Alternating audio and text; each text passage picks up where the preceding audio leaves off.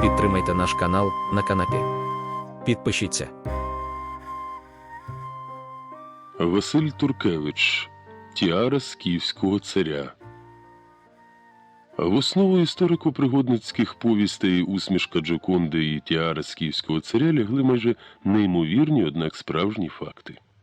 У 1896 році один із найбільших музеїв світу, Паризький Лувр, придбав унікальну археологічну знахідку, яка начебто походила із півдня України – тіару скіфського царя Сейтафарна. Експерти-мистецтвознавці визнали її витвором грецького майстра V століття до Різдва Христового.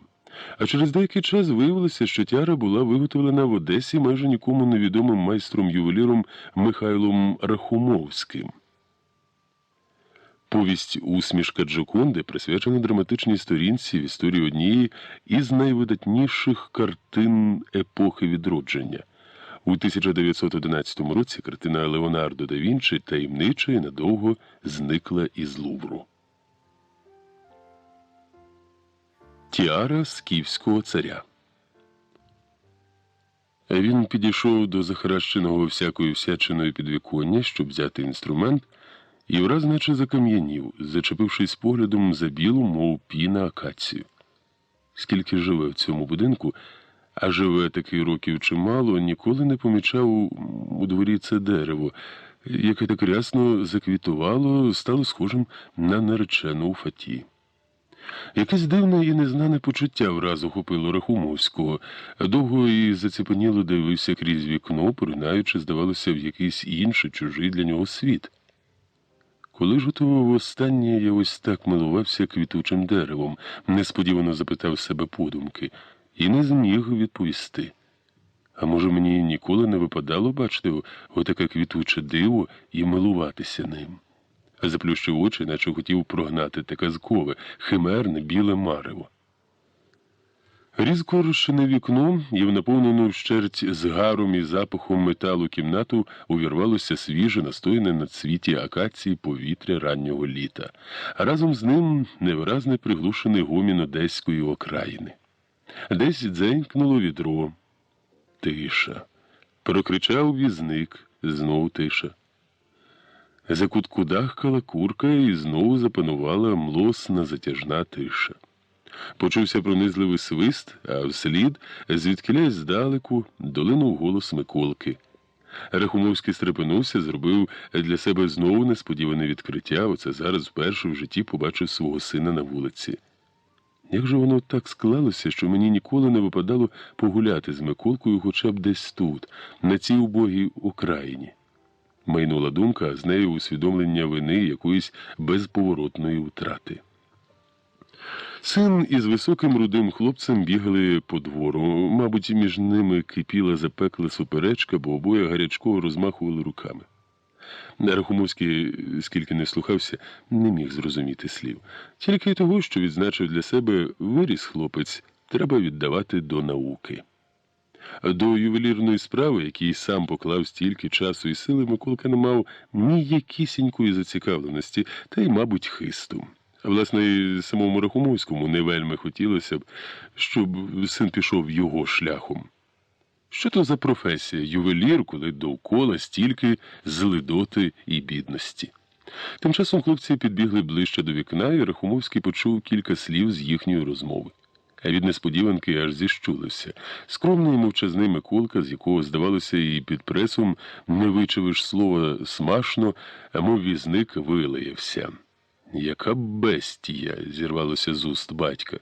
«Збігти б донизу, схопити за вухо?» Але той батьківський намір залишився тільки думкою. Навіть не ворухнувся, щоб це зробити. Хотів було гукнути сина, та, побачивши під самісіньким вікном зграйку безтурботних горобців, які радісно купалися у пилюці, здіймаючи вгору легенькі сірі струмінці, враз знову забув про все на світі. На якусь мить полинув у власне дитинство. Перед очима у якомусь мерехтливому серпанку постали картинки далекого минулого, коли ще босоногим хлоп'ям сидів на старезному, бозна коли зрізаному і вже струхлявілому осокорі, і так само спостерігав за зграйкою горобців, що купалися в нагрітій куряві битого шляху. До болю гостро згадалося далеке дитяче відчуття, наче те було тільки вчора, а насправді літ та літ минуло. Безрадісних, сірих, змарнованих літ, які навряд чи хотілося згадувати. Рахумовський не пам'ятав, скільки продовжувалося те дивне видіння, може якусь мить, може кілька хвилин, але за цей час щось відбулося з ним, якась невидима струна заброніла у пошарпаній клопотами і бідами душі. І коли наполохана кимось зграйка горобців шугнула у білопіння акації, Рахумовський, ще залишаючись у полоні невиразних думок і почуттів, рвучко схопивши свій благенький длавсердачок, прожогом кинувся на вулицю. А він не знав, навіщо робить це, куди піде, але відчув одне – треба неодмінно вирватися з цієї кімнати, з цього прикрашеного одинокою акацією двору, втекти з цієї окраїни із млосної полудневої тиші. Щось зігнало його геть від старого, облупленого будинку, де він, здавалося, назавжди втратив відчуття часу і відчуття чи навіть розуміння того, що поза стінами цієї наскрізь пропахлої залізячим кімнати є життя. Життя з квітучими деревами, щастям горобиної зграйки і ще чимось, про що він навіть не підозрював. Довго і безцільно петляв брудними, безлюдними в цей спекотний час вуличками, наче від когось тікав. Прожито багато, але навіщо? Задля чого? Що зроблено? Настирливі думки пекли мізки. Але чому я думаю зараз про це? Зробив, не зробив? Хіба суть життя тільки в зробленому? Адже існує ще щось у житті. Як прекрасно було дивитись на отих безтурботних горобців, на ту білу акацію. Може, справжнє щастя у тому, щоб хоч колись радіти, бути задоволеним життям. А хіба я не відчував себе щасливим? Відчував. Зрідка, але відчував. Коли виходила з-під моїх рук хороша і красива річ, коли випадало робити щось таке, що пробуджувало жагу творити. Тільки траплялося це так рідко. Більше нидів у повсякденності, у сірому, безрадісному ремісництві. А погано мені на душі, бо вже довго без роботи, очманів від одноманітності, заплутався у боргах. І ніякого просвідку. А звісно, можна забути про все. І, як багато інших ювелірів, робити дешевенькі перстеньки для гімназисток і служниць. Колись я мріяв творити на віки. А що маю? Роблю мідні екрани для камінів з карбуванням на античні теми. І це я, Рахумовський, який виготовляв і може виготовляти прекрасні речі навіть для музеїв.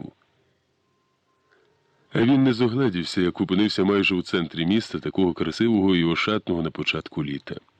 А як різнилися ці вулиці від тієї, де оселився він, де день за днем, місяць за місяцем, рік за роком минало його життя.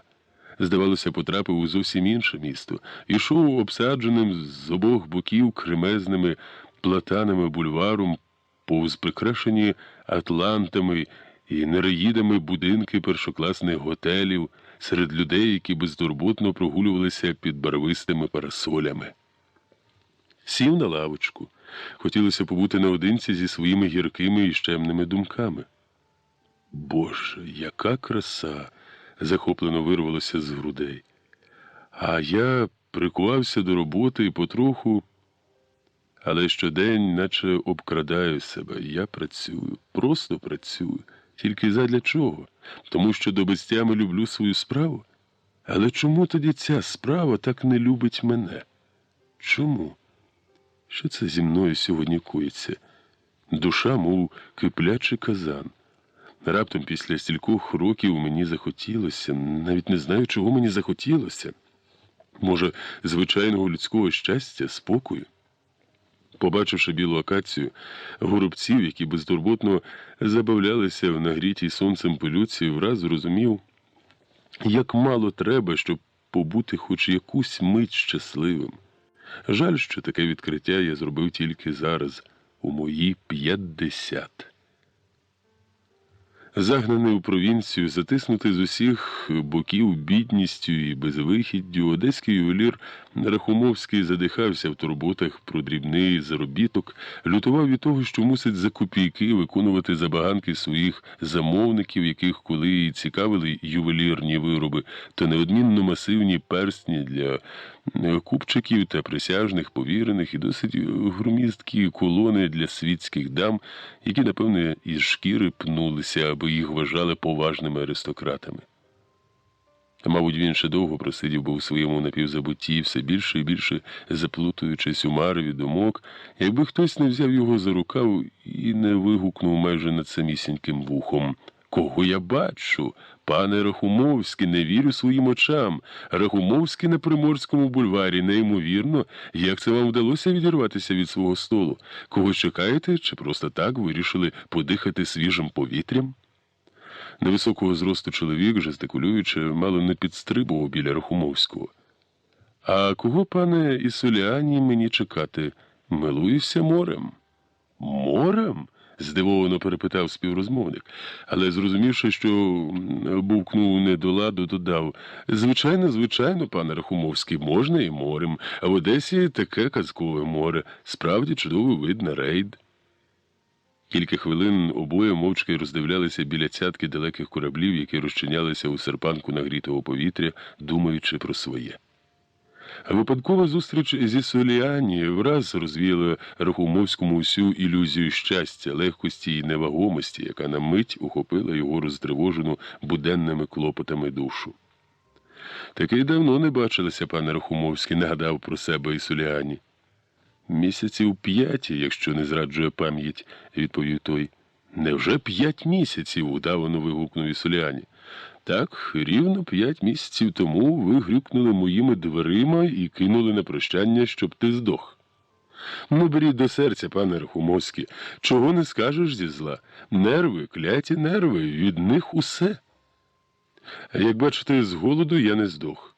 А в такого майстра, як ви, завжди знайдеться замовлення, мабуть, трапилися хороші клієнти». Робив екрани для камінів з карбуваннями під антику для одного з палаців графа Воронцова. «Цікаво. І скільки ж вам заплатив граф Воронцов, якщо не секрет?» «Який там секрет? 200 карбованців». «Такому майстру і 200, пробачте, це ж майже задарма». Не запитуючи дозволу, він сів на лавочку поруч. «Важко мені вас зрозуміти. Я ж пропонував вам значно грубші гроші, до того ж за значно дрібнішу роботу, а ви вперлися, мов той віл». «Рахумовський не жебрак, пане Ісуліані, щоб йому подавали милостиню. Могли б поторгуватися, на те вона і комерція, щоб торгуватися. Ви потрібні мені, а я вам. Я не вмію торгуватися, але ціну своїм речам знаю і те, скільки на моїх речах заробляєте». «Що то дивного? Я комерсант, пане Рахумовський. Було б смішно, щоб я не мав із того зиску». Ісуляні походив із ніжинських греків, котрі, поселившись в Україні, прижилися тут і вже чимало десятиліть цупко тримали в своїх руках торгівлю хлібом, сукном, реманентом, худобою і бозна ще чим. Розбагатівши на торгівлі худобою, боронами та плугами, батько хотів, щоб його діти, особливо ж сини, здобули добру освіту. Олександр Ісоліані блискуче закінчив класичну гімназію, де, окрім грецької, вивчав німецьку та французьку мови. Мріяв про університетську освіту, та вчитися далі не довелося. Після смерті батька рідня заходилася розсмикувати чималу спадщину. І так трапилося, що Олександру, який був 8-м у сім'ї, припала тільки дерев'яна ядка на знаменитому Іллінському ярмарку в Ромнах, де купецький дім Ісоліані років з 50 торгував упряжжю та боронами. Швидко зрозумівши, який з тієї ядки гашефт, Ісоліані послав до біса свою численну рідню аж до 7-го коліна, а найгучніше старших братів. Без жалю спродав свою частку спадщини та подався в Одесу з палкою надією випитися в люди. Дорога до університету йому була перетята з фінансових причин.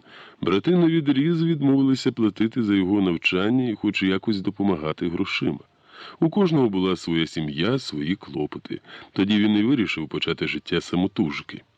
На виручені від спродажу ядки гроші придбав тонкої і, либонь, краденої юхти і вдало перепродав її. Але зиск був надто малий, щоб зачепитися серед хитрих і підступних одеських гендлярів, для яких не існувало нічого святого, коли мова заходила про гроші. І вже наступний гешефт закінчився для Ісуліані плачевно. А він прогорів, як то кажуть, мов швед під Полтавою, залишившись без копійки в кишені, мало того, навіть заліз у борги.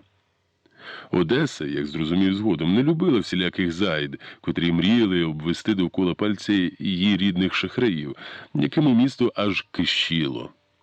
Невідомо, як склалася б подальша доля молодого ніжинського невдахи купця, аби випадок не звів його із земляком, старим греком Попандополосом, що тримав чи то корчму, чи то кофейню, а ймовірніше за все злодійський притон у порту. Виявилося, той пам'ятав ще діда Ісуліані Георгія, та не просто пам'ятав, а колись навіть мав з ним торгові справи. Щоправда, дід Ісуліані виявився хитрішим, і Попандополосу довелося врешті розпрощатися з усім своїм майном і з порожніми кишенями дошукувати щастя в Одесі. Однак, як не дивно, старий, згадуючи про це, тільки посміхався. Він не тримав зла на рід Ісуліані, навіть навпаки, чомусь заходився підсобити в ошуканому компаньйонами земляку. «Пухом земля твоєму дідові», – сказав якось Попандополос. «Аби не Георгій, що б я мав на цьому світі? А зачах би в тих забутих Богом ромнах до сьогодні, мабуть, торгував би боронами та косами, а в Одесі, скажу тобі, я пан. Що накажу, те й зроблять для Попандополоса. Забажаю, щоб тиждень на привозі бичками не торгували. Не торгуватимуть, а той, хто притримав трохи м'яса про запас, озолотиться. Шепну, щоб у губернатора бомбу кинули. Кинуть, похвалявся Попандополос, пригощаючи Олександра винцем. Гість ловив мало не кожне слово старого грека, бо той справді мав неабияку вагу в Одесі. Насправді, Попандополос займався дещо іншим промислом, а кофейня була для нього хіба що прикриттям. Та про той інший промисел, якщо й говорили, то озираючись і пошепки. Якось Попандополос сказав: «Сьогодні я познайомлю тебе з хорошим чоловіком, він тобі допоможе». «А чим я маю займатися?» – запитав Ісуліані, але Попандополос тільки хитро примружив очі. «Проте порозумієшся з ним особисто». Незнайомець, який того ж вечора завітав у кофейню, виявився дужим мужчиною з обвітреним обличчям і густими бровами. Навіть не привітавшись зі Ісуліані, нічого не запитуючи, запропонував: «Хочеш мати добрий заробіток?» Яка могла бути відповідь Ісуліані, котрий мріяв не те, щоб про добрий, а хоча б про якийсь заробіток? Уже наступної ночі, переборовши страх, Ісуліані вийшов на невеличкому баркасі у море. Під прикриттям ночі з похмурими і мовчазними людьми кілька годин добиралися до затишної бухточки, де на них чекали такі ж мовчазні й похмурі люди. Вони швидко навантажили баркас лантухами, і Ісуліані навіть не поцікавився, що там. Його справою було доставити їх до одного з приморських сіл неподалік Одеси. Багато разів після того ходив Ісуліані на баркасі у Туреччину та Болгарію, позбувся страху, став справжнім контрабандистом, самовпевненим і відчайдушним. Але на відміну від інших контрабандистів, які жили тільки ризиком і вмінням відчайдушно заробляти гроші та їх тратити у сумнівних портових закладах, Ісуліані почав до всього прислухатися і придивлятися.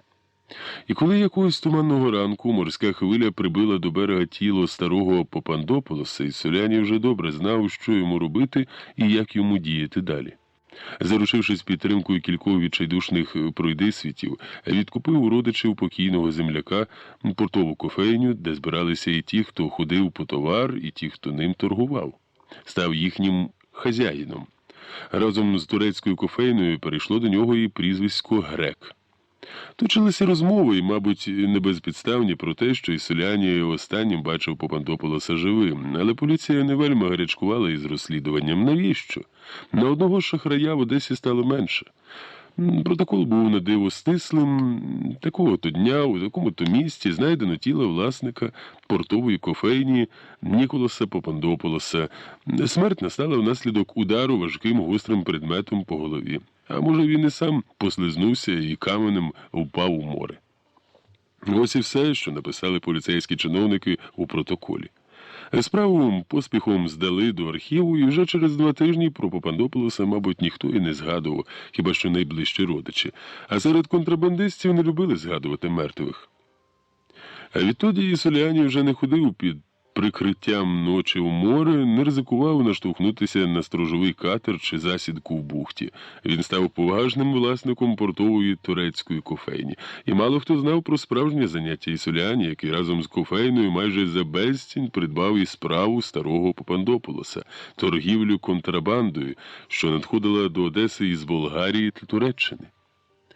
Ісоляні став, якщо не поважним, то принаймні багатим купцем і міг, як колись Попандополос, сказати: «А варто мені ворухнути мізинцем, і буде зроблено все, що забажаю». Так продовжувалося кілька років, поки за збігом дещо дивних і нез'ясованих обставин у нього не з'явився конкурент. До Одеси прибився хазяїн керченських контрабандистів, якому вдалося підкупити кількох хлопців, котрі служили Ісоліані. За добру мзду вони згодилися попрацювати проти господаря. Один за одним пішли провали, і з 4 баркасів, якими володів Ісоліані, упродовж місяця 3 потрапили до рук поліції. І не порожні, а з товаром.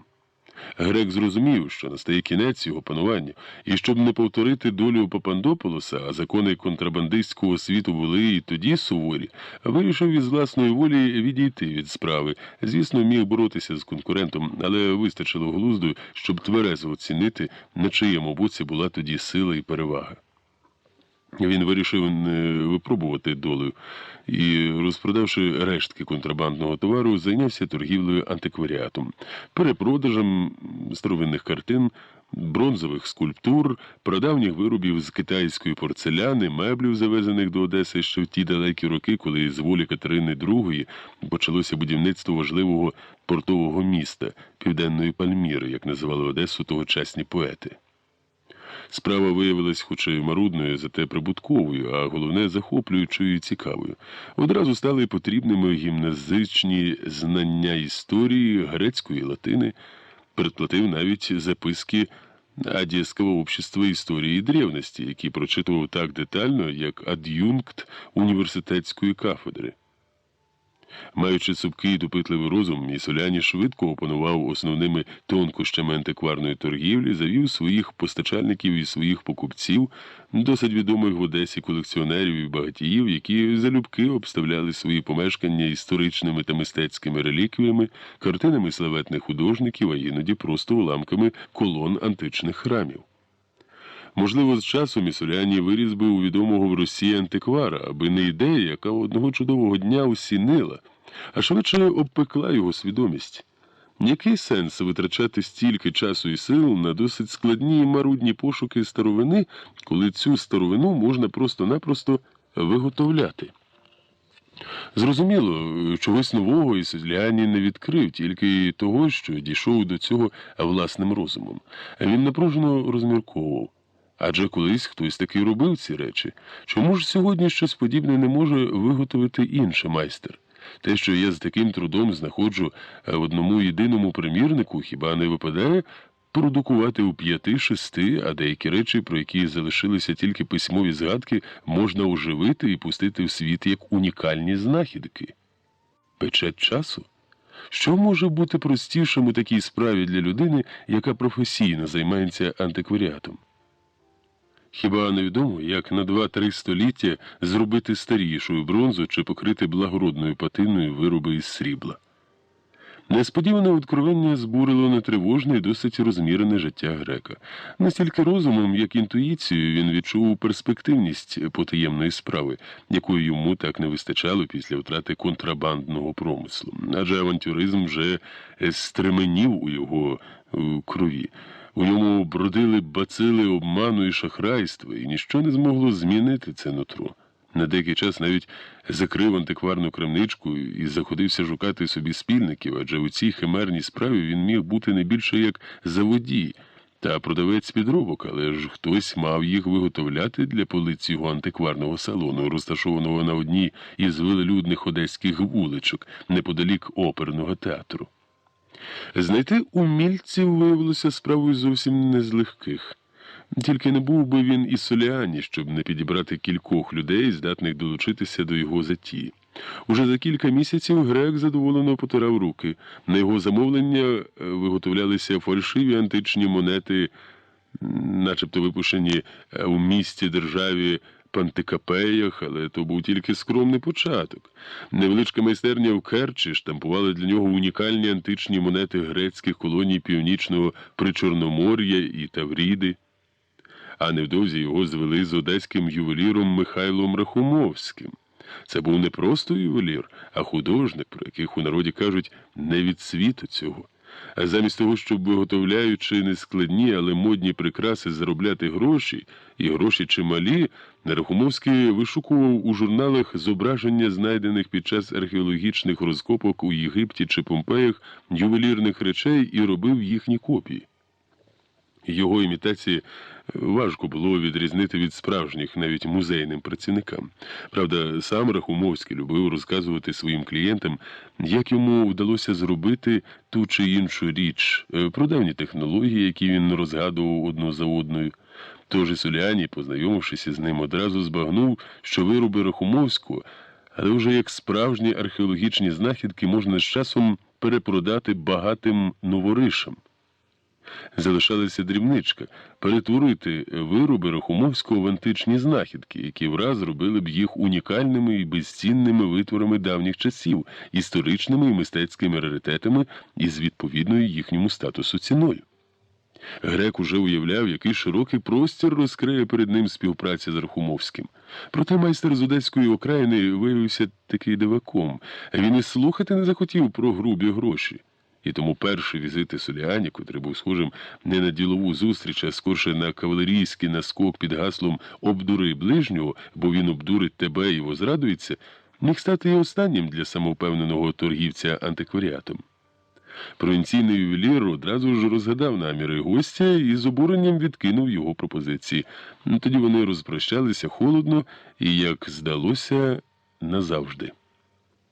А тепер ось нагода. І Соліані не вірив очам. Рахумовський сидів на лаві і дивився удалечінь з блаженною посмішкою на устах. «Його мені сьогодні сам Бог послав», – відзначив подумки грек.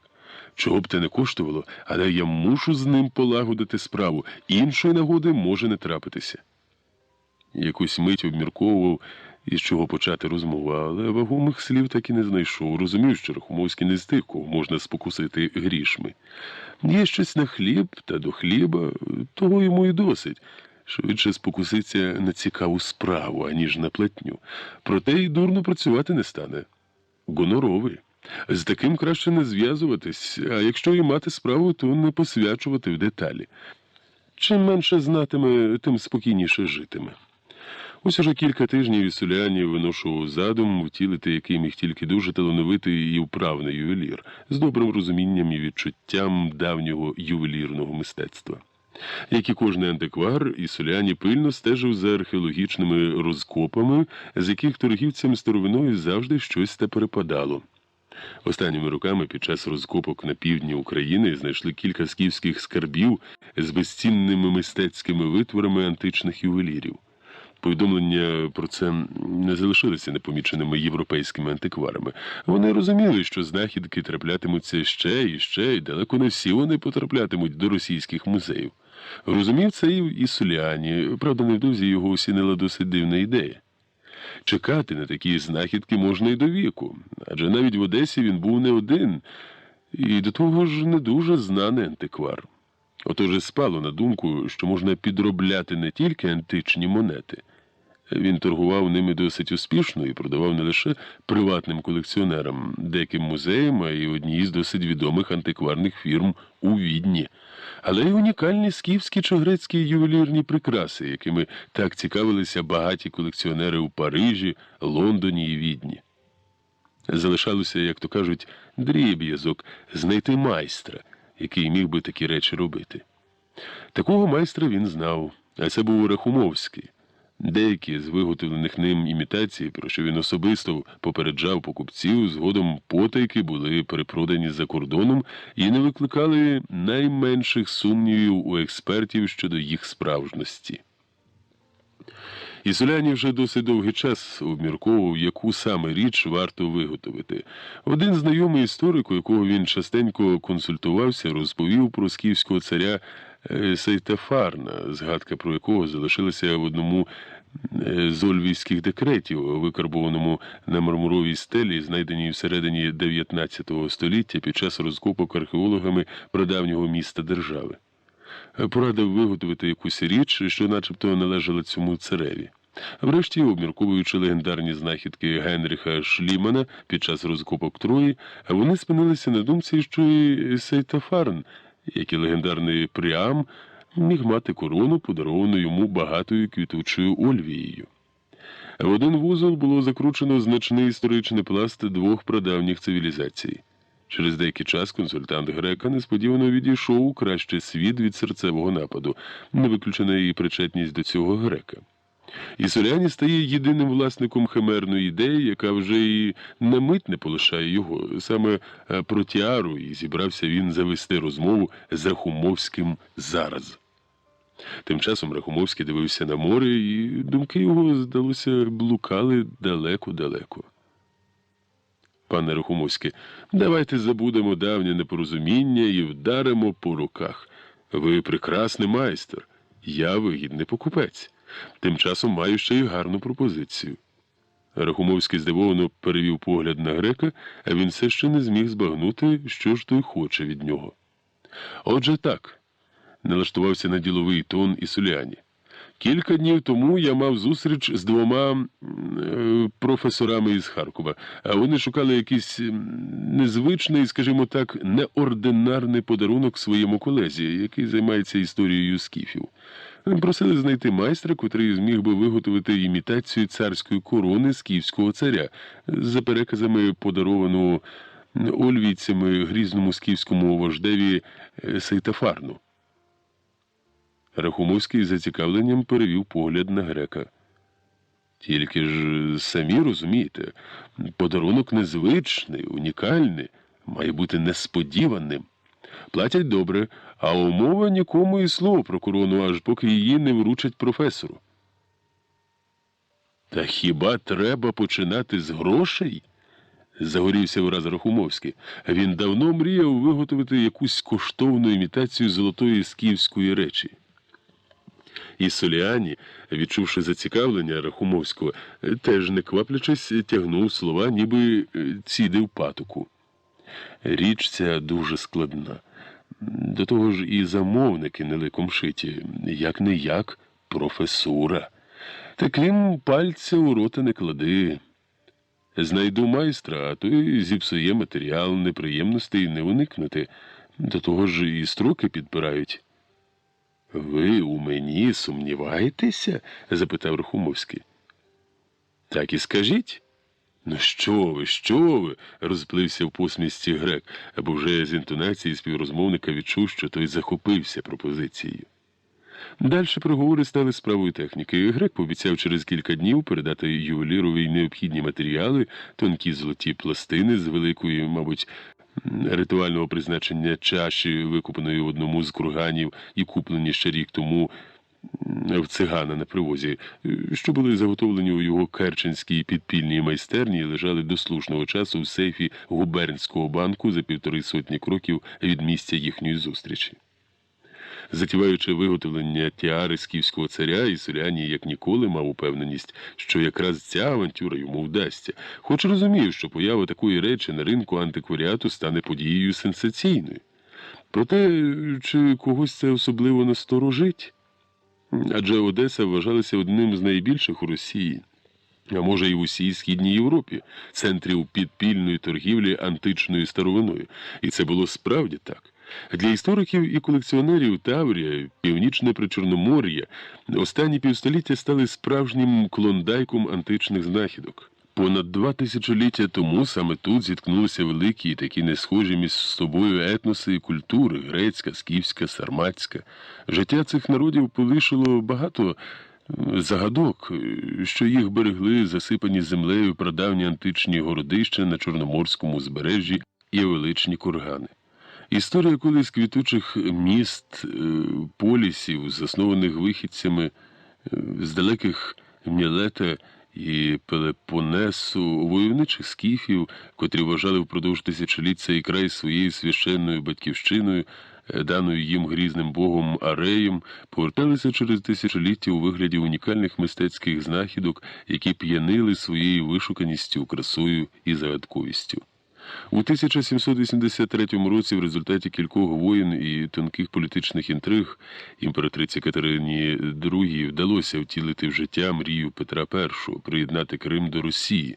Легендарна Таврія, куди татари за часів свого панування майже не допускали освічених європейців, хіба що захоплених в Ясир і проданих комусь з місцевих вельмож у рабство, стала доступною для всіх європейців, хто хотів тут побувати. Окрім того, російський уряд, який враз збагатився такою великою територією, взявся заохочувати до поселення у Північному Причорномор'ї та Криму колоністів з різних країн, віддаючи в їхнє розпорядження тисячі десятин землі, які колись належали степовому хану із династії Гіреїв. Особливо прихильно ставилася імператриця до виметених революційною віхолою французьких роялістів, котрі, поселившись у казковому краї, який не поступався найкращим приморським територіям Середземномор'я, заходились вирощувати тут не тільки виноград, але й розкопувати місця колишніх античних поселень, шукаючи скарби і спродаючи за безцінь археологічні знахідки, що їх у перші роки після приєднання до Росії Криму і Північного Причорномор'я траплялося чимало.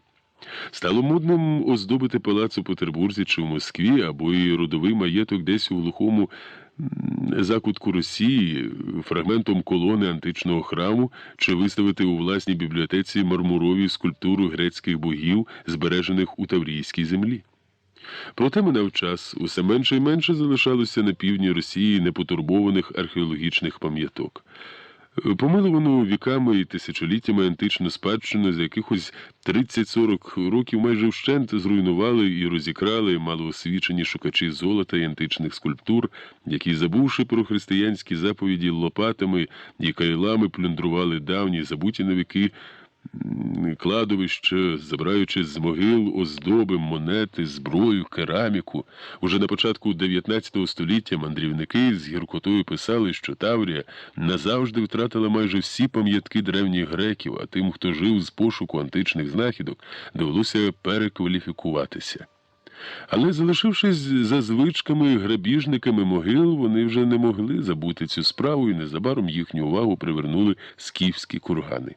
Особливо після того, як один із жителів Керчі, здобуваючи каміння на горі Куль-Оба, Золота гора, як називали її татари, для будівництва власної хижі десь на окраїні запиленого міста, випадково натрапив у 1820 році на поховання.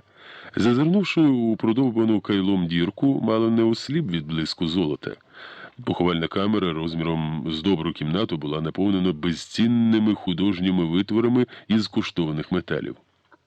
Мабуть, саме тоді і народилася і блискавично поширилася легенда про казкові скарби скіфських поховань.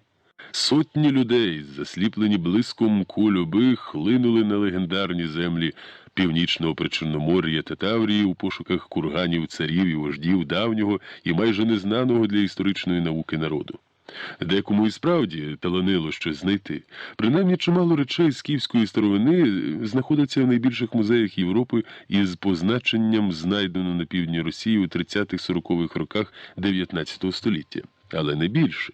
Усі ті унікальні експонати були незаконно здобуті і незаконно вивезені за рубіж малоосвіченими шукачами скарбів та археологічними аматорами. На нашу з вами біду тоді не існувало законів, які б забороняли різним пройдисвітам займатися приватними розкопками. Урядові чиновники дбали тільки про те, як забирати золоті знахідки до імператорського ермітажу. Насправді ж виходило навпаки. Не бажаючи мати з ними справу, грабіжники курганів найчастіше переплавляли знайдені речі у злитки, бо так було простіше і безпечніше продати їх ювелірам та лихварям.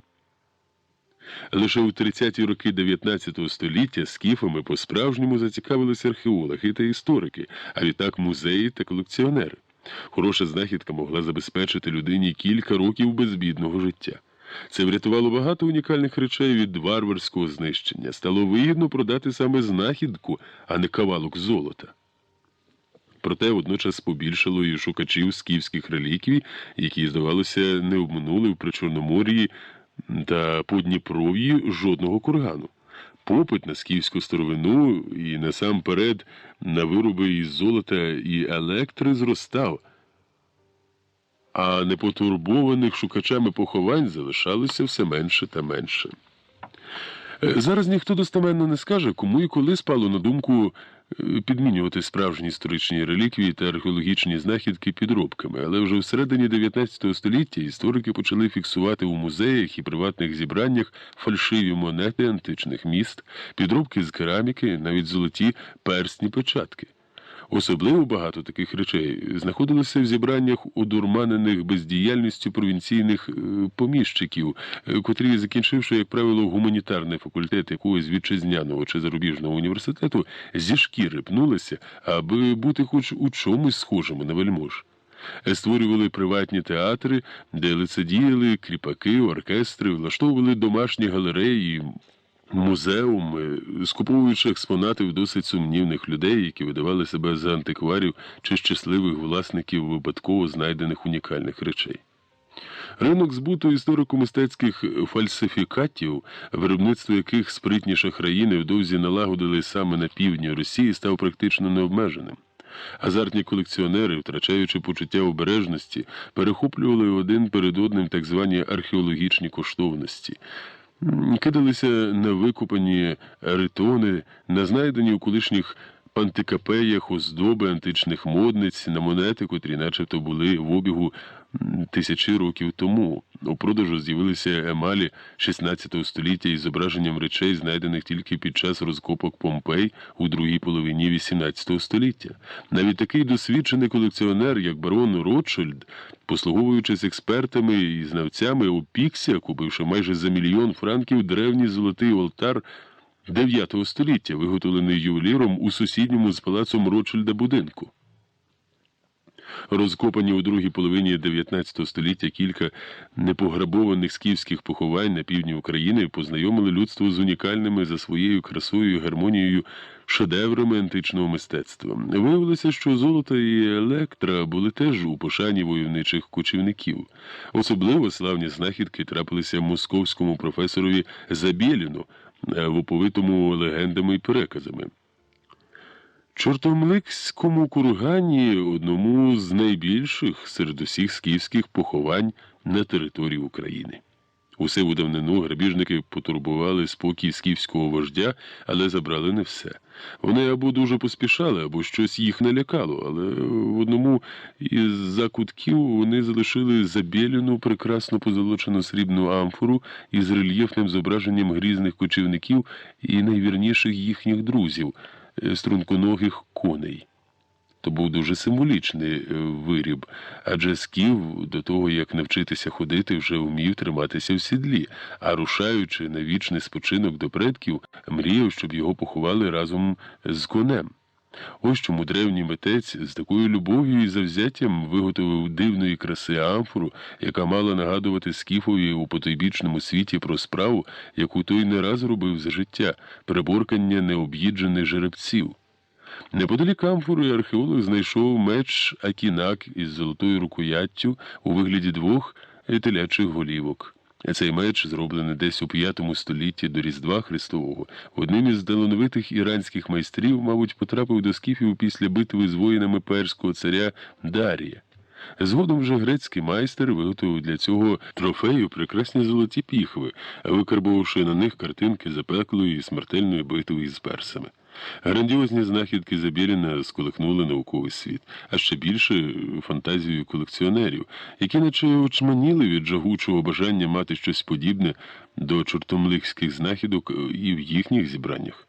Бажання це розпалювалося ще й тим, що на землях багатьох поміщиків-колекціонерів теж знаходилися скіфські кургани.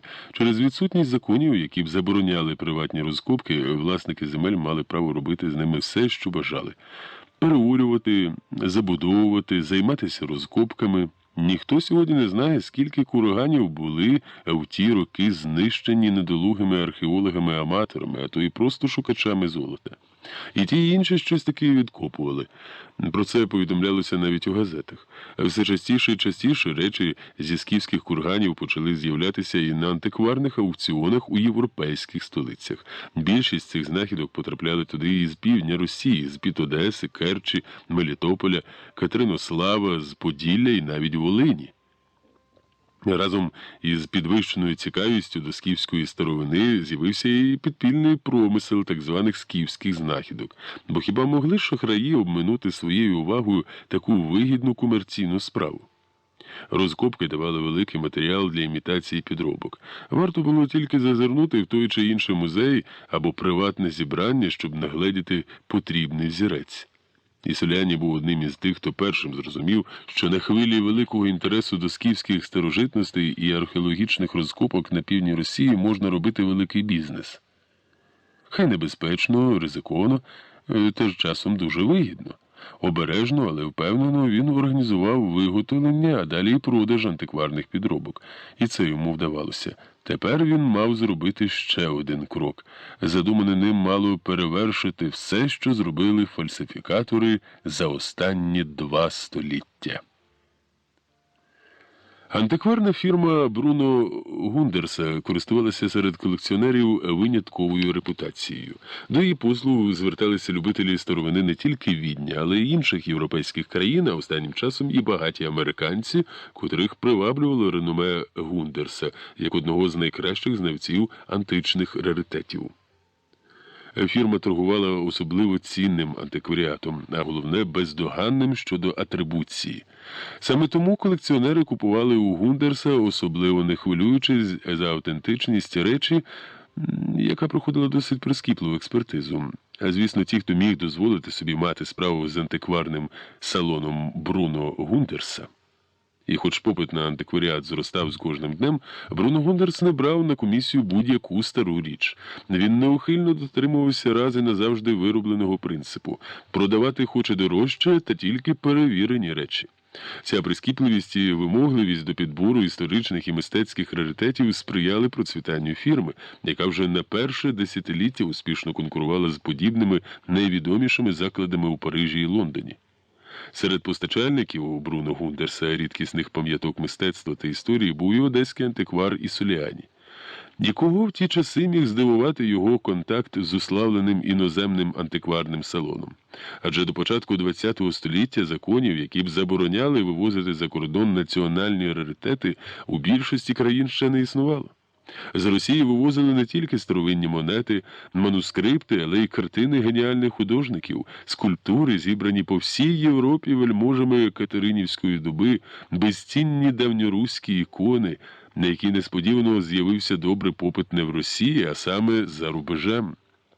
Саме тоді до Італії зі свого родового маєтку десь під Москвою вивіз безцінну колекцію живопису епохи відродження, зібрану в другій половині XVIII століття предками-дипломатами один з князів Голіциних. На жаль, у плині літ сліди цього зібрання загубилися.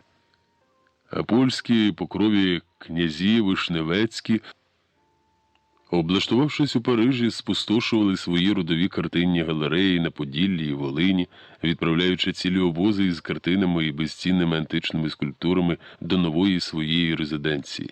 Їхній приклад наслідували Сангушки, Потоцькі, Тишкевичі, які тепер тільки в ряди годи наїжджали до своїх родових українських палаців із Берліна, Варшави, Парижа, Женеви або Лондона. І Соляні постачав Бруно Гундерсу переважно археологічні знахідки. Спочатку виключно автентичні речі. Згодом, розібравшись у методі Гундерса і вивчивши слабкі місця, які без сумніву є в кожній справі, особливо такі, як торгівля старовиною, грек вирішив потроху розбавляти свої поставки підробками. Одна-дві, але вони вже були в кожній партії, яку він привозив до Відня, де залюбки брали все, пов'язане з античними грецькими поселеннями у Криму та Північному Причорномор'ї, якими прискіпливими не були експерти Гундерса, грек з успіхом обходив усі їхні пастки. Отож досить швидко і Соляні усвідомив, що є великий сенс і надалі займатися підробками.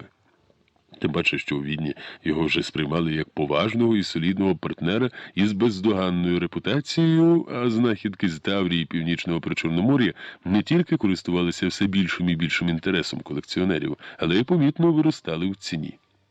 Перед тим, як замовляти Архумовському так звану тіару скіфського царя Сайтафана, Ісоляні провів досить складну оборудку. Чудово розуміючи, яку аферу затіяв, і як не просто буде тіару виготовити, а ще складніше збути, він заходився створювати легенду своїй знахідці, не шкодуючи грошей і користуючися своїми досить широкими зв'язками серед одеських, миколаївських, севастопольських, харківських та київських антикварів, маючи досить добру інформацію про археологічні розкопки на півдні України і на Придніпров'ї, і не тільки, так би мовити, офіційних, під наглядом університетських професорів і доцентів, але й аматорських, він докладав усіх зусиль, щоб здобути кілька справжніх знахідок із скіфських курганів. І не якихось там бронзових стріл чи грецьких амфор, а неодмінно художніх витворів із золота або електри. Як досвідчений торговець підробками старовини, він добре знав, найліпше фальшивку продавати серед автентичних і неодмінно першокласних речей. Кілька таких речей Соляні невдовзі розшукав і купив, але для задуманої афери їх було мало. Він і далі винюхував і випитував у знайомих антикварів про скіфські знахідки. І хоч докочувались до нього переважно чутки, але з часом вони й вивели його на Кременчук, де, як прошелестіло між торговцями старовиною, останнім часом з'явилися на місцевому базарі знайдені під час оранки прадавні вироби із золота. Чи було то скіфське золото, ніхто не знав, але і Соляні, не гаючися, стрімголов кинувся до Кременчука. Досвідчений гендляр добре знав, що диму без вогню не буває. А шукати голку в стіжку сіна йому і раніше доводилося не раз. Знав, що уся місцева інформація стікалася зазвичай на ярмарок. Якщо вже траплялося комусь із селян знайти якусь золоту річ, то неодмінно про це говоритимуть на ярмарку, якби власник не таївся і ховався. Може, доля, та швидше, либонь, всевладний випадок допоміг Ісоляні і цього разу. Він таки розшукав потрібну людину. А якщо говорити точніше, то на Кременчуцькому базарі серед тисячоголової Веремії відшукали його.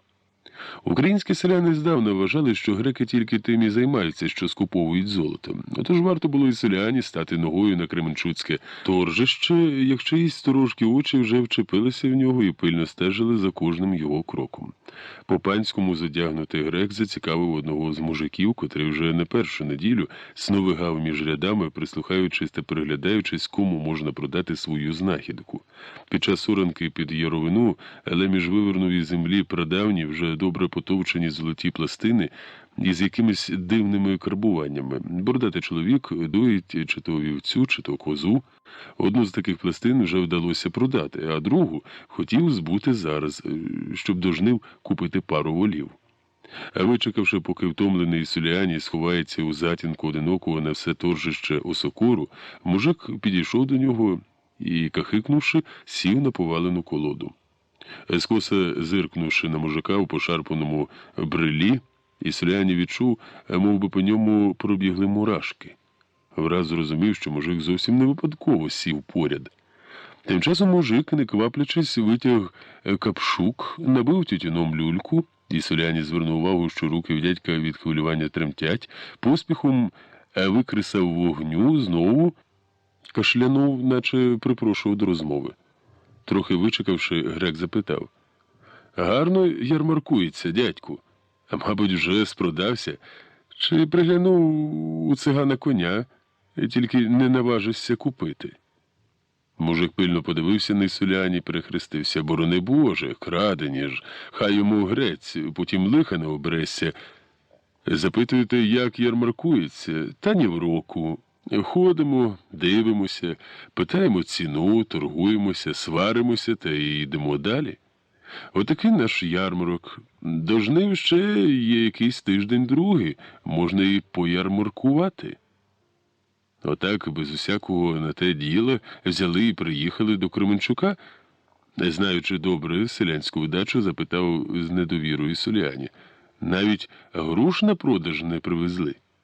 Тьху на тебе, у нас з грушами, пане добродію, тільки баби торгують. Та які груші об цій порі? Ми коня можемо спродати чи порося, а то дивись і таку річ. І, озирнувшись, витяг з пазухи щось замотане в ганчірку. Похапцем розгорнув, і з-під поли зблиснуло золото. І селяні стало однієї миті, щоб зрозуміти, то було не просто золото, а золото, яке пролежало в землі не одне століття. Він ледь утримався, щоб не вихопити золоту пластину із зашкарублих мужицьких рук. Та враз опанував собою, вдаючи байдужість, запитав: «Золота, мабуть?» «А вже ж», – кивнув головою мужик і на мить завагався, дати чи ні у чужі руки свою коштовну річ. «То, може, покажете?» Мужик знову озирнувся довкола і неохоче з якоюсь підозрілістю і недовірою протягнув і селяні замотану в ганчірку річ.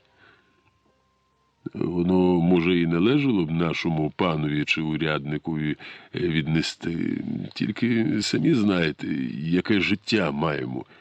Бідність та злидні, а тут як від Бога». Грек, тамуючи хвилювання, прикриваючи полою золоту пластину, почав уважно її роздивлятися. Знаючи, що можна підробити будь-що, боявся, щоб і його не обвели довкола пальця. Але це була справжня бокова пластина золотого обладунку від скіфського Сагайдака. Не випускаючи її з рук, запитав: «І скільки ж ви хочете за оцей понівечений шматочок золота?» «500, пане добродію». «Май Бога в душі», – мало не підстрибнувши, голосно промовив грек. Звівся на ноги, даючи зрозуміти, що зібрався йти геть. «А скільки пан добродій дасть?» «150». Ні, пане добродію. Он аптекар за таку саму річ заплатив 300, сказав і осікся, бо не хотів признаватися, що це не перша його знахідка. То ви і аптекарю вже продали? Перепитав Ісуліані. А хіба я сказав, що продав? Знайшовся на слові дядько. Не тільки я землю матінку обробляю, людям теж щастить. Якби не люди, я й не додумався б. Не все ще виправдовувався селянин, сторожко озираючись на всі боки. І селяні, відчувши, що дядько злякався, вирішив не загострювати ситуацію і примирливо продовжив розмову, ніби йшлося про щось звичне і буденне. Тут того золота на якусь сотню, не більше. Ви вже даруєте, але менше як за 300 не віддам. 250, витягнув з кишені гаманця грек, і ні на копійку більше. Мужик завовтузився на колоді, але, побачивши, що той відраховує гроші, вдавано важко зітхнув і простяг руку. «Гаразд, хай стане по-вашому. Де вже ми не втрачали? Беріть. Як прийшло, так і пішло. Дасть Бог, коли ще щось виоримо». Хутко, наче побоюючись, щоб мужик враз не передумав, і селяні сховав у кишеню золоту пластину. Така спека. Щось голова розболілася. Ти б, шановний, мені показав, де аптекар живе. Якусь пігулку треба купити, бо маю довгу дорогу. Покажу, чом не показати.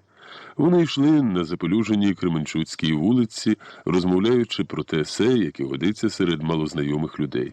Про погоду, вид на урожай, ціни на м'ясо та сало. І часто вам такі речі, як оце, продали, трапляються, поцікавився врешті грек. Мені, пане добродію, вперше. Гарно того дня поорав, нічого не скажеш, а взагалі трапляються. Навколо нашого села тих могил чорт насіяв, як макового зерна. Почнеш шурати, наче по хвилях ходиш. Недавно мій сусіда казан виорав. Тільки який зиск нам із тих казанів? До церкви віднесли, а батюшка до Одеси відвіз. Кажуть, там добрі гроші дали у якомусь музеї. Коли повернуся, Могоричем моєму сусідові поставив, ще й пообіцяв усі треба задарма служити 3 роки. А піп, самі знаєте, і кроку дарма не ступить. І Селяні слухав, а тим часом подумки оцінював своє надбання, щонайменше на 2000. Розумів, що йдеться більш ніж про гроші. Це була справжня і дуже коштовна скіфська річ. Ще 1 чи 2 подібних, і можна сміливо говорити про скарб, у якому могла знаходитися і тіара скіфського царя. Чому б ні? Хіба не можна знайти ще одне непограбоване поховання грізного владики безкраїх просторів між Дніпром і Доном? Нехай спробують перевірити. Тут у кожному селі ходять чутки про скарби та знахідки. Не варто чоловіку хату гарно поставити і вже прошелестить по селу, знайшов скарб у степу або викупав під дубами. Біля аптеки розпрощався з мужиком, який, не озираючись, підтюбцем пішов геть. Селяни не вельми полюбляли мати справи з циганами та греками, вважаючи їх шахраями. Мабуть, подумки мужик жалкував, що так дешево віддав свою знахідку, і ще довго чухатиме собі потилицю та зітхатиме. І селяні посміхнувся йому вслід, аби ти знав, скільки за твою знахідку візьму я, то, мабуть, поліз би по стінах. Провізор зустрів відвідувача не зовсім привітно, бо саме готував якісь ліки, товчучи у фарфоровій ступці морську сіль та змішуючи її з дьогтем, від чого приміщення наповнювалося неприємним запахом. Тільки закінчивши роботу і витерши рушником руки, підійшов до Ісоляні. «Що бажає пан?» Озирнувшись, чи нема поблизу когось, Ісоляні промовив. «Хотів би купити у вас пігулок від головного болю, але не тільки». І ще тихіше додав. Знаєте, я колекціонер і збираю історичні речі. І докотилося мені аж до Керчі, що придбали ви нещодавно гарну знахідку одного селянина, виорану у полі. Як я зрозумів із розповіді, то частина золотого царського гориту для стріл. Уважно вислухавши його, провізор здивовано стинув плечима. Не втямлю, про що ви кажете, добродію? Який ще золотий горит? Якесь химерне слово. Я, окрім хрестика та царських карбованців, ніякого іншого золота за все життя в руках не тримав. Не знаю, що вам той селянин наплів. А вони бозна що ладні вигадати?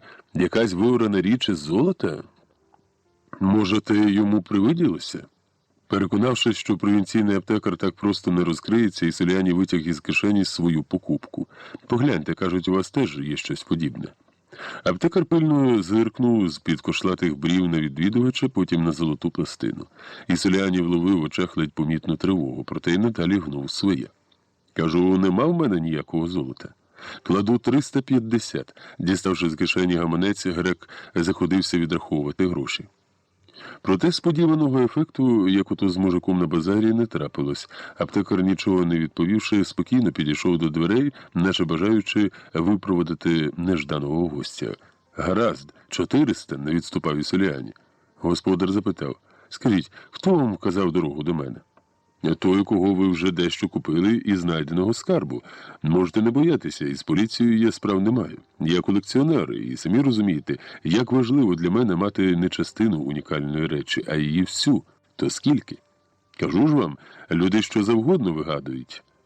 То назвіть вашу ціну».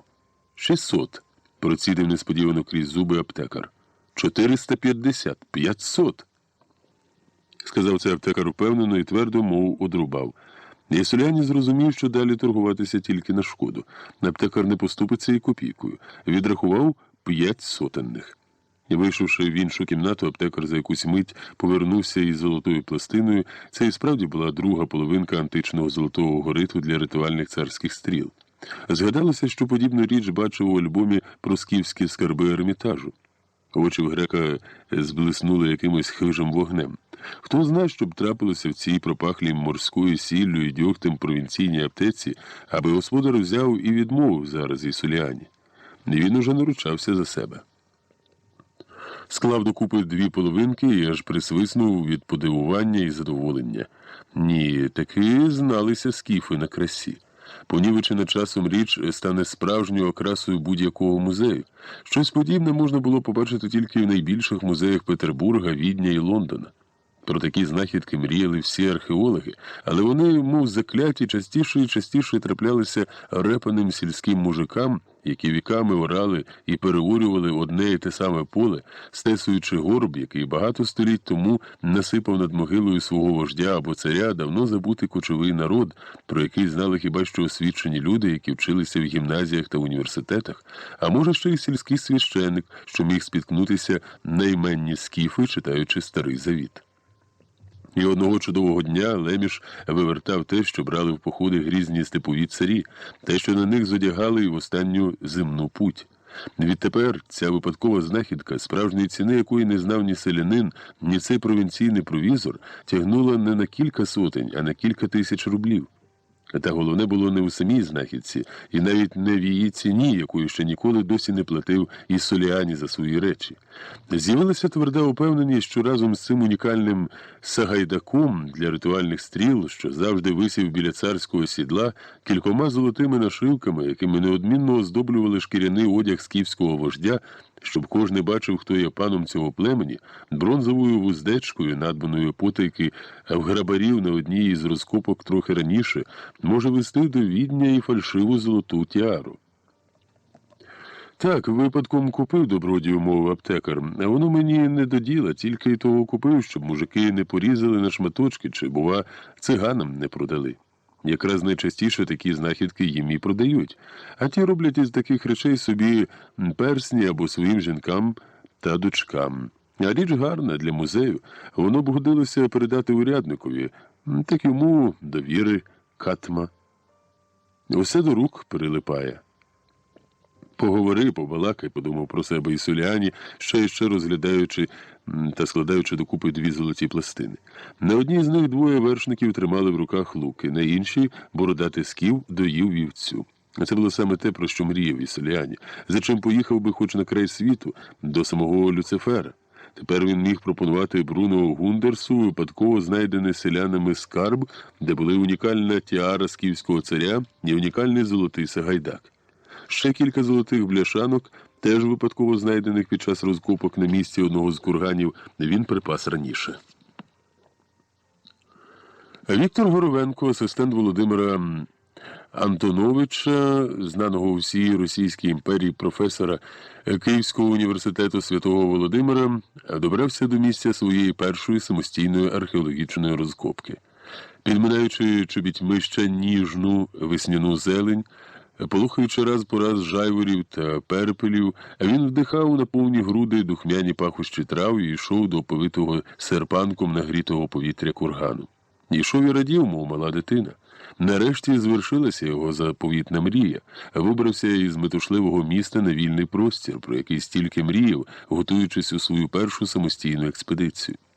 Десь позаду скрипіли вози, навантажені потрібним для розкопок реманентом, голосно примовлялися найняті в довколишніх селах грабарі, на раді несподіваному в такий час заробітку.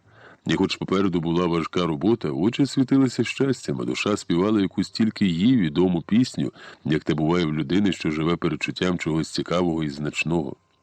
До безтями закоханий у скіфів, яким присвятив свою магістерську роботу і кілька статей, надрукованих у поважному університетському збірнику наукових праць, Віктор нарешті потрапив до овіяного легендами придніпровського степу, де у сиву давнину пролягали незвідані дороги загадкових скіфів. А залитий щедрим весняним сонцем степ, здавалося, не мав ні початку, ні краю. Вітер колихав густі п'янкі трави, які хвиля за хвилею, мов океан, котилися аж до горизонту. З чим порівняти красу весняного, залитого сонцем степу? Заплющив очі, іначе з марева постала картина. Багатотисячна юрба кочівників, хто на конях, хто на возах, топче густі весняні трави, прокладаючи дорогу манівець через безкрайній степ. Мабуть, як він оце зараз, потрапивши сюди, скіфи були вражені необмірними видноколами, залитими соняшним промінням і криваво-червоними озерами маків. Здолавши дорогу довжиною заледве на 7 тисяч верст, кочівники врешті дісталися до придніпровських степів і, осадивши коней, довго-довго вдивлялися у безкрайню далечінь, чекаючи на слово вождів і жреців-віщунів. Виходцям із спекотної Азії здавалось, мабуть, у ту мить, що доля закинула їх у володіння одного із великих і грізних богів, може, й самої Апі, яка безроздільно володарювала на землі і підкорялася тільки своєму чоловікові Папаю, Богу над усіма іншими богами.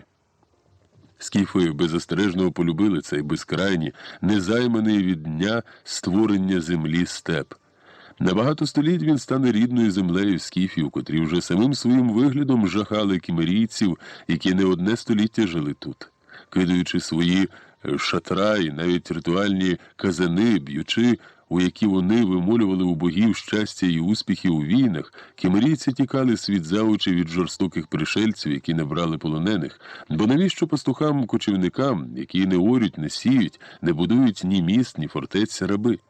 Грізні, жорстокі і самовпевнені скіфи бажали одного – ділити владу над степом лише з вітром, сонцем, дощем і найгрізнішим богом війни Ареєм, який колись вручив їхнім праотцям залізний меч Акінак і стріли, і не казав ніколи і нікому не підкорятися. І ось тепер, прийшовши в ці степи, вони споруджують йому щороку із хмизу і жухлих осінніх трав велетенський курган, щоб поставити зверху той легендарний залізний меч праотців, у визначенні віщунами дні пожертвувати йому тварин і полонених. Захопивши необмірні степові простори біля повноводного і прекрасного Борисфену, скіфи стали ще грізнішими і сильнішими, а сильним і грізним завжди чогось бракує. Можливо, саме з оцього степу, а від цього високого кургану, який велетнем бовванів перед очима Віктора, пішов грізний скіфський цар Бартатура підкоряти собі увесь світ. Через неприступний Кавказ рушили незліченні войовничі племена здобувати нові землі, золото і коней, плюндруючи майже 30 років великі і малі держави, винищуючи племена і народи. І продовжувалося так до того часу, поки не змужнів мідійський цар Кіаксар і зібрав значні сили. У кількох битвах Кіаксар завдав враженим і здивованим силою і мужністю чужої армії скіфам нищівних поразок, розбиваючи, здавалося б, до віку непереможні племена кочівників. Скіфи, про яких зі страхом говорив біблійський пророк Ієремія, може, вперше у своїй багатовіковій історії відступали і тікали, забувши заповіти своїх пращурів – помирати, але нікому не піддаватися. Тікали ті, хто колись здобув найгрізнішу і найнеприступнішу з усіх прадавніх столиць – Ніневію. Тим, кому вдалося врятуватися від мечів і стріл мідійських воїнів, степи побіля Борисфену знову стали рідною землею і навіть батьківщиною. Бо до того часу скіфи вже зовсім забули, звідки і коли вони прийшли на ці прекрасні землі. А віщуни створили легенду, що саме в цих степах народився Таргітай, батько Лепоксаїса, Апроксаїса і Колексаїса, від яких і пішли 3 гілки скіфських племен. Греки, які вважали, що все земне і суще починалося і завершувалося тільки в Греції, мали власну легенду про походження степових кочівників, згідно з якою прабатьком варварського народу був не хто інший, як Зевсів син Геракл. Випасаючи замолоду грізних биків Гріона, міфічний герой забрів на землю, яку називали Гілеєю, і в одній із печер побачив дивну істоту – напівдіву, напівзмію. Дивна істота і поводилася дивно. Вона сховала хто зна де степ великий, Гераклових коней, без яких йому, звісно, було не вберегти биків Геріона. Геракл забажав забрати своїх коней, але напівдіва, напівзмія не вельми поспішала їх повертати, і стільки їй відомої Криївки і поставила умову – поверне коней, якщо син Зевса з нею одружиться. Дорога до Греції була не близькою. Геріонові бики уперті і норовисті. Як тут обійтися без коней? Зваживши все, Геракл пристав на пропозицію напівдіви, напівзмії. Народивши 3 синів, напівдіва, напівзмія дотримала слова, відпустила Геракла на всі 4 сторони, та ще й благально, як те належало жінці, запитала, що ж їй робити із його синами. Залишити Евгілії, чи, може, як виростуть, спровадити до батька. Грецькі боги, звісно, наставили герої про майбутню долю синів. Коли сини підростуть, сказав Геракл тимчасовій дружині, то залиш тут тільки того, який натягне тятиву на мого лука. Нехай він царює на цій землі, а інших спровадь на чужину. Синів називали Агафіс, Гелон і Скіф. Двом старшим натягнути тятиву не вдалося, і вони покинули рідну Гілею, а Скіф упорався з батьковим луком і з волі грецьких богів і батька героя став володарем Гілеї, що розкинулися на подніпровських степах. Від нього і пішов скіфський родовід. Красива легенда.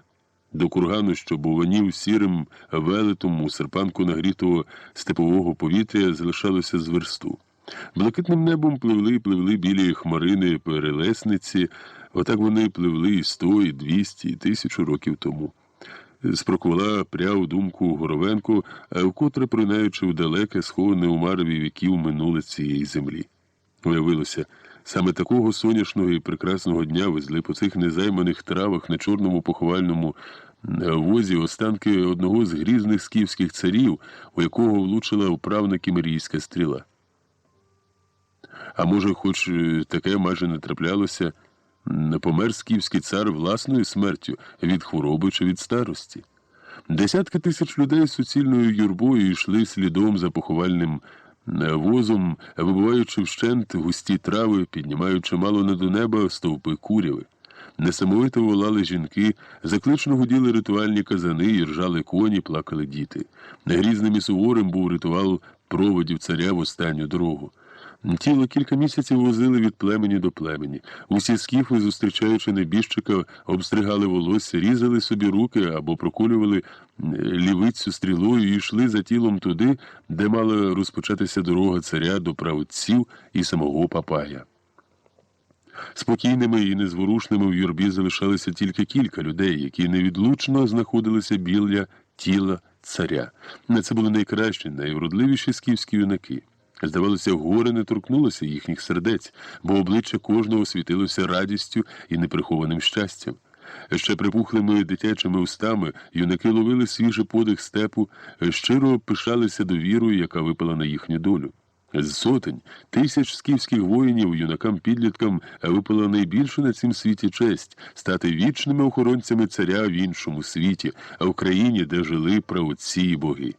Незабаром, коли жреці виконують останній з численних поховальних ритуалів, коли тіло на солом'яній підстилці спустять у могилу і накриють очеретяним килимом, коли поряд із царем покладуть убитих наложницю, кухаря, виночерпія, конюха, невісника, молоде лоша і молоде ягня, покладуть біля узголів'я золоті чаші грецькі амфори з вином, а поряд засмажених баранів і коней, що всього мав у дорозі цар вдосталь, коли востаннє загуде чорний казан предків, сповіщаючи тих, хто відійшов у інший світ раніше, про прихід гостя, ці юнаки умруть. І ось багатотисячна юрба після довгої виснажливої дороги зупинилася, на якусь мить все стихло, навіть коні перестали іржати, і над степом повисла млосна і моторошна тиша. Настали останні хвилини буття їхнього царя на цій землі, під небом цього прекрасного степу. Ще мить, і вождь, який водив їх у походи і бої, постане перед очима грізного бога Арея, щоб розповісти йому, як він прогавив дану богом зброю. Ще раз здригнеться степ від багатотисячного волання. Поважні жреці поволі знімуть із ритуального воза уже чорне від часу тіло колишнього царя і внесуть у тільки їм знане хитросплетіння підземного лабіринту. А більш ніхто з простих смертних не зможе його побачити, бо відтепер став він уже мешканцем іншого світу. Кілька днів безупинно битимуть жреці у свої ритуальні казани, всі до єдиного скіфу і від малого до старого носитимуть на могилу царя землю. Серед степу виросте ще один курган. Чим грізніше був вождь, тим вища гора землі виростала над його могилою, щоб назавжди зберегти пам'ять про грізного скіфського вождя. А потім настане час і обранців, яким випало щастя бути вічними вартівниками царя. Посміхаючись, вони востаннє окинуть поглядом степ. Зіркими поглядами проведуть стрімкого шуліку, який, вчувши смерть, вже не переставав кружляти над курганом, на повні груди вдихнуть п'янкі пахощі євшан трави і ще раз подивляться на передні ряди вже нерівних їм за становищем родичів. Знову загуде чорний казан правоців, і юнаки один за одним, гордо піднявши голови, рушать до дужого жреця, того, хто у бою одним ударом збиває ворога з коня. Гострим коротким мечем він нанесе кожному з юнаків удар у серце, а інший жрець перед заціпленілою від страху юрбою уб'є стільки ж дужих і красивих, ще не об'їджених коней. Мертвих юнаків посадять на мертвих коней і поставлять довкола кургану обличчями до степу, щоб берегли спокій мертвого царя від злих сил, а може й людей, які колись набредуть на цей курган. Ще довго ридатимуть жінки, але все тихішим і тихішим ставатиме їхнє волання, поки врешті знову не заскриплять степовими манівцями сотні, а може й тисячі возів. Цар похований, ритуал виконаний, життя продовжується. Перед кочівниками проляжуть нові, незнані степові далі. Тільки матері убитих юнаків на якийсь час затримуються і сповненими сліз, але гордими поглядами скіф'янок ще раз поглянуть на синів, які навіки залишаться біля цього кургану. Та й рушать далі, щоб уже ніколи не повернутися до цього місця. А мертві юнаки на мертвих конях пильно вдивлятимуться в безмежний степ. Їх поливатимуть дощі, запорошуватимуть колючі сніги, шматуватимуть пронизливі осінні вітри. А вороння сідатиме на їхні плечі, поки не розсиплються скелети, не проростуть травами, не перетворяться на прах. Але одного дня, можливо, мертві охоронці кургану ще сидітимуть на своїх мертвих конях, коли вужами поповзуть серед густих трав люди. Не для вшанування пам'яті царя, а щоб взяти з нього данину, яку вперше заплатить їм грізний і лютий скіф. Хто ці люди, що прийшли під покровом ночі і високих степових трав до зачарованого жерцями страшного місця? Грабіжники могил, які добре знали, скільки коштовних речей зазвичай бере із собою у потойбічний світ скіфський цар чи навіть вождь одного із племен родів. Сторожко озираючись, не боючись ні заклять скіфських віщунів, ні тіни його мертвих охоронців, розпочнуть вони свою брудну справу. Заливаючись потом, похапцем розкопають лаз до усипальниці царя, хмелюючи від думок про золото кочівників. І коли під тьмяним світлом смолоскипа зблиснуть коштовності, штовхаючись і забувши, що творять, грабіжники кинуться зривати з мертвого його царський обладунок, золоті горити і нашийні прикраси, персні золоті бляшки, якими був обшитий його одяг, хапатимуть мечі і короткі кинджали, без яких скіф не мислив ні свого життя, ні своєї смерті.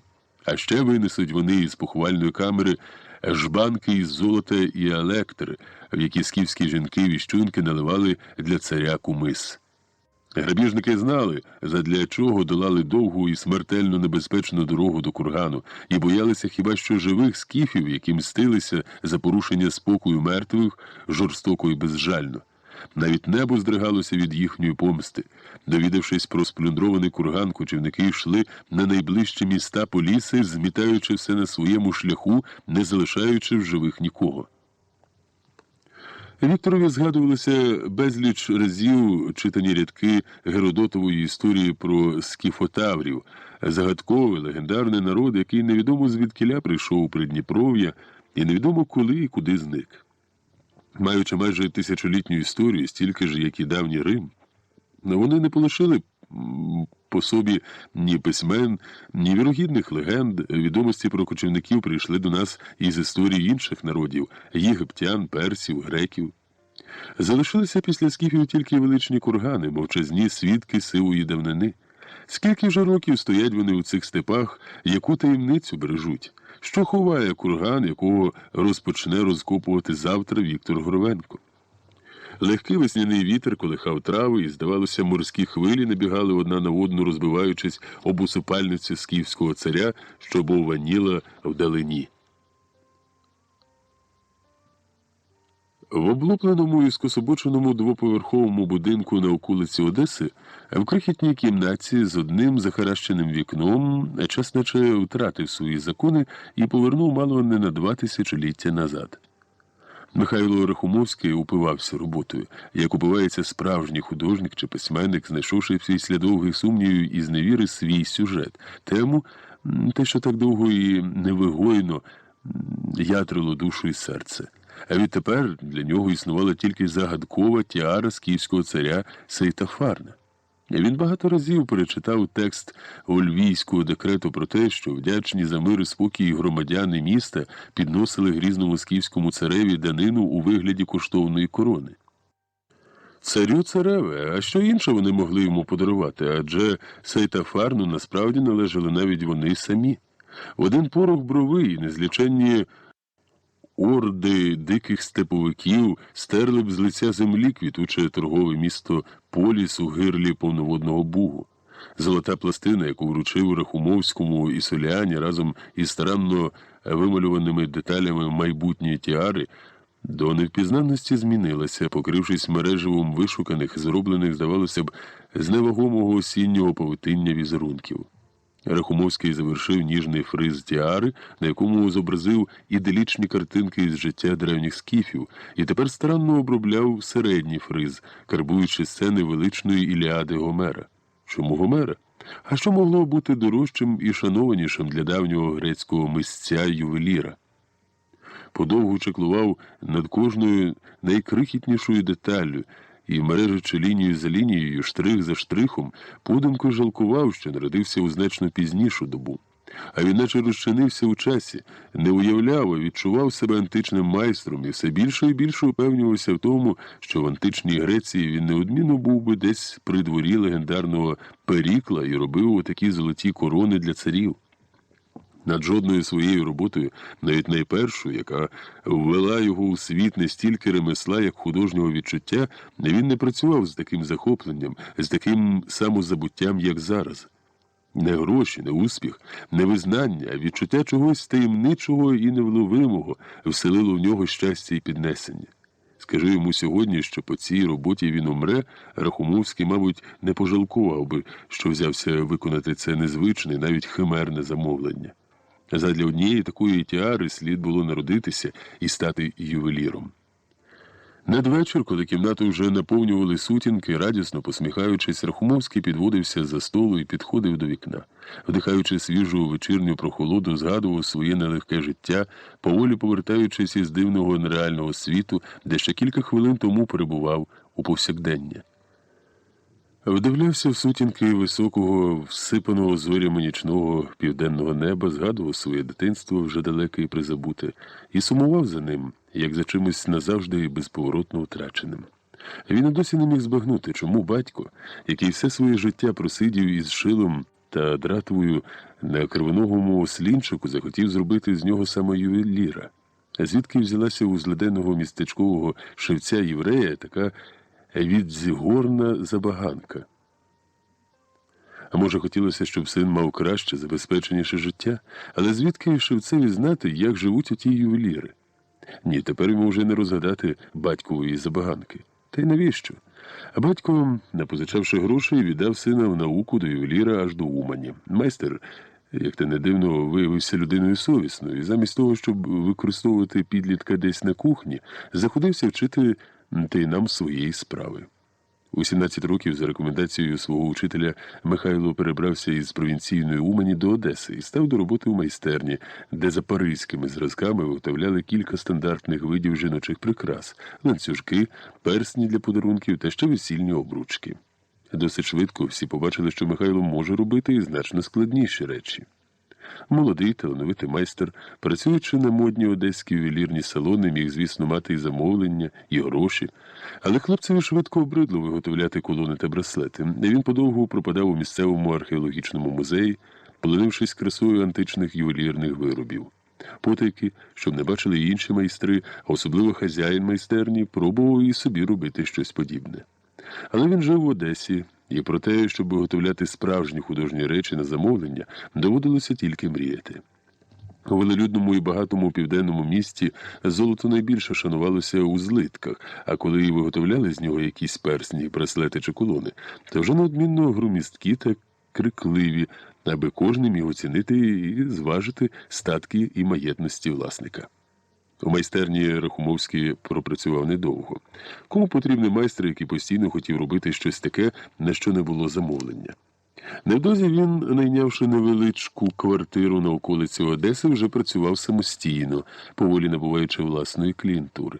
А коли роботи не траплялося, брався за щось особливе, якусь річ, схожу на побачену в альбомі про грецьке чи римське ювелірне мистецтво. Саме тоді я отримував найбільшу насолоду від роботи, хоч і не знав, чи вдасться збути чергову незамовлену річ. Попри те, рано чи пізно, але покупець знаходився. Рахумовський навіть не підозрював, що він уже давно опинився у полі уваги торговців історичними фальсифікатами, які, надаючи його виробам так званого історичного шарму, з часом збували їх колекціонерам десь в Москві чи Петербурзі, а часом і за рубежем. Був дуже щасливий, коли один з великих музеїв замовив йому кілька копій із унікальних античних археологічних знахідок із золота, якими володів відомий російський колекціонер князь Голіцин. Саме тоді Рахумовський потрапив на очі Іо Селіані. Задумавши сфальсифікувати і продати тіару скіфського царя Сейтафарна, грек безсумнівно розумів, за яку ризиковану справу береться. Тіара – то не якась там випадково знайдена бляшка із одягу скіфського воїна, не монета і навіть не досить рідкісний золотий горит. Розумів, що поява тіари викличе цілу бурю у науковому світі і приверне до себе увагу всіх знавців античного мистецтва. Найменша похибка, і він не тільки втратить можливість продати тіару, виготовлення якої обійдеться йому в кілька тисяч карбованців, а й назавжди втратить репутацію як торговець антикваріатом, навіть так і можливість надалі заробляти досить пристойно на підробках історичних реліквій. Тим часом Рахумовський майже завершив роботу над так званим професорським замовленням. Усе гостріше і гостріше поставало питання про продаж тіари. Несподівано і Селіані охопив якийсь нез'ясований страх. Мабуть, вперше в житті він почав серйозно нервувати. Задумуючи аферу, вважав найсерйознішою проблемою знайти майстра. Тепер розумів, що найскладніше попереду – продати тіару. Те, що зовсім недавно здавалося таким простим, враз визріло у важку психологічну проблему, яка здавалася йому нездоланною. Тільки тепер, коли Рахумовський завершував казкову річ, він почав усвідомлювати, що тіара, ціна якої тягне за 100 тисяч золотих рублів, спочатку опиниться в руках найприскіпливіших експертів. Врешті, заплутавшись у думках, вирішив порадитися з одним із своїх старих знайомих, який вже років з 20, а може й більше, успішно приторговував мистецькими фальсифікатами у Києві, Чернігові, Житомирі, продаючи їх колекціонерам навіть із Москви та Петербурга. Микола Петрович Рубан зустрів грека хитруватою посмішкою, як зустрічають не вельми бажаного, але цікавого гостя. «О, пане Селіані, якими вітрами! Вирішили нанести візит старому знайомому?» «А вже ж, Микола Петровичу, гора з горою не сходяться, а людина з людиною. Ішов повз ваш дім, думаю, скільки зим, скільки літ не бачилися, а ото й вирішив зазирнути на вогник». «Розкажи комусь іншому», – подумав Рубан. Голову можна класти на плаху, і Селіані щось дуже пече. Без потреби він на те, щоб піднятися на 4-й поверх, а й в мій бік не гляне. Пропускаючи гостя до невеличкого, тісно заставленого шафами з книгами кабінету, Рубан попередив. «Хочу відразу сказати, нічого не купую і не беру замовлень від посередників. Борони Боже, Микола Петровичу, ви ж чудово знаєте, я спеціалізуюся на дещо іншому, ніж ви». «Знаю, як не знати. Як на наш час, у вас чудова спеціалізація. Люди, здається, геть втратили глузд на старовині. Ох, вже мені ці колекціонери. Нещодавно одному з них продали гранітного валуна, на якому не начебто спав сам Дмитрій Донський перед Куликовською битвою. Ось так».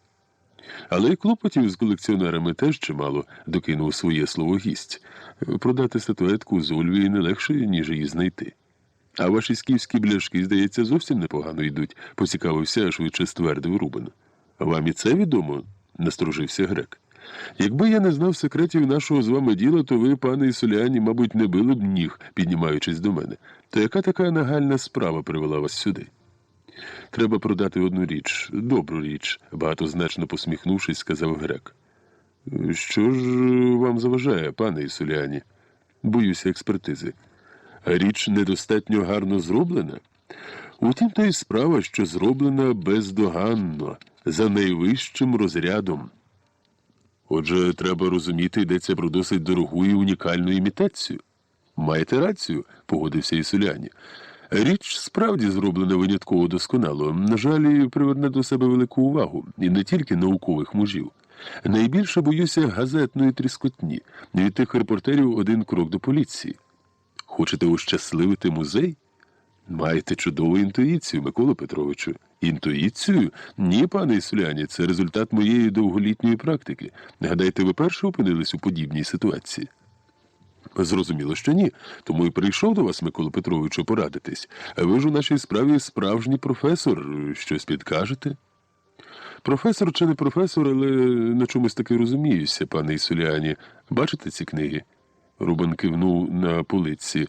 З них я набирався мудрості для нашої клопітної і не завжди певної справи. Просиджував над ними і дні, і ночі, зате й вони не раз рятували мене від халепи. Тому й прийшов до вас, знову повторив Ісуліані.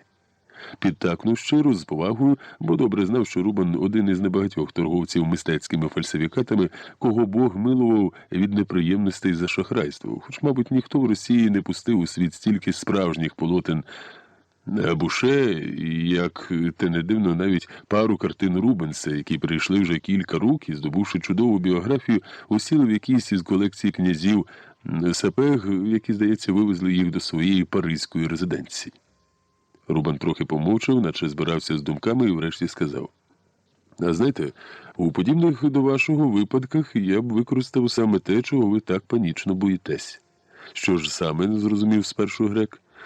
Пресу, мій голубчику, саме пресу. Мабуть, це жарт. Так, саме пресу. Наші газетки з їхніми пронирливими та безцеремонними репортерами можуть стати вам найкращими помічниками у задуманій справі. Щось мені невтямки, знітився гість. А уявіть собі таке, людина, тобто ви, виготовила підробку. Скажімо, картину, яку треба продати. І не просто продати, а продати як оригінал видатного художника, творчість якого вивчена і перевивчена, знана, як то кажуть, і вглиб, і вшир. Тобто продати шедевр до того ж не якогось там жанриста-пейзажиста із Рєпінського гуртка чи навіть Сурикова із Маковським, а відомого художника XVIII століття, а то і ще давнішої доби. Таке полотно не виставиш у запиленій і заставленій побутовою бронзою антикварній крамниці. Та й у столичний салон не варто відразу вести. Треба якийсь хитріший хід, а заодно і природніший. До того ж, зайвий розголос до пори і часу теж шкідливий. Про шедеври спочатку мусять знати лише ті, кому це варто знати, чи не так? Воно то так, не розуміючи, до чого веде свою розмову Рубан, кивав грек. А коли так, то що роблять у такому випадку? Пускають поголос, мовляв, з'явилася унікальна художня річ. Знайдеться, скажімо, в якомусь із занехаяних маєтків князя Н. Це початок інтриги, так званої легенди про твір. За якийсь час картину позичають комусь із солідних колекціонерів. Нехай побуде в його зібранні якийсь рік-два. При нагоді ненав'язливо на картину звертають увагу газетного репортера, зосереджують його увагу саме на твір, продати який ви зацікавлені. Нехай промайне десь згадка про неї у пресі. Це зовсім не зайве, навіть навпаки. Серйозні знавці на газетки чи журнальчики зазвичай уваги не звертають, проте статейка може стати у пригоді трохи пізніше, на останньому етапі вашої оборудки із продажем. Через деякий час унікум треба забрати додому і знову пустити поголос, що він уже куплений якоюсь відомою в широких колах людиною, не краще сановною, до якої не так просто доступитися простому грішному. А ще через рік-два, коли річ обросте пристойною і досить заплутаною біографією, її можна сміливо виставляти на якийсь аукціон. Саме тоді і вирине ота газетна публікація. Зрозуміло, що справа розтягується в часі, але ж мова йде не про якусь там 100-2 рублів, а кілька десятків тисяч, чи не так? Воно то так, але дуже вже складно. А ви як гадали, продати солідну і дорогу антикварну річ – теж мистецтво? А вже коли йде мова про підробку, та й поготів. Вважаєте, мені допомагав у справах тільки колекціонерський азарт моїх багатьох клієнтів, які бажали неодмінно мати власного буше не тільки і не стільки. Ота заміточка в газеті відігравала бездоганну роль, адже у нас, як те не дивно, найбільше довіряють не університетським професорам, митрополитам чи губернаторам, а друкованому слову. Уже коли писав «Київлянин» чи «Правительственний вєснік», чи насамкінець «Одеський лісток», то даруйте, хто ж засумнівається. Це як документ. На жаль, я не можу показати свою річ прилюдно. Картини вони і створюються для продажу, а моя річ... Ваша річ, пане Ісуліані, ймовірніше за все, археологічна знахідка. Тут справа таки складніша. Маєте оберігатися не тільки експертизи, але й поліції. Втім, я ознайомив вас із принципом. Існує безліч інших варіантів. Зацікавте покупців своїм товаром так, щоб кинулись на нього, мов голодна щука, на блишню. Це теж полегшить справу. Боротьба кількох покупців між собою зменшить прискіпливість до самої речі. Ось так, пане Ісуліані. Я поміркую над вашою порадою, подякував Ісуліані, а в голові майнуло. Теж мені порада.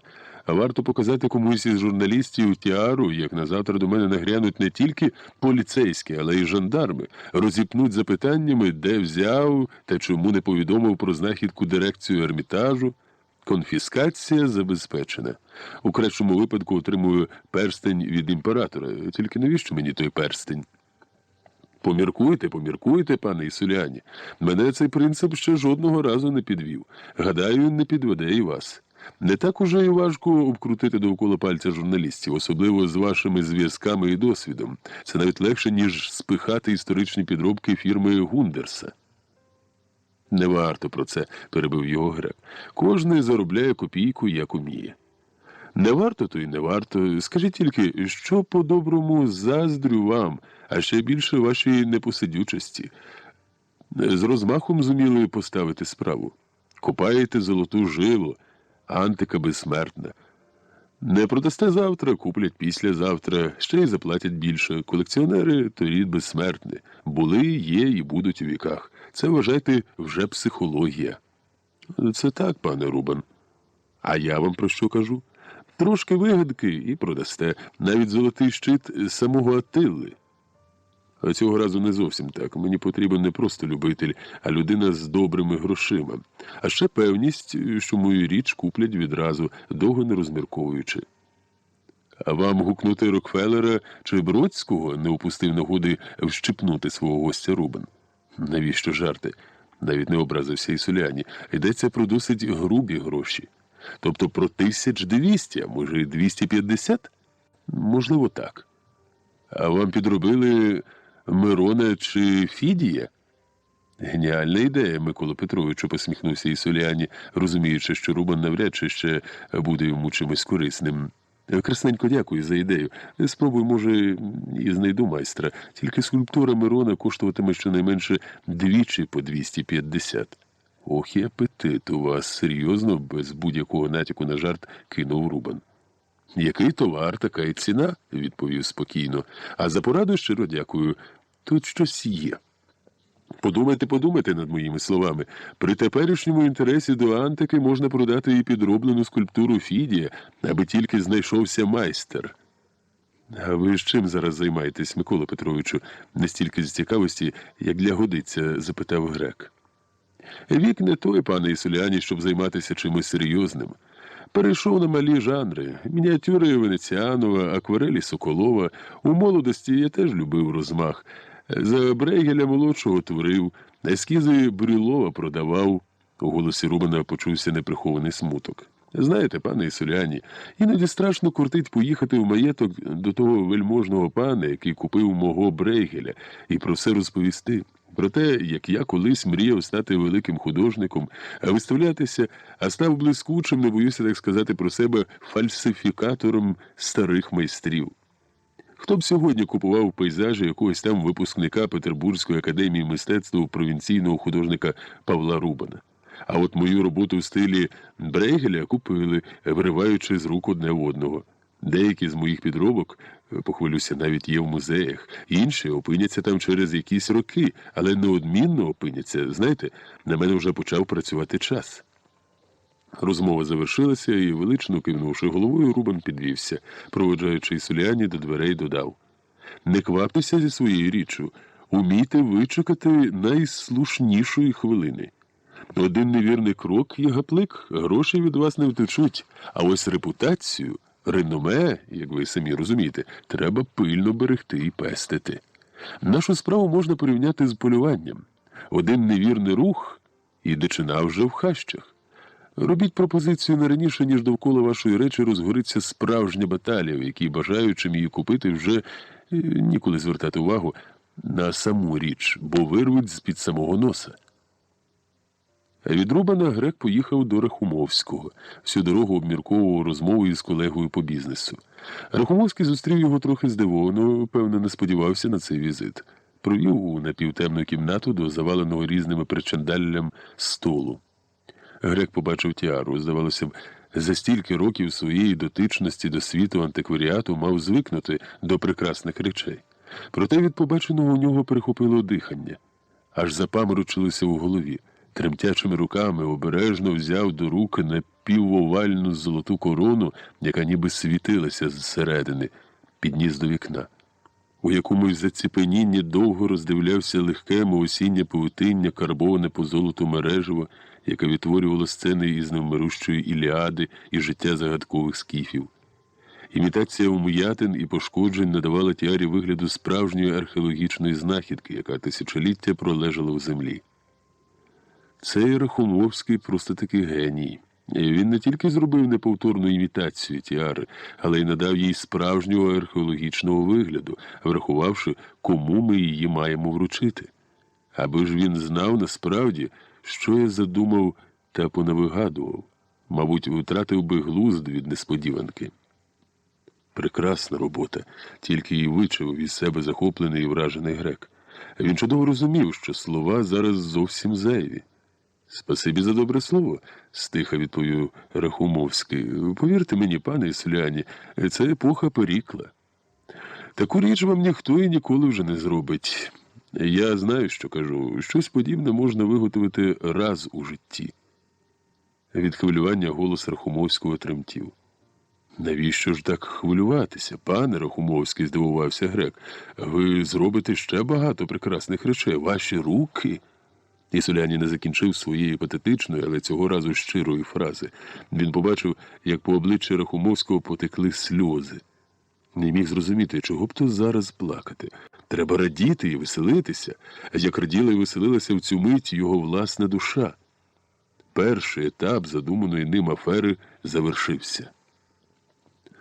«Жаль, пане Ісуліані, що все складається саме так», – із сумом промовив Рахумовський. «Аби я мав гроші, я б ні за що не віддав цю річ до чужих рук. Хіба комусь зрозуміти стан моєї душі? Ця робота принесла мені найбільше щастя за все життя. Я повіз її до паризького салону, показав людям, а потім можна було б і вмерти. Хочете вірте, хочете не вірте, але ще за хвилину до вашого приходу я був по-справжньому щасливим, бо тримав у руках тіару». На мить Рахумовський замовк і, наче скинувши якусь полуду, продовжив. «Але що це зі мною коїться? Нехай ваш професор тішиться таким зугарним подарунком. Тіара буде постійно нагадувати йому про справу, якій він присвятив усе життя, а може, ще й надихне на цікаві знахідки». Якось неприродно довго і обережно Рахумовський обмотував білим полотном свій коштовний витвір. Взяв гроші і, не рахуючи, механічно, мов непотрібну річ, поклав на стіл. Мовчки, тремтячими руками подав Ісуліані пакунок. Грек відчув, з якою неприхованою тугою Рахумовський розлучається зі своїм витвором.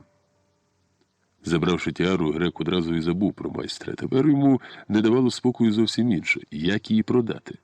Повертався раз по раз до розмови із Рубаном, відчував, що його порада не позбавлена здорового глузду. А от як нею скористатися, не знав. Ісуляні прекрасно розумів, що тіара скіфського царя не могла народитися з морської піни і вигулькнути на ринку антикваріату, як чорт із конопель. Про її існування люди мали знати задовго до того, як вона опиниться у Відні або якійсь іншій європейській столиці. Навіть того, де він продаватиме тіару, Грек ще не знав. Він боявся. У Берліні і Парижі ніхто не знав його. І Соліані. Звісно, Рубан мав рацію. Треба зробити так, щоб поголос про Тіару облетів Європу, а колекціонери і директори найбільших історичних музеїв і королівських галерей втратили сонний апетит, чекаючи тієї миті, коли річ з'явиться на якомусь із аукціонів. Хотів він того чи ні, але мусив заявити про існування Тіари Сайтафарна. І чим швидше, тим краще для задуманої оборудки.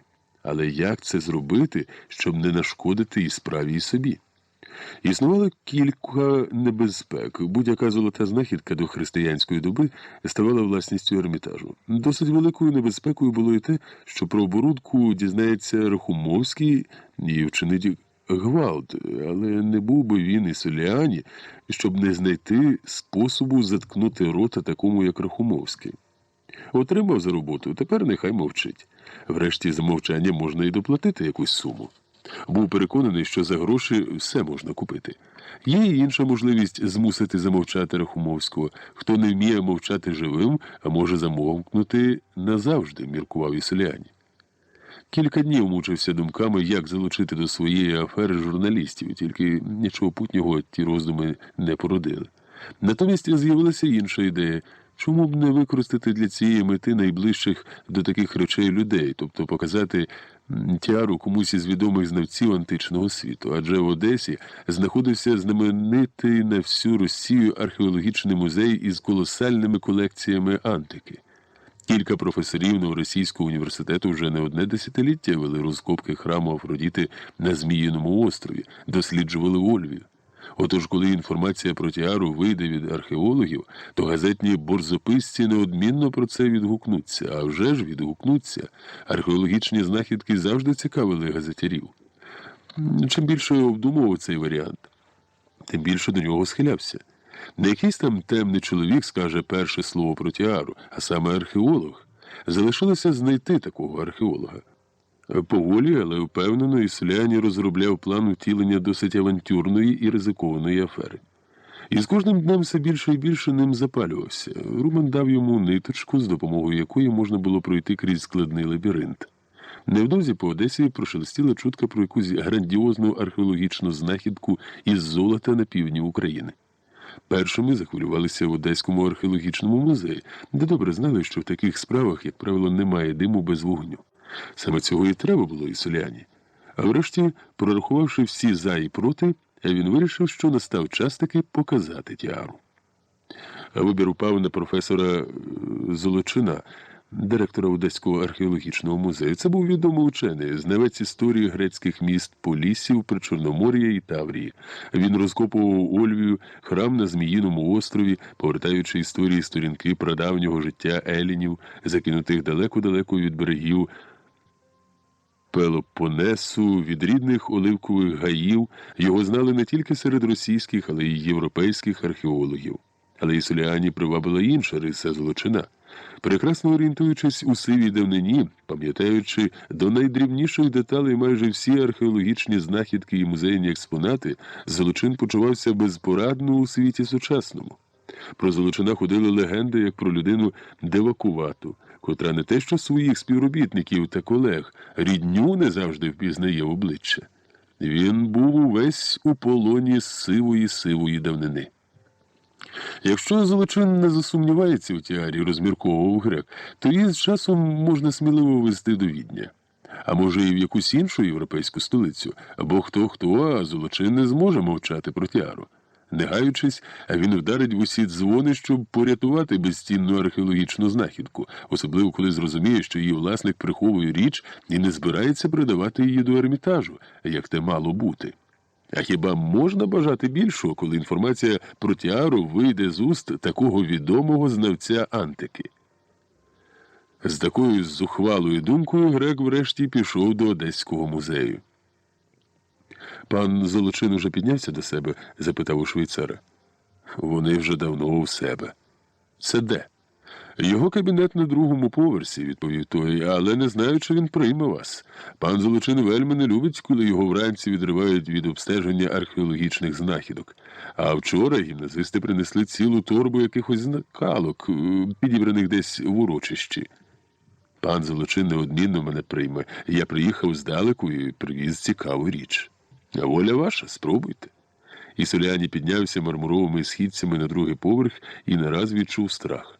Тремтіли руки, ноги, шалено заколотало серце, раптом Золочин розгадає фальсифікат. Уже біля самісіньких дверей заледве пересилив страх і, заспокоївшись, постукав до кабінету. «Хто це в таку рань?» – почув, відчиняючи двері. За великим столом, заваленим старовинними манускриптами, скалками, амфор, сидів немолодий чоловік у пенсне. Той був Золочин, через чиї руки пройшло безліч знахідок, котрі експонуються в Ермітажі, в Московському та Київському історичних музеях і тут, в Одеському, одному з найстаріших у Європі, заснованому ще в 1825 році, коли археологія як наука тільки-тільки почала пробивати собі шлях. Робочий день щойно розпочався, і Золочин, який любив в такий час побути наодинці з калками амфор і фрагментами розбитих мармурових стел, досить неприязно подивився на відвідувача. Навіть не запропонував присісти, кивнув тільки головою на знак привітання. «Чим маю служити, шановне пане?»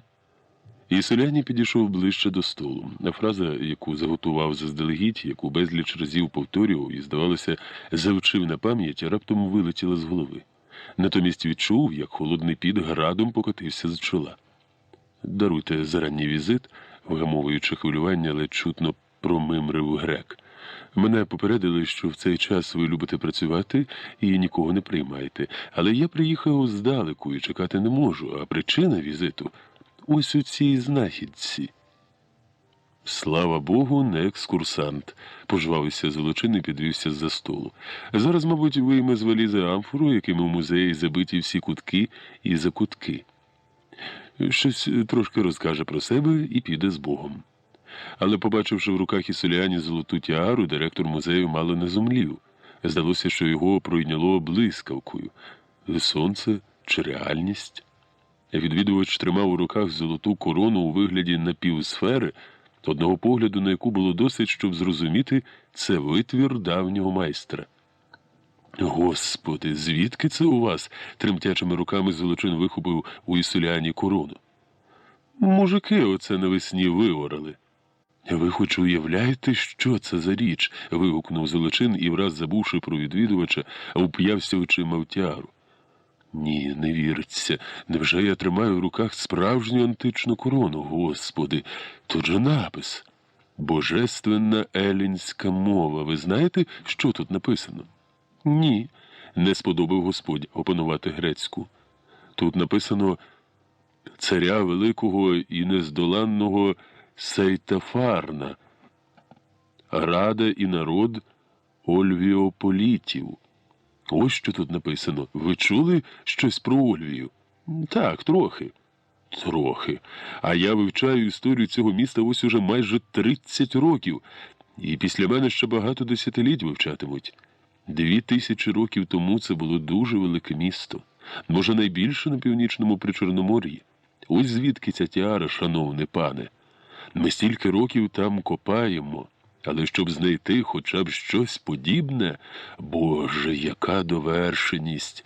Тільки грецький майстер міг зробити таку бездоганну казкову річ, бо тільки греки так тонко відчували гармонію і стиль, красу і довершеність. Чи то мова йде про скульптора, чи про розписи на чорногалевих вазах, щось в такі речі, як оце принесли ви? Золочин, розглядаючи тіару скіфського царя, линув у далеку історію, у часи оповиті серпанком згадковості. Достеменно ніхто не знає, коли висадилися греки на правому березі Бузького лиману, там, де в нього впадає Гіпоніс, ба тепер Південний Буг, перші переселенці із малоазійського Мілета. Бозна яка причина пригнала їх у далекий і зовсім необжитий край. Тільки, як би там не складалося, жителі Мілета заснували тут факторію, назвавши її Ольвією, щасливою. Це місто і справді розквітало під щасливою зорею. З маленької торгової факторії виросло у столицю рабовласницької держави, що з нею доводилося рахуватися не тільки метрополії, але й грізним сусідам-кочівникам, яких ольвійці, маючи розгалужені торгові стосунки з найдальшими країнами Європи і Малої Азії, постачали багатьма товарами. Місцеві майстри виготовляли скіфам дорогі обладунки для коней, зброю, керамічний і бронзовий посуд. Тут чавили хмільні і пахучі вина, до яких скіфські вожді ніколи не байдужіли. А за амфору, вистояного на далекому Кіпрі виноградного напою, на який мали торговельну монополію ольвійські гендлярі, скіфи приводили десятки, тисячі рабів, і це дало змогу Ольвії процвітати, міцніти економічно і політично, стати рівною багатьом державам і на самому Пелепонесі. Із заздрістю поглядали на квітуче місто на березі Гіпонісу сусіди – Пантикапей, Тір, Херсонес, Гераклея, і не тільки тому, що Ольвія все більше і більше прибирала до рук торгівлю, а й тому, що зближалася із скіфами. За мурами Ольвії подовго гостювали царі кочового народу, навіть одружувалися на Ольвійках, як ото Скіл. «Ви щось чули про ольвійського царя Скіла?» – запитав Золочин. «Ні, не доводилося», – ледь чутно промовив грек. Цей Скіл не тільки одружився на Ольвійці, але й всупереч усім скіфським законам і батьківським традиціям побудував у місті власний палац, у якому жив по кілька місяців на рік. Скіфи багато вибачали своєму мужньому і войовничому царю.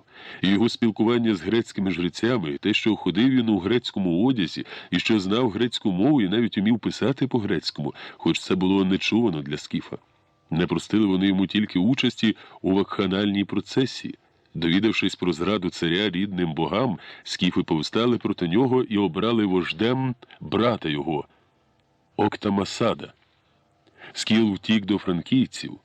Але недарма в ті часи говорили, що від гніву степових скіфів не сховаєшся ні під землею, ні під водою. Кочові вожді запропонували в обмін за Скіла брата фракійського царя, який перебував у них чи то в полоні, чи, може, теж утік від гніву свого брата-царя.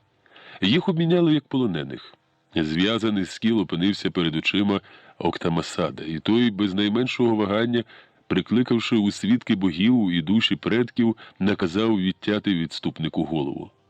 Щаслива.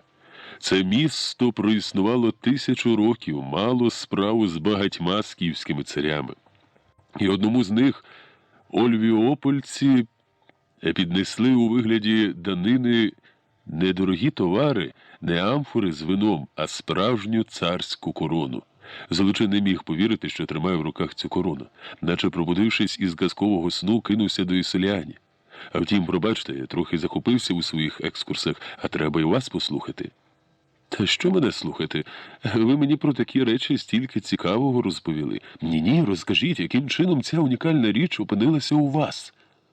Селяни знайшли під час оранки. Я поміщик з Мелітопольського повіту, розпочав оповідати заздалегідь вигадану і безліч разів обмірковану легенду Ісиліані. Злочин знову не втримався, перебив. Це ж подумати тільки, тіара, справжня тіара, нам і папа Римський може позаздрити. Через мої руки пройшли тисячі унікальних античних речей, але щоб подібна, це ж антика, неповторна Еллада. Рівновартісного за красою і довершеністю ще не знаходили. Перед цією річчю блякнуть навіть знахідки куль-оба. Даруйте, забув ваше ім'я, шановне пане.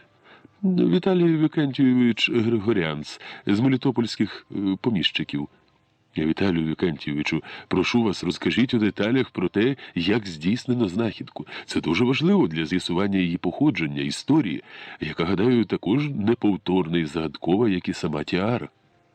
Знайшов не я, а мій поденник. Вирішили б було розорати один клин, де споконвіку не орали. Я думаю собі, чого землі гуляти? Нехай вистоїться до осені, а там і пшеничку кину. Послав урачів, а за якусь годину прибіг один захеканий, а вслід троє з кілками навздогін. Той перший, блідий, мов стіна, тицяє щось в руки, тремтить, а сказати нічого не може. Взяв його з його рук ту річ, землю обтрусив. Виявилося, ось це тіара. Тіяра, чи як ви її там назвали? Тіара, пане Григорянце, тіара, якою десь 2000 років тому ольвівці увінчали голову скіфського царя. Я заплатив своїм поденникам по 100 карбованців, а тіару відібрав, бо могли б на шматки потрощити. Для них це не більше, ніж золото, яке можна продати. І дуже добре зробили, вірно зробили, що забрали. Золочин захоплено потис руку і селяні. На тому місці, мабуть, іще копали. Копали? Удавано засміявся грек. Не те слово. Там селяни землю у коліно перерили. Знайшли ще й ось такі речі, дістав із валізи трохи понівечені пластини, придбані в Кременчуці. Боже, який прекрасний горит! Мабуть, вам випало наштовхнутися на непограбоване царське поховання скіфів. Такі знахідки. Багатьом археологам за все життя не таланить знайти хоч щось наближене до цього. Такі скарби трапляються раз на століття, а може ще й рідше. Поховання, кажете? На моїх полях тих курганів до стобіса. Одне поле так і називаємо могильним. Не поле, самі горби. Треба негайно спорядити до вашого маєтку експедицію.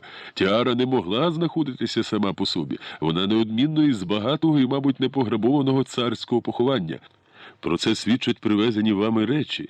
Скіфські вожді, як вказує напис на тіарі, мав не тільки владу, але й пошану грецьких колоній.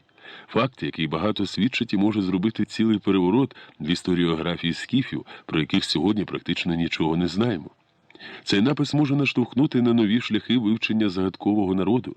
Як бачите, вшанували його на Ольвійці, отже він там або жив, або не раз бував, а похований аж біля Мелітополя. Уже загадка. Злочин знову підійшов до вікна, довго і уважно, міліметр за міліметром роздивлявся принесену раннім візитером знахідку. Нарешті сказав: «Двох думок не може існувати. Це робота геніального грецького майстра. Таку річ міг зробити тільки грек, ймовірніше за все в епоху Перікла». «Вам видніше, пане професоре», – підтакнув Ісоліані. «Мене ж цікавить, скільки за таку річ зможе заплатити музей». Тривіальна фраза, зронена гостом, повернула Золочина із далекої історії у реальний світ. Запитуєте, скільки коштує така річ? А що тут незвичайного, пане Золочин? Це ж природно, адже я за неї теж щось заплатив. Та й тримати її вдома не збираюся. Та вона ж безцінна, пане Григоріанс. Як це зрозуміти? Все на світі має свою ціну, але у порівнянні з чимось іншим, а тут? Отже, музей не зможе її придбати? Даруйте, голубчику, але ви, мабуть, не знаєте, що в Росії існує закон пріоритету на подібні знахідки.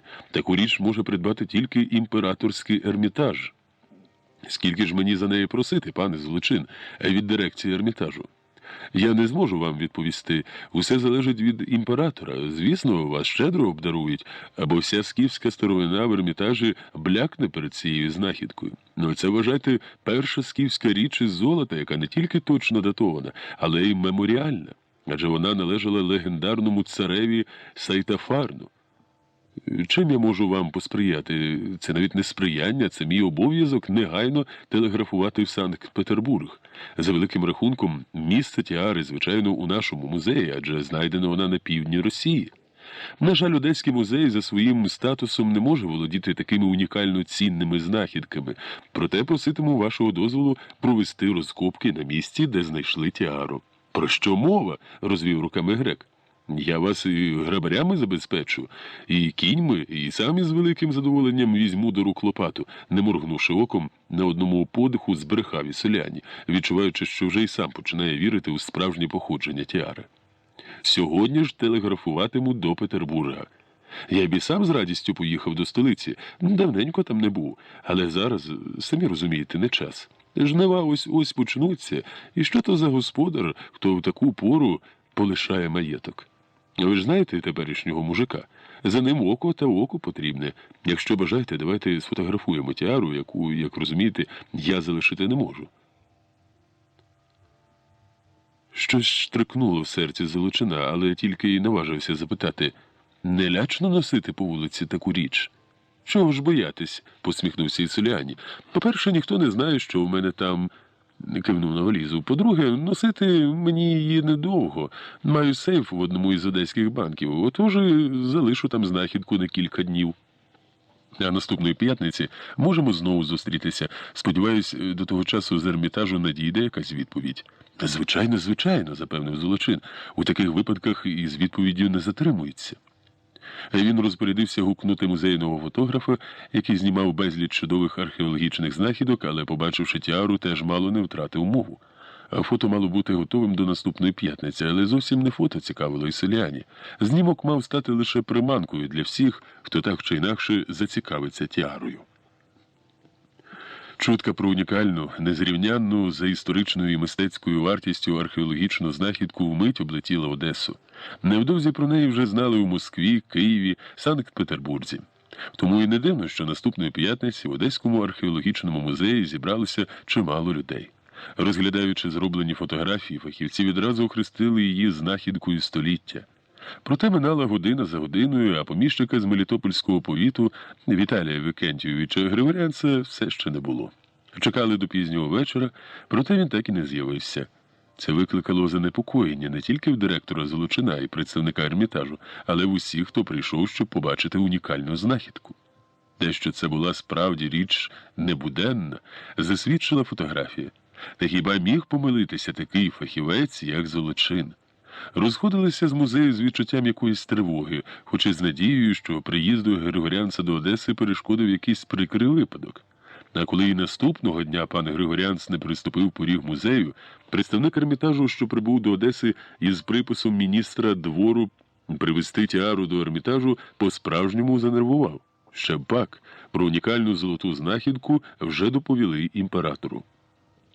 Золочин лаяв себе за благодушність, за те, що не наполіг, аби тіара залишилася в музеї, хоч зрештою, що він міг діяти.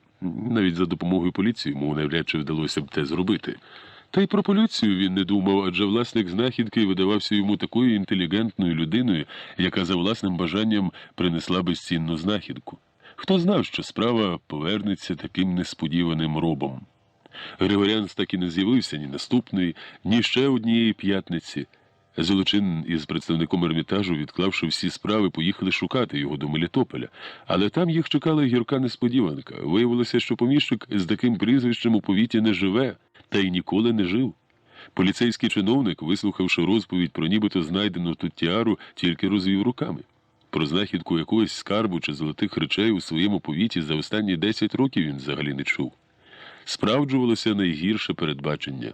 У музеї побував не власник випадкової знахідки, а хитрий спритний перекупник антикваріату, якому треба було довідатись про наукову і художню вартісність речі і встановити на неї справжню ціну. Гундерс, побачивши тіару, розгублено закліпав очима. Я гадав, що то вигадка директора Одеського археологічного музею. Ми справді одержали телеграму з Санкт-Петербурга, що застерігає купувати тіару, яка начебто є власністю російської корони. Воля ваша, посміхнувся Ісуліані. Але Гундерс уже оніміло дивився на тіару, як колись Золочин тремтячими пальцями обмацував тонке мережево карбування. То що скажете? Нагадав про себе Ісуліані.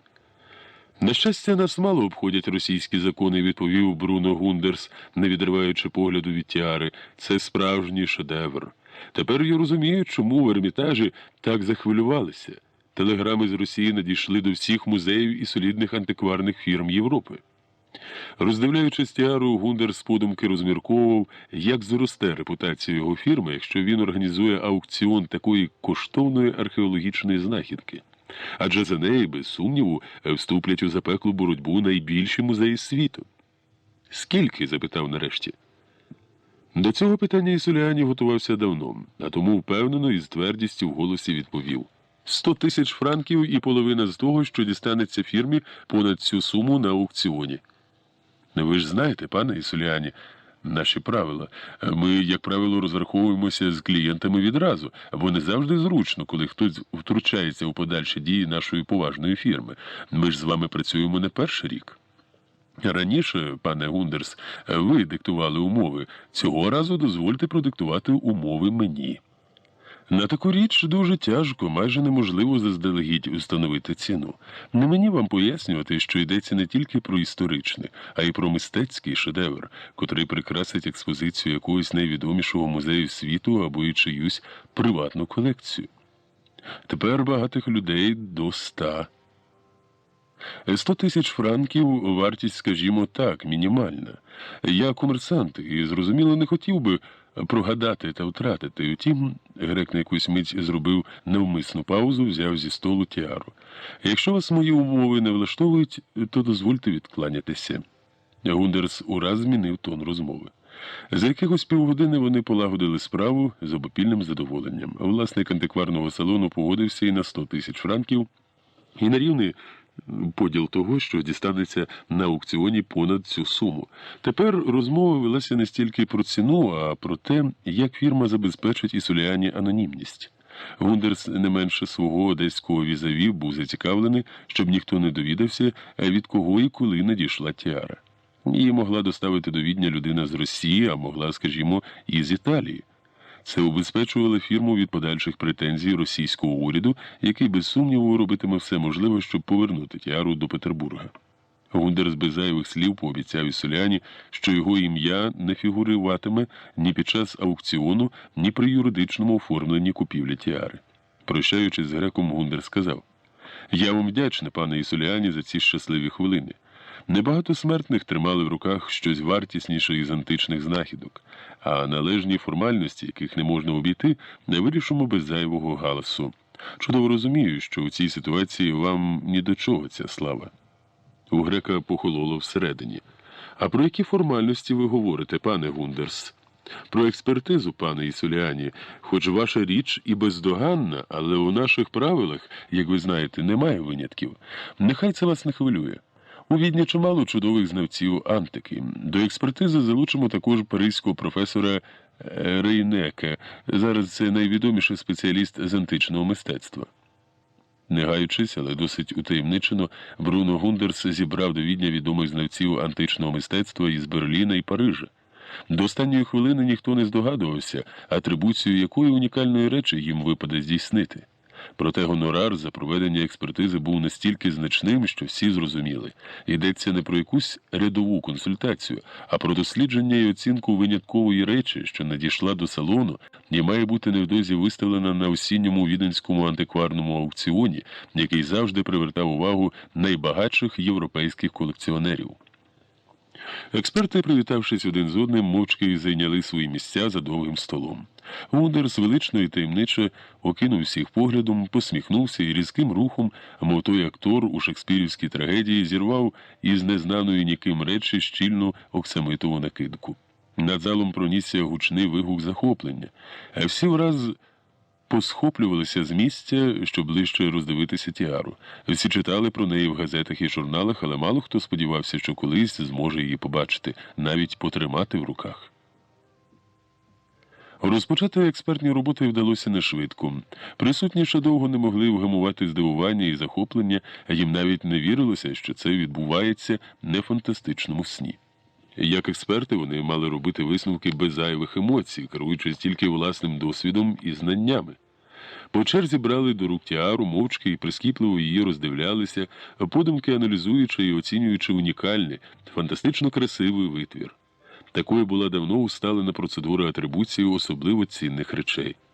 Обговорення розпочиналося тільки після того, як останній із учасників експертизи знайомився із атрибуційною річчю, і вона знову опинялася в центрі столу.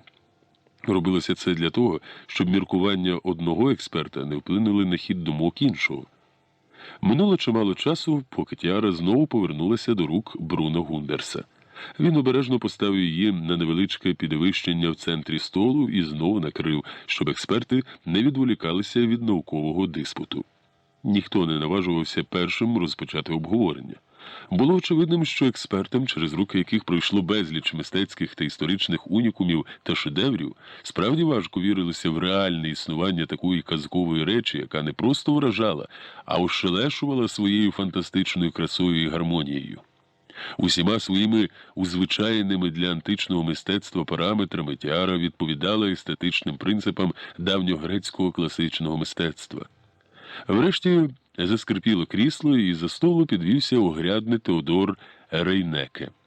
Даруйте, панове, але бракує слів, щоб висловити думки, які розривають мою свідомість. Я сумніваюся. Гундерса хитнуло від його слів. Так, панове, я сумніваюся, знову повторив Рейнаке. Сумніваюся в тому, що цю тіару зробила звичайна смертна людина. Це витвір Бога. Ще раз даруйте за чужу нашій науці патетику, але подібне міг зробити лише Гефест. На превеликий жаль, міфи тут ні до чого. Перед нами витвір геніального майстра. З повною відповідальністю заявляю про це і прошу занести до протоколу експертизи. Тіара виготовлена геніальним античним майстром. Це каже вам Теодор Рейнеке. Нам випало рідкісне щастя тримати в руках безцінний з наукової і мистецької вартості шедевр «Унікум». І кожен з нас може вважати себе щасливим, бо став учасником події, яка збагачує світову культуру одним з найвидатніших шедеврів античного мистецтва. Прикро, що ми ніколи не довідаємося ім'я того, хто виготовив тіару для скіфського царя Тесейтафарна.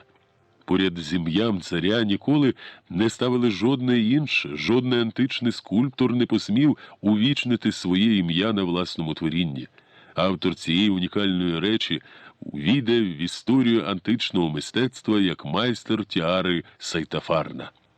Члени експертної комісії гучно загомоніли між собою, ствердно закивали головами. Для Гундерса це була чи не найщасливіша хвилина життя. Дозвольте, панове, продовжити думку.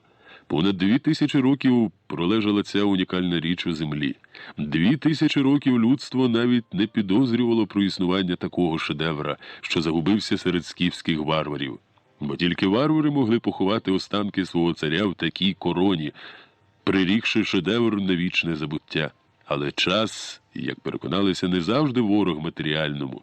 Понад 2000 років зберігалася тіара в землі, щоб постати перед нами в усій своїй красі, донести до нас невмирущий дух античної довершеності. Я не знаю, як зволить розпорядитися тіарою пан Гундерс, але офіційно заявляю, сьогодні ж телеграфуватиму до Лувру і домагатимуся, щоб Франція доклала усіх зусиль для придбання цього шедевра. До речі, а чому власник тіари не запропонував свою коштовну знахідку Ермітажу, запитав віденський нумізмат Амель, адже її знайдено на території Росії, тим паче нам відомо, що Росія заявила на нього свої претензії, а дирекція Ермітажу попередила найвідоміші антикварні фірми про незаконне вивезення тіари з імперії. Мабуть, це теж варто враховувати. Амеля, теж досить знаного в Європі власника антикварного салону, підсвідомо муляла казкова удача конкурента. Чому ви вважаєте, що витвір грецького майстра має належати винятково Росії? З неприхованим роздратуванням промовив Гундерс. Мені, як комерсанту, поталанило, то чому я повинен думати про Росію, про Ермітаж, а не про себе? Даруйте, пане Гундерс, що перебуває ваш виступ, але хочу відверто сказати, маємо назавжди усвідомити, що Росія – це Азія. Такі речі, за моїм твердим переконанням, мають зберігатися тільки в Луврі. Із запалом і пафосом вигукнув Рейнеке. До того ж нагадаю, що Ермітаж – приватний музей російського імператора, і потрапити туди може далеко не кожна людина. Зовсім інша справа Лувр. Побачити казковий витвір грецького майстра у Луврі отримає змогу кожний, хто цього побажає. Диспут набував напруги. Кожний із учасників намагався висловитися щодо унікальної знахідки. Тіару запропонував фірмі наш давній агент, який розшукує і скуповує античні знахідки на півдні Росії. Такі контакти практикує не тільки наша фірма. А в Росії мало цікавляться археологією, а точніше не цікавляться зовсім. Тіара Сейтафарна перекуплена в одного таврійського поміщика, на землях якого її знайшли під час оранки. Було б досить нерозумно відмовитися виставити на аукціон таку коштовну і престижну знахідку, кому вона не належала. В іншому разі, хто знає, яка доля чекає цей шедевр. Наш агент знає справжню цінність тіари, як і те, що в Росії йому ніхто не заплатить стільки, як на аукціоні у Відні. У кращому разі цар вручить якийсь орден. Зрозуміло, нашого агента це не влаштовує, тому він і привіз знахідку сюди. І що в цьому дивного? Він запросив за тіару досить велику суму, але фірма згодилася, щоб тільки виставити на своєму аукціоні цей унікальний витвір мистецтва. Поважна професура і експерти з відомими у світі іменами слухали Гундерса, схвалюючи і виправдовуючи своєю підтримкою чи принаймні мовчанням, нічим не прихований злочин, який у всіх юридичних кодексах іменується однозначно – крадіжка. Всі усвідомлювали, що тіара вкрадена в іншої держави, але це не зменшувало інтересу до неї, тож на відверто незаконні дії віденського антиквара закрили очі. Наступного дня Ісуліанів знову зустрівся з Гундерсом. «Пане Ісуліані, про вашу тіару можна говорити багато і до безконечності довго. Переконаний, що з часом про неї напишуть не одну книгу, вона стане одним із найвизначніших еталонів давньогрецького золотарства, про яке знаємо зараз, на жаль, ще дуже мало. Тіара засвідчила велику і неперевершену у віках майстерність давніх грецьких ювелірів, які жили в часи легендарного Перикла. Перед вашою тіарою тьмяніють навіть речі із скарбу царя Пріама, знайдені під час розкопок Трої Генріхом Шліманом. І тут немає ніякісінького перебільшення. Я безмежно щасливий, що доля звела нас. Гадаю, ми співпрацюватимемо і надалі. Скажу відверто, зараз багатьох зацікавила скіфська старовина. А не секрет, що найбільші скіфські кургани знаходяться не інде, як саме на півдні Росії, та й скарби, як бачимо, найчастіше знаходять саме там. І які скарби? Тому і покладаємо на вас, пане Ісуліані, велику надію. Знаючи неабиякий ваш талант діставати подібні речі, а ваші зв'язки в археологічних і колекціонерських колах Росії, ми хотіли б... Про що мова? Не досить ввічливо перебив співрозмовника грек. Головне, щоб ви були задоволені. А я вже зусиль не пошкодую, тим паче, що це моя комерція – шукати, знаходити і мати з того гарні гроші на прожиття. Останнім часом в Росії, як знаєте, натрапили на кілька скіфських непограбованих курганів. Один з них і приніс нам тіару Сейтафарна. Подібний скарб, як знаєте, трапився щось років 80-80 тому, коли відставний солдат випадково натрапив на поховання у Куль-Обі неподалік Керчі. І ось тепер знову люди раз по раз почали наштовхуватися на випадкові знахідки. Не археологи, а саме звичайні собі орачі чи навіть хлопчики, граючись у якихось урочищах чи інде. Для мене дуже добре, що знахідки випадкові, як власне і для вас. Є змога без особливих труднощів і проблем вивозити їх за рубіж, як оце я вивіз тіару. Мене, пане Гундерс, дуже влаштовує ваша антикварна фірма, де вміють оцінити справжню річ. Торгувати з такими порядними людьми – це радість і задоволення. Тому не будемо говорити про якийсь там російський квасний патріотизм чи ще про щось, а виключно про взаємовигідну співпрацю. Я повертаюся до Росії, щоб невдовзі знову приїхати до Відня і з непорожніми руками. Російська земля багата, ой, яка багата на археологічні скарби. Наступного дня Ісуліані вже тримав в руках чек в один із віденських банків, де отримав чималу суму у франках. Решту грошей Бруно Гундерс мав виплатити після аукціону. Грек навіть не сподівався, що так швидко вдасться уладнати непросту справу. Та ще й так, що жодна людина і на мить не засумнівалася в античності речі, зробленої за кілька місяців перед тим в Одесі. Душа швидко очистилася від страху і тривоги.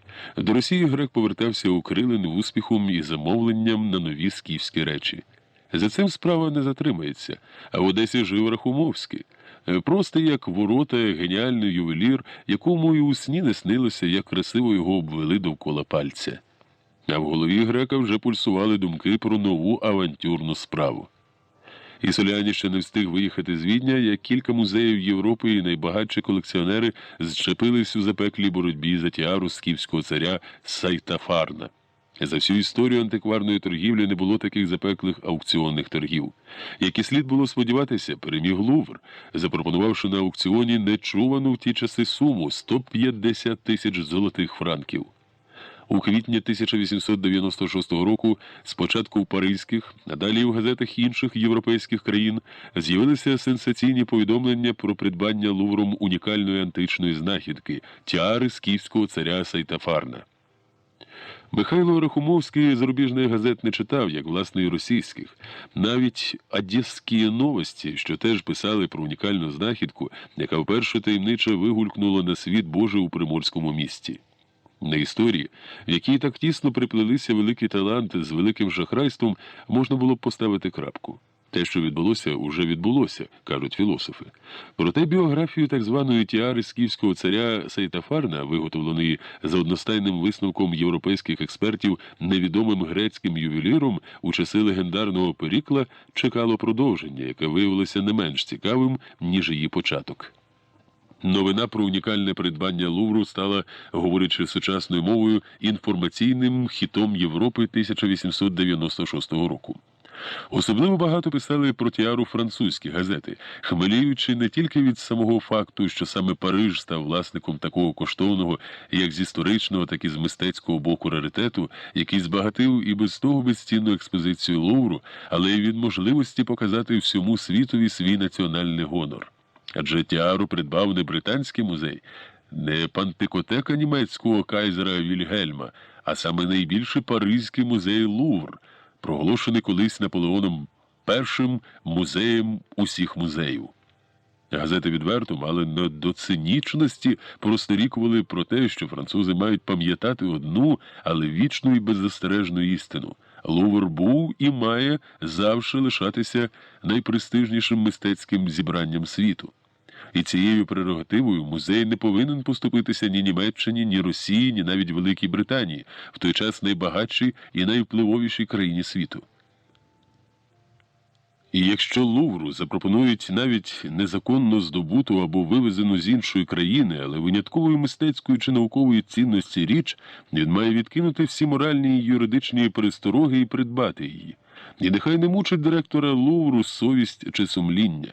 Про який вибір може йти мова? Ця річ має належати Лувру, в ім'я величі Франції, бо коли Британський музей дозволив собі скористатися послугами лорда Ельжена, котрий вивіз до Англії мало не всі фризи славнозвісного афінського Парфенону, а золото давньої і легендарної Трої опинилося в Берліні, то що мало б стати на заваді дирекції Лувру в придбанні тіари з київського царя Сейтафарна, не менш значимого для світової культури шедевра античного мистецтва? У Росії повідомлення із Парижа пролунало громом серед ясного неба. Справдилися найгірші передбачення. Знайдена десь у Придніпров'ї тіара, попри всі застереження і попередження, що вона є власністю Російської імперії, опинилася за кордоном. Французький уряд не пошкодував коштів, щоб заволодіти унікальною річчю. Не будемо говорити про розгубленість міністра імператорського двору, який не знав, як йому стати перед очі Миколи II, який, нещодавно прийшовши до влади, сподівався на такий коштовний подарунок від своїх підданих. Не вберегли, не піднесли.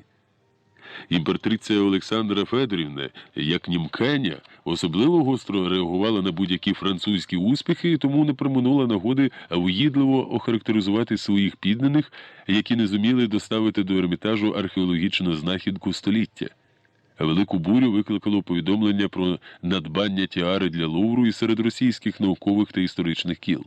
А вчені відчували себе ошуканими, та й була це далеко не перша така втрата.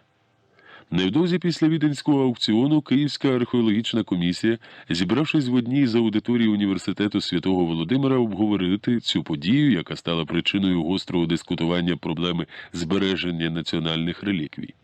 Один з найвідоміших в Росії істориків, професор Володимир Боніфатійович Антонович, який сам розкопав не один скіфський курган на Київщині і Поділлі, із болем у голосі говорив: «Це блюзнірство, панове, купувати таку знахідку і не поцікавитись, як вона потрапила до Відня, злочин перед наукою, перед історією, врешті перед усією світовою культурою.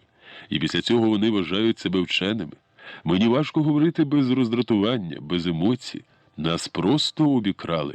Не Росію, не російську археологію, а насамперед археологію як науку. Чи варто говорити про торговців антикваріатом? Їхня справа – гендлювати і робити бізнес, але ж мова йде про професора Рейнеке. Ще можу зрозуміти директора Лувру, у ньому вченого переміг чиновник, але ж, панове Рейнеке, які небесні сили спонукали його взяти участь у цій брудній оборудці?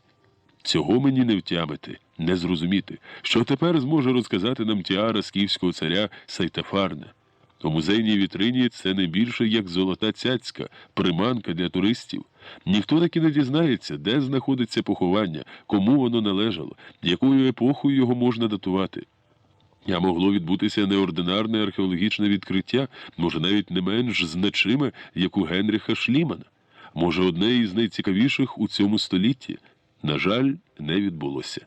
Не відбулося, мабуть, не тільки тому, що хтось зумів обвести довкола пальця директора Одеського археологічного музею і, не розкривши справжнього місця знахідки та обставин, за яких вона трапилася, вивезти унікальний античний витвір до Відня. Не відбулося ще й з нашої вини, археологів, які, забувши на якусь мить свої професійні обов'язки, посприяли втраті тіари. Ми дуже часто стаємо довірливими дітьми, даємо консультації якимось пройдисвітам і шахраям. Жаль, але директор Одеського музею не доклав зусиль, щоб тіара залишилася в музеї. «І як би він це зробив?» – запитав хтось. Не знаю. Але це вже далеко не перший випадок, коли працівники музеїв беззастережно вказують випадковим власникам історичних реліквій на їхню виняткову цінність, а відтак і змушують людину засумніватися, що воно краще передати річ музею чи потайки продати. Справа навіть не в тому, а може не стільки в цьому, продовжив думку Антоновича професор Лошкевич. На нашу біду Лувр створив прецедент, який може перетворитися на зловісну скриньку Пандори. Ми багато років працюємо, збиваючись з ніг, щоб хоч якось перешкодити грабіжникам курганів і прадавніх поховань робити чорну справу.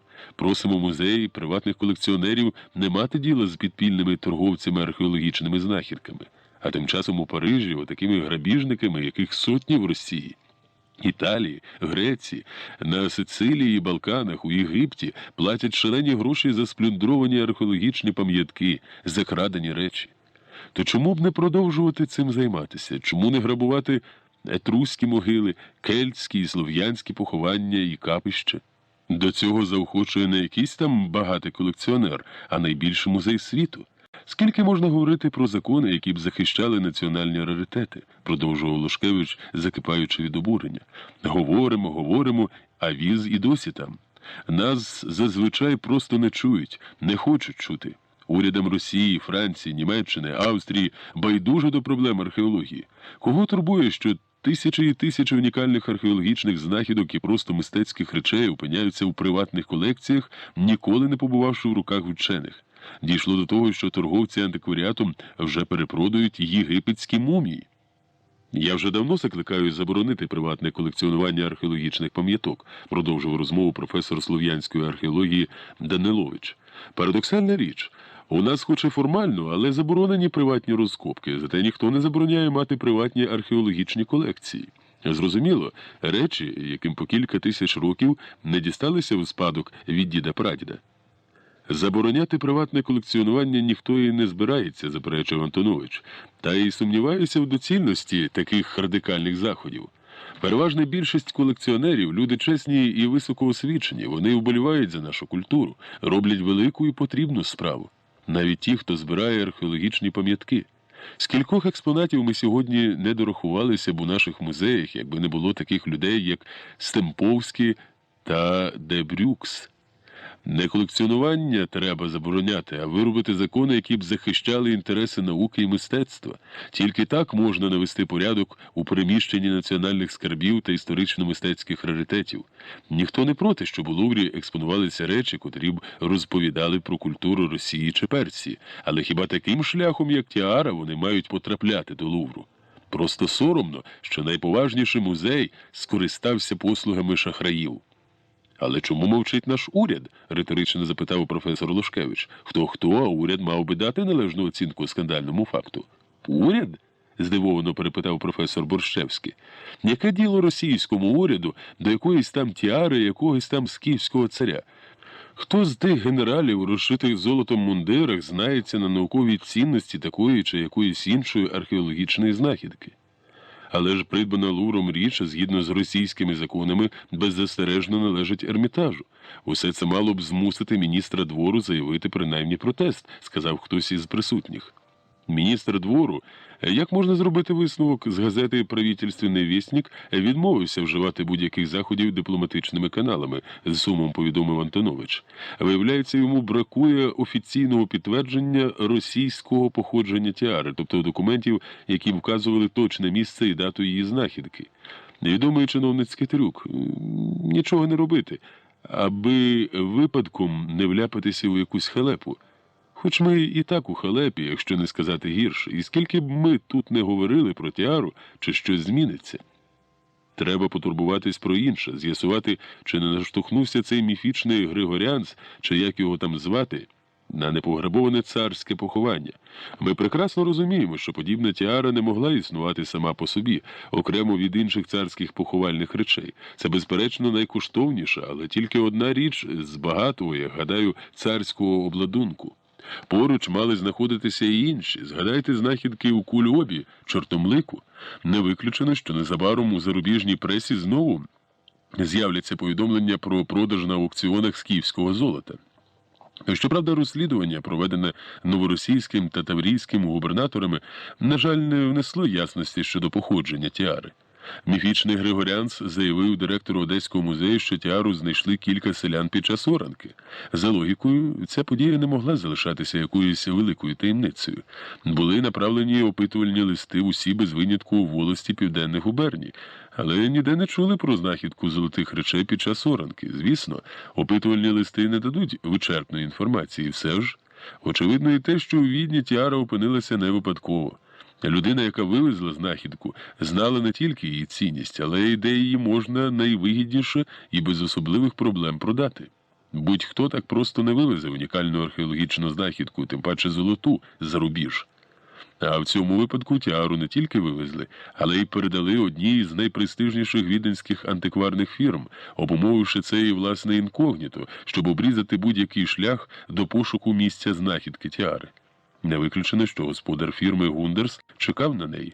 Уявіть собі, приносять тіару, про яку оповіщені всі найбільші музеї світу, антикварні фірми і салони. Яка ваша реакція? А викликати поліцію? Гундерс і пальцем не поворухнув. Навпаки, він категорично відмовляється назвати ім'я людини, яка принесла тіару. Заявляє, що мав справу із випадковим відвідувачем. Єдина зачіпка – тіара вперше вигулькнула у нашій Одесі. Саме звідси слід розплутувати цей клубок. Якщо уряд не візьметься за цю справу серйозно, доведеться взятися за неї нам. Так, панове, саме нам. І треба докласти всіх зусиль, щоб переконати чиновників, як важливо і на часі перекрити вивіз із Росії історичних і художніх раритетів. Осінній Київ, як і годилося б у цій порі, зустрів Віктора дрібним дощем. Після необмірного роздолля степу, м'якого шелесту настояних на зжухлих травах південних вітрів, міські вулиці здалися якимись чужими і незатишними. Де відчуття не залишало його ось уже кілька днів. Прокидаючись вранці, Віктор за звичкою шукав поглядом високі південні зорі, поки не приходило усвідомлення, що розкопки закінчились, і він уже не в степу, а повернувся додому. Професор Антонович зустрів його приязно, по-батьківськи, тепло і навіть з неприхованою заздрістю. «Ну, Москіфе, покажись, який ти». «А такий засмаг», – радісно крякнув Антонович. «А я, грішний, вже подумав, що ти зовсім забув про старого. Розповідай, як пройшли розкопки, що знайшов». «Нічого особливого, Володимире Боніфатійовичу. Понівечений бронзовий казан, кілька скалок з розтрощених амфор та кілька золотих нашивок з грифонами, які не встигли не визбирати у поспіху давні грабіжники. Розрахував незначно більше». Признався щиро, не приховуючи розчарування результатами своїх перших самостійних археологічних розкопок. Невдоволений чи як? Убогі розкопки. Вивезли кілька сотень возів землі, а знайшли стільки, що стиснеш у жмені. Мій звіт про розкопки складе якихось 3 сторінки, і їх ледь нашкрябав. Зрозуміло, посміхнувся професор. Де молодість, там і нетерплячка. Жаль змарнованого літа, стільки праці, а результату, як бачите, майже ніякого. Знайомий настрій.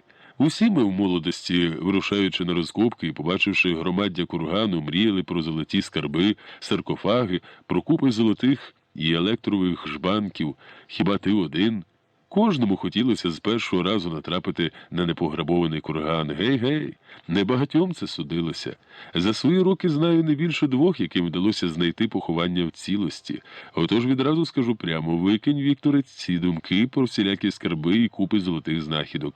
За 2 з лишком тисячі років небагато залишилося непограбованих курганів. Якщо шукати лише золоті знахідки, то кургани, власне, і не варто розкопувати. Із 1000, може 1 або 2 не відвідали у давнину грабіжники. Проте лише на золотих знахідках науки не зробиш. Завдання археології не в реєстрації золотих речей, не у виявленні якихось окремих фактів життя минулих поколінь. Тут важлива панорамна картина існування давніх народів і племен, чітка і багатогранна. Золота річ небагато додасть до вже знаного нами про скіфів, а ось твій ритуальний казан, яких уже знайдено із десяток, дає переконливий доказ того, що цей атрибут був важливим елементом поховального обряду, а це дуже важливо. А в археології часто доводиться йти зворотним шляхом, не від народження до смерті, а навпаки, від смерті до народження, щоб довідатися про повсякденний побут скіфів, їхні умови життя. Археологові важливо все, від очеретяної підстилки, на яку клали небіжчика, до бронзового наконечника для стріл. Я із своїх перших експедицій привіз однісіньке бронзове дзеркальце. Теж кілька тижнів ходив сірим, мов земля. Спасибі професорові Солнцеву. Пояснив, що таке археологія. Без віри в майбутнє відкриття, Вікторе, в цій науці робити нічого. Наш хрест – копати і копати. Тижні, місяці, навіть роки. Знаходити глиняні скалки і сподіватися на відкриття. Нелегка це наука. А тільки повір мені, вона варта того, щоб нею займатися. Або ще може зрівнятися та хвилина, коли обережно, мов якусь святиню, виймаєш річ, якій 2, 3, 4 тисячі років. Скільки б я віддав, щоб знову опинитися десь у степу під високими південними зорями. Прочитавши звіт Горовенка, Володимир Боніфатійович промовив: цікаві спостереження. Я теж схильний до думки про використання курганів для повторних поховань. І сарматами, що сараною впали на південні землі із-за Волги і Дону, мало не стерше зло на землі колись грізних і незборимих скіфів, і половцями, і хозарами. А цілком можливо, що і слов'яни ховали на вершинах скіфських курганів своїх воїнів та вождів. Під час розкопу курганів на Поділлі я переконався, що у 15-17 століттях у степових скіфських курганах ховали козаків, про що є згадки в багатьох народних піснях і козацьких думах. Не виключено, що скіфські кургани утаємничують для нас загадки багатьох народів, яким випало жити на території Північного Причорномор'я та Придніпров'я тисячоліття тому. Отож маємо гранично уважно ставитися до кожної знахідки. Кургани були для скіфів, а може й пізніших народів, більше, ніж місце поховання царів та вождів. Зрозуміло, через 2-3 століття вже ніхто не міг назвати ім'я того, хто лежить під земляною горою. Небіжчик став просто предком, духом роду і племені, а місце його вічного спочинку – храмом. Адже скіфи практично нічого не будували, хіба що за пізніших часів, коли на Салгірі виник Неаполь скіфський. На курганах, які височили в степах, поклонялися богам і духам предків, приносили жертви, вкорочували вік полоненим та злочинцям, освячували залізні мечі молодих воїнів, жреці-шамани вимолювали тут у грізного Арея переможні битви і бойову наснагу своєму народу. Побачивши на своєму шляху курган, скіфи неодмінно звертали до нього, щоб шанувати дух предка і умилостивити його дарами.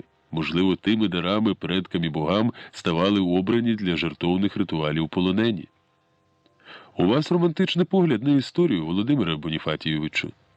Археологи неодмінно мають бути трохи романтиками. Тільки за таких умов мовчазні знахідки оживатимуть у нашій уяві. Гіпотеза не менш важлива у нашій справі, ніж сама знахідка. Згадай Генріха Шлімана. Спочатку була гіпотеза і жагуча віра в неї. І ця віра дає простір думкам, розширює поле для пошуку, допомагає дати лад здобутому матеріалу, систематизувати його. Але ж ми ще так мало знаємо про скіфів, гіпотези, не підтверджені реальними знахідками, можуть завести історичну науку на манівці. Що правда, то правда. Тому і ставимося скептично до Геродота та його свідчень про скіфів, хоч батько історії запевняє нас у своїх мандрах по Скіфії. Без знання звичок цього загадкового народу, побуту, стосунків із іншими племенами тогочасної ойкумени ми ніколи не зможемо скласти повної картини їхнього життя. Та, звичайно ж, уже чув про знахідку, яку недавно придбав на віденському аукціоні Паризький Лувр. Унікальна, можна сказати, виняткової цінності річ, пов'язана з історією Скіфії. Вперше чую. За останні 3 місяці жодної газети не розгорнув, вибачаючись, признався Віктор. І що то за річ? То ти не знаєш останніх сенсаційних подій? Схвильовано промовив професор Антонович і додав. Десь на півдні Росії, точніше сказати, поки що нема змоги, можливо, у місцях, де йти вів розкопки випадком, а може і не зовсім випадком, знайдено тіару скіфського царя Сайтафарна. Сайтафарна? Перепитав Віктор. Мені це ім'я нічого не говорить. Воно взагалі мало кому відоме. Є про нього якась непевна згадка на одному з мармурових уламків із текстом Ольвійського декрету. Проте факт залишається фактом. Це ім'я викарбоване на тіарі. Уявляєш, корона скіфського царя та ще й з написом. На жаль, у Росії тіару бачив тільки директор Одеського музею. Сама ж тіара опинилася в одній із віденських антикварних фірм, а звідти її перекупив Лувр. Ось така собі напівзагадкова і напівкримінальна історія. А продав її у Відні якийсь одеський антиквар, таємно вивізши за кордон. Навряд чи до кінця він усвідомлював і усвідомлює, який удар наніс археології. Але біда не тільки в цьому, власне, не стільки в цьому. Схоже, що хтось швидше за все не археолог натрапив на непограбовану давнину поховання скіфського царя і тримається у великій таємниці. Можна тільки позаздрити і пожалкувати. Коли за все літо нам вдалося знайти один єдиний ритуальний казан, а далекий від археології людині непограбований царський скарб, то хіба можна це вважати справедливим? А мене, Віктора, дивує дещо інше. Як міг Лувр, нехай його посередковано, але мати справу із звичайним шахраєм, а може навіть злочинцем? На жаль, не така вже і випадковість для цього уславленого музею. Там чудово знали, звідки походить тіара. Тим паче, що всі великі антикварні фірми та музеї отримали телеграми із застереженням і проханням повідомити російський уряд у разі появи тіари. Та де там? Хіба не розуміли, як важливо для вчених знати точне місце її знахідки? Ніхто навіть пальцем не поворухнув, щоб це з'ясувати. Лувр цікавила тільки річ, тобто сама тіара скіфського царя Сайтафарна. Експонат, не більше. Проте я не випадково так багато про це говорю. Ця історія з тіарою все більше і більше мене муляє. І чим більше про неї думаю, тим згадковішою здається ця заплутана історія. Щось є незвичне у походженні тіари, в її загадковій появі, потім зникненні і новій появі вже у Відні. І те, що показали її впершу директору Одеського археологічного музею Золочину людина, яка вважала за потрібне назватися вигаданим ім'ям. Тільки й знаємо, що за національністю начебто грек. Усіх ніби осліпила та золота тіара, ніхто не запам'ятав навіть його обличчя, навіть фотограф, який, здавалося, мав добре запам'ятовувати лиця. Загадка, ще загадка і знову загадка. Як підказує мені серце, надто багато в цій історії такого, що свідчить про якусь авантюру, навіть більше, якусь містифікацію. Наступного дня уже на університетській кафедрі Антонович знову повів з Віктором розмову про тіару. Оце знову мало не всю ніч думав про тіару, хоч який у тому сенс. Тіарою вже милується у Луврі, а я до цього часу не можу заспокоїтися, наче обікрали мене особисто. І знаєш, чим більше думаю, тим більше переконуюся, що потрібно комусь із нас поїхати до Одеси. Не може бути, щоб про знахідку такої речі там ніхто нічого не знав. Не всі ж там такі, як не від світу цього Золочин, який своєю аристократичною делікатністю прозівав шахрая. Але ж Одеса – місто особливе. Там навіть горобці плітки носять на хвості, не кажу вже про сороки. Нема там жодної таємниці, що про неї десь та не пліткували. Щоб про таку річ, як тіара, та не знали в місті, де вона вперше вигулькнула. Бути такого не може, треба тільки добре захотіти, щоб вивідати. Поліції це байдуже, навіщо ускладнювати собі життя? Губернатору теж. Скажеш букву А, змусять сказати і я. Хто ж тоді має цим зайнятися? Звісно, хто? Самі археологи. Ти у нас молодий, енергійний. Кому, як не тобі, зайнятися цією справою? Не зовсім науковою, та що поробиш. Іноді треба не тільки в землі, але й в бруді покопатися. Отож ми тут порадилися на кафедрі та управлінні товариства Нестора Літописця і вирішили просити тебе поїхати на якийсь час до Одеси. Гроші дасть товариство Нестора Літописця на ознайомлення з фондами тамтешнього археологічного музею та підготовчу роботу до наступного археологічного з'їзду. І це теж добра справа. А насправді я спробую довідатися дещо більше про тіару. Це ж не голка у копиці сіна. Найбільше нас цікавить, де її знайшли, адже царів ховали не будь-де, а в якомусь окремому місці. Коли треба, то чого ж, враз погодився Гровенко. Є у мене в Одесі один знайомий антиквар, скорше навіть не антиквар, а як би його точніше сказати, людина, яка добре розуміється на старовині. Свою торгову справу веде сяк так, за великими грішми не ганяється, а головне – чесна і порядна людина. Може, він знає щось про тіару. Чує моє серце, що річ не пройшла повз увагу одеських любителів старовини. Занадто вже рідкісна знахідка, щоб про неї ніхто, окрім директора археологічного музею, нічого не чув. Поїдь, поговори з колекціонерами, антикварами, зустрінься знову з директором музею Золочиним. Тільки делікатно, бо старий мало глузд не втратив, як почув, що тіару купив Лувр. Може, пригадаєш ще якусь деталь? Щось та довідаєшся. Маєте рацію, диму без вогню таки не буває. Ось і я про те ж. Бо сидимо той у Петербурзі, той у Москві, а ми ось тут, у Києві, і ворожимо на кавовій гущі, що воно і чому. А тим часом інформація про тіару все більше і більше замулюється у словесах та гіпотезах. Гадаю, що варто піти по слідах тіари. Допоки знаємо один слід – одеський. Там і треба розпочинати розплутувати цей загадковий клубок. Кожний торговець антикваріатом знає про інших. І якщо до Відня тіару вивіз професійний торговець, а не хтось випадковий, то серед його колег, напевне, хтось щось або чув, або і бачив, тільки з якоїсь лише йому знаної причини мовчить. Тут головне вхопитися за ниточку, а дасть Бог, то й увесь клубок розмотається.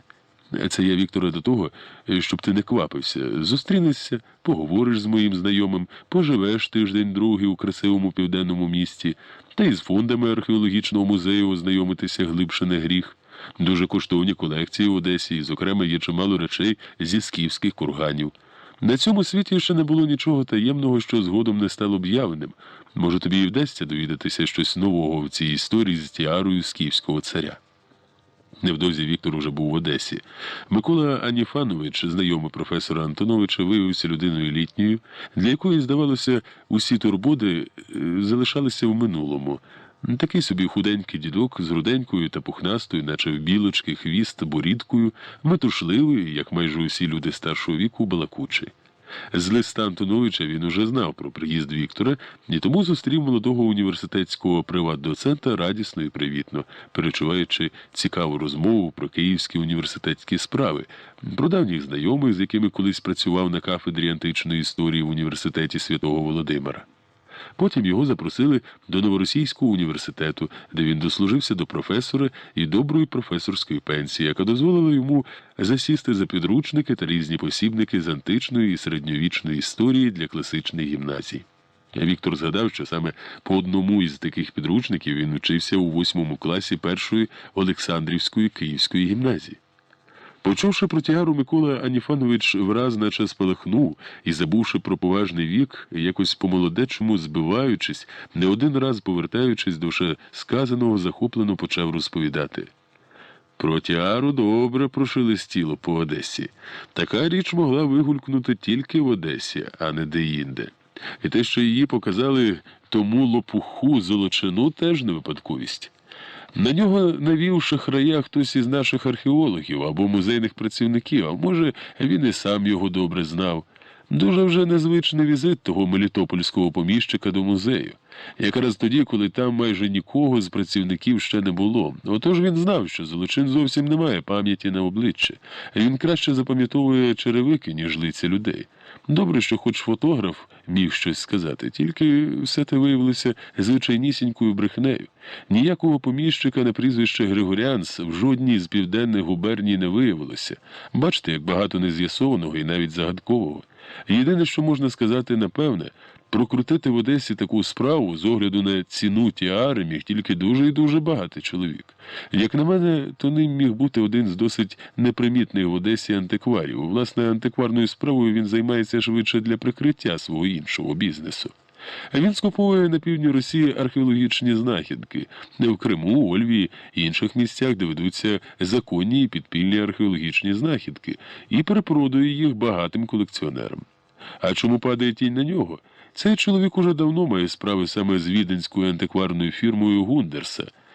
Чому ним не зацікавилася поліція? Бог його зна. Ми теж запитуємо про це один одного, але той антиквар завжди виплутається із своїх шахрайських оборудок, бо знає, кому і скільки дати хабаря. А наче б і цікавилися в нього по цій справі, але він тільки руками розвів, мовляв, і хотілося б, та не з його щастям. Хто зна, хто зна. Тіару виставив на аукціон Гундерс і категорично відмовився назвати свого контрагента. А чому? Не захотів оприлюднювати прізвище свого російського постачальника. У нашому колі того дрібного антиквара із широкими запитами уникають за темне минуле. В антикварній справі дуже велику роль, Вікторе, відіграє насамперед порядність, а його до порядних людей навіть з дуже великим бажанням не долучиш. Одеський шахрай грецького розливу. 2 вірменів і 3 євреїв довкола пальців обкрутить. Якраз у нього і є грошенята, щоб купувати і вивозити за кордон такі коштовні речі, як тіара. І як його звати? Ісоліані. Але більшість називає його греком. Тому і кажу, що це шахрай одесько-грецького розливу. Дуже непевний чоловік. Він хоче приховувати темні сторінки своєї біографії. Але що можна приховати в нашій відкритій всім вітрам Одесі? Кажуть, починав він як звичайнісінький контрабандист. Тому його постійно тягне до якихось авантюр. То скуповує археологічні знахідки скіфів та кімерійців, а то і сумнівним товаром торгує мистецькими та історичними підробками. Проте потрібно віддати йому належне, дуже добре зробленими. Якщо вже щось задумає, то грошей не жаліє, і майстер у нього є справжній талант. І селяні замовляють йому, так би мовити, імітації під старовину. Але за власними малюнками або малюнками тих, хто хоче мати якусь унікальну копію. А той робить ці імітації, та так вправно, що від справжніх дуже важко відрізнити. І то, коли ти знаєш, що це таке імітація. І селяні ними і приторговує, як справжніми. Усі це знають, але мовчать. Так звана корпоративна порука. Мабуть, вам цікаво було познайомитися не стільки з самим Ісоліані, як і з ювеліром. Прізвище його Рахумовське. Трохи відлюдкувати, але майстер від Бога. І Соліані його опікає, як зіницю ока. Тільки борони вас Боже комусь сказати, від кого про це довідалися. І Соліані людина жорстока, і коли йдеться про великі гроші, то самі розумієте, сказане слово може коштувати мені на старість спокою. Це я вам так кажу для роздумів, аби знали, з ким маєте справу. А ювелір хіба не підозрює, що його імітації продаються як старовинні речі? Чого не можу впевнено сказати, того не скажу. Може і здогадується, а може і ні. І Соліані дуже хитрий. Кортіло б поглянути на того майстра, так і на самого Ісоліані. І краще тримайтесь від нього подалі. Чому? А що він вам скаже? Гадаєте, поділиться таємницями? Свої справи професійні торговці антикваріатом прокручують потайки, щоб жодна зайва людина не знала, де, у кого і за які гроші було придбано ту чи іншу річ. Отож у спілкуванні зі Соліані треба бути обережним, щоб, бува, не сполохати. І Рахумовського, до речі, теж. Хто зна, чим він дихає. Аж занадто вже відлюдкувато живе. Майже ні з ким в Одесі не спілкується, і крім грека, ні з ким останнім часом не працює. А може саме тому і минаються Ісоліані всі його брудні оборудки. А втім, знайти до Ісоліані підхід можна, бо він сам шукає контактів з археологами. Запропонуйте йому якусь цікаву знахідку. Як це запропонуєте, здивувався Віктор. А дуже просто. Спробуйте продати йому якусь знахідку. Звісно, тільки запропонуйте, не більше, щоб у нього проявився інтерес, а потім і про свою справу поговорите, якщо не наполохаєте цього пройдисвіта. А в тому, що Ісоліані знає щось про тіару, я впевнений. Повз нього така справа пройти не могла. Якщо ж продав і не він, то однак знає хто. Кажуть, що поліція мала з ним розмову на цю тему, але він тільки руками розвів. Мовляв, нічого не бачив, нічого не чув, нічого не знаю. Тільки чи правду казав. Микола Аніфанович кілька разів повторив Віктору, що Ісоліані таки мав якесь відношення до загадкової тіари скіфського царя. Було очевидним, що треба будь-що зустрітися зі Ісоліані. Але як? Бажання київського археолога поговорити із одеським антикваром могло б того тільки насторожити.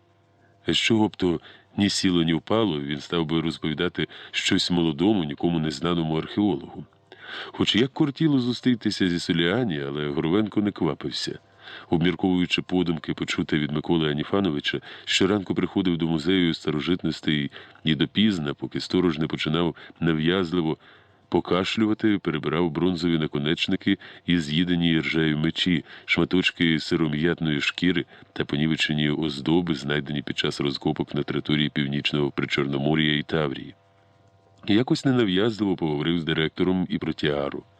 Але той тільки сказав, що до кінця своїх днів картатиме себе, що Росія втратила такий скарб. Коли Віктор сказав, що відвідувачем міг бути одесит, заперечливо захитав головою. Ні, одесит не наважився б. Місто наше невеличке, тут усі один одного знають. Аби ж то, промовив Віктор. Любив довго тинятися вечірніми одеськими вулицями, приглядатися до людей, прислухатися до розмов, не перестаючи дивуватись, що в Одесі говорять голосно, а співрозмовники поводяться так, ніби окрім них на вулицях більше нікого нема. Говорять колоритно, смакуючи словами, і часто навіть важко було зрозуміти, якою мовою, перемішуючи в цих говірках російські, українські, французькі і грецькі, і ще бозна з яких мов і говірок слова. Тільки тепер він відчув аромат унікального одеського діалекту, про який згадували мало не всі російські письменники. Якось у п'ятницю, прогулюючись по Рішельєвській, Віктор почув, що його хтось гукає. Це був Микола Аніфанович. Хитро посміхаючись, він мовив. «Знаєте, тут неподалік село Соліані. Якщо бажаєте, то можемо туди зайти. І якщо побачимо господаря, то я вас ненав'язливо познайомлю. Ви, як бачу, хлопець кмітливий. Може, щось і вивідаєте у того хитрого лиса. Тільки одна умова. Ні слова про те, що я вам розповідав минулого разу. Я б не взявся за цю справу, але і Соляні сам наразився на розмову. Запитав, чи не знаю якогось молодого археолога. Звісно, я знаю багатьох археологів, а виявилося, що одеські археологи його не цікавлять. Либонь, знову щось затіває.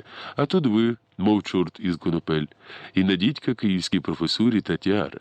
Вже б змирилися зі втратою. Що впало, те пропало. Здається, дуже зручний для вас момент. Я сказав йому, що знаю археолога з Києва, який порпається в запасниках музею. Отож, дерзайте. Як то кажуть, карти вам у руки, або, як кажуть у нашій рідній Одесі, вітру в спину. Господар зустрів їх досить привітно. Яким вітром задуло до нашого міста, по одеському вишукано поцікавився він у Віктора. Та ось вивчаю фонди археологічного музею. Чудовий музей, вигукнув Соліані. А які колекції? Хе! Та таких музеїв по всій Європі на пальцях порахуєш. От що то значить приватне захоплення колекціонуванням. Святе діло.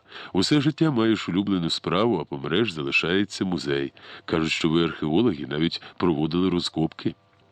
Так, було. Неподалік Мелітополя розкопали досить великий скіфський курган. І чим завершились ваші розкопки? Знайшли щось цікаве? Майже нічого. Ритуальний бронзовий казан, кілька скалок від розрощеної амфори та жменю наконечників від стріл. Тільки наступного року маю добратися до материкового ґрунту. Може, щось і знайду. Віселяні чомусь гучніше забилося серце. Перед ним стояв професійний археолог. До того ж він мав наступного року вести розкопки саме з київського кургану. Ось де він легалізує кілька нових підробок, призначених для салону Бруно Гундерса, який з таким нетерпінням чекає скіфських знахідок. Будуть йому знахідки. Я повинен з ним порозумітися і залучити до справи. Сподіваєтеся на якісь знахідки? Зацікавлено запитав Віселяні. Як і кожний археолог, який сенс копати, коли не маєш надії? Надія – велика справа. Але ж, як знаєте, майже на всіх курганах уже встигли побувати шукачі скарбів. Одні у сиву давнину, інші трохи пізніше. Не виключено, що і мій курган пограбовано. Аж надто помітний він, щоб за якихось 2000 років не привернути до себе уваги. Але попри все, щось та залишилось і на нашу долю. Зараз важливо добратися до поховання. Тільки тоді можна робити якісь висновки. Отже, маєте плани? Які там плани, байдуже відмахнувся Віктор. В археології, пане Ісоліані, як каже мій професор, зась щось планувати. Що пощастить знайти, те і знайдеш. До того ж існують різні поховання. Одних мертвих вождів тільки й того, що покривали очеретяними килимами і засипали землею, для інших складали поховальні камери з дикого каменю і перекривали дубовими балками, які везли бог зна звідки. Такі могили набивали коштовними речами, якими мав користуватися вождь чи цар у потойбічному світі. Трохи пізніше траплялось, скіфи навіть купували у греків для своїх померлих царів мармурові саркофаги. Такий саркофаг пощастило знайти нещодавно моєму колезі. З кожною хвилиною грек все більше проймався зацікавленістю до молодого київського археолога. По-перше, він уже безпосередньо вів розкопки. По-друге, і це було чи не головне, жив далеко від Одеси, тому мало міг знати про сферу підпільного археологічного бізнесу, який уже не один рік тут процвітає. А по-третє, у Відні з нетерпінням чекали на знахідки скіфських розкопок, за якими запросив на свою голову цього разу до Одеси мав приїхати сам замовник, багатий англійський колекціонер. До того ж, як довідався Соліані, ще й один із найбільших в Європі знавців скіфів.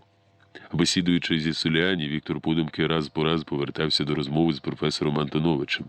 Відразу зрозумів, що перед ним і справді стріляний вовк. Обережно, слово за словом, він втягував Віктора у розмову, де було більше недомовок, ніж конкретних міркувань. Наче натякав, що має сказати ще щось, але трохи пізніше. Ставало очевидним, що Соліані якимось чином готувався до цієї зустрічі.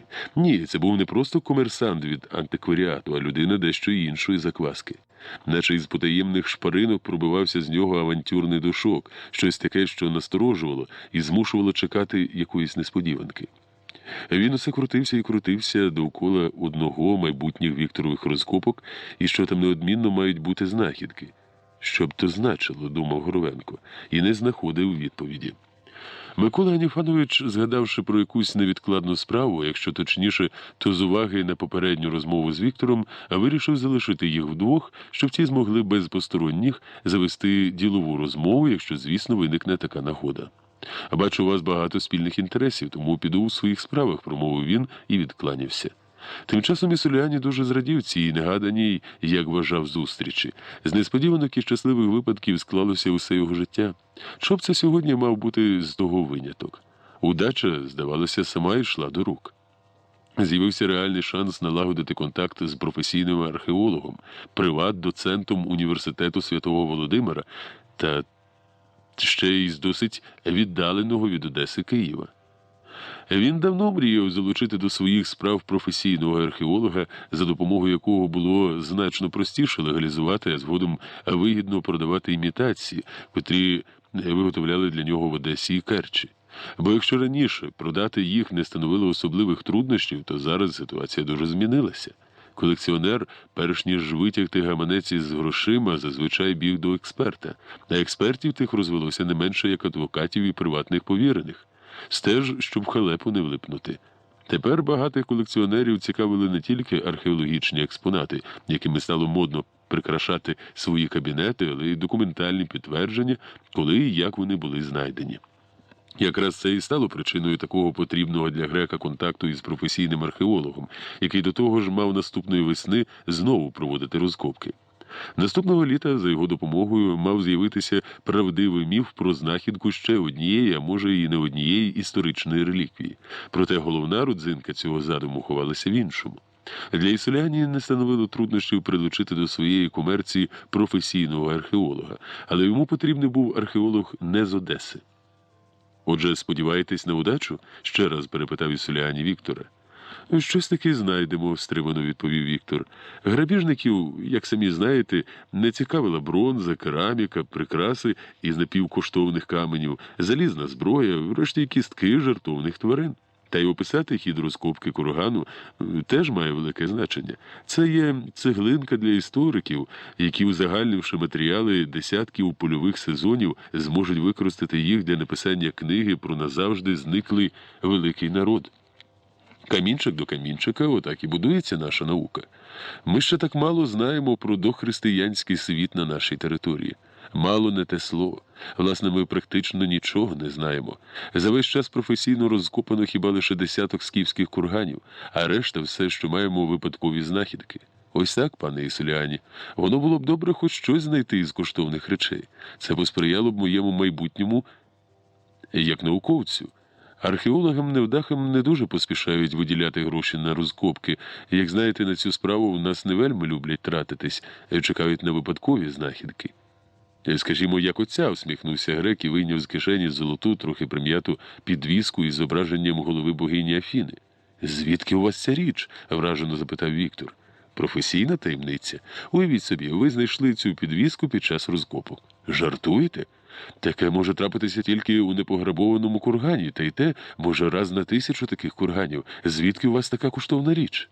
Грек ще раз усміхнувся і, витримавши паузу, пильно подивився на Віктора.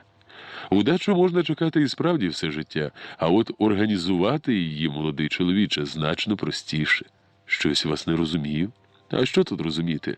Скажімо, чому б вам не заявити, що ця крихітна підвіска знайдена під час розкопок? Віктор відчув, як клубок підкочується до горла. Мерзотник, який мерзотник! Ось куди хилить. Десь придбав річ із незаконно розкопаної могили, а тепер хоче здобути для неї археологічну легенду, щоб дорожче продати. Ось як вони діють. Хотів устати і піти геть, проте якась внутрішня сила змусила Віктора вгамуватися і продовжувати розмову. Грек жваво вів далі. Я й не сумнівався, що вас зацікавить ця підвіска. А ви спеціаліст у своїй справі, я у своїй. То давайте поговоримо як ділові люди. Я готовий заплатити 500 рублів за досить таки дріб'язкову послугу. А ви, так би мовити, знаходите під час розкопок підвіску, оформляєте це документально, і вона зникає з поля вашого зору. Як це зникає? А дуже просто. Через недогляд чи ще щось, але взяла та й пропала. Ну, хтось украв, простіше кажучи. Звісно, будуть якісь неприємності, а хіба не пропадають речі під час розкопок? За всім не вгледиш. А на розкопки потрапляє всяке потолоччя без роду і племені, аби тільки лопату умів тримати в руках, чи не так? Воно, звісно, так. І я про те саме кажу. Підвіска зникла, 500 рубликів ваші. Якщо хтось присікається, то скажете, що відбулась катастрофа. На вас напали розбійники і пограбували. Варіантів багато. Тобто вам потрібна легенда про цю підвіску, підтвердження її археологічного походження? Звичайно, зрадів кмітливості співрозмовника Ісуляні. Саме так. А ви, бачу, мишей ловите. Це у нас в Одесі говорять так про розумних людей. Ви собі уявляєте, що на мене чекає у випадку зникнення такої коштовної знахідки? Уявляю, доведеться писати різні пояснення, навіть у поліцію заявити, зате і компенсація. А вже ж 500 карбованців за продану совість. Навіщо совість турбувати? Не треба про честь і совість. Нехай залишається для інших справ. 500 рубликів, як на наш час, досить пристойна сума. За інших обставин Віктор повернувся б і пішов, проте зараз, враз згадавши розмову з Антоновичем і Миколою Аніфановичем та мету свого приїзду до Одеси, не стільки зрозумів, як підсвідомо відчув, що неодмінно треба включитися у цю гру, за якою ховалося щось значно більше, ніж незаконна легалізація прекрасної античної підвіски, випадково, а може і не випадково знайденої в якомусь із міст колоній Північного Причорномор'я та Тавриди.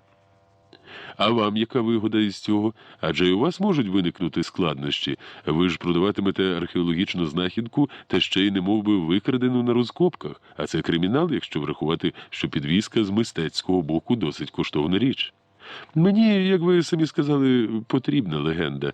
І не просто легенда про знахідку, а легенда, в яку мають повірити досить серйозні люди.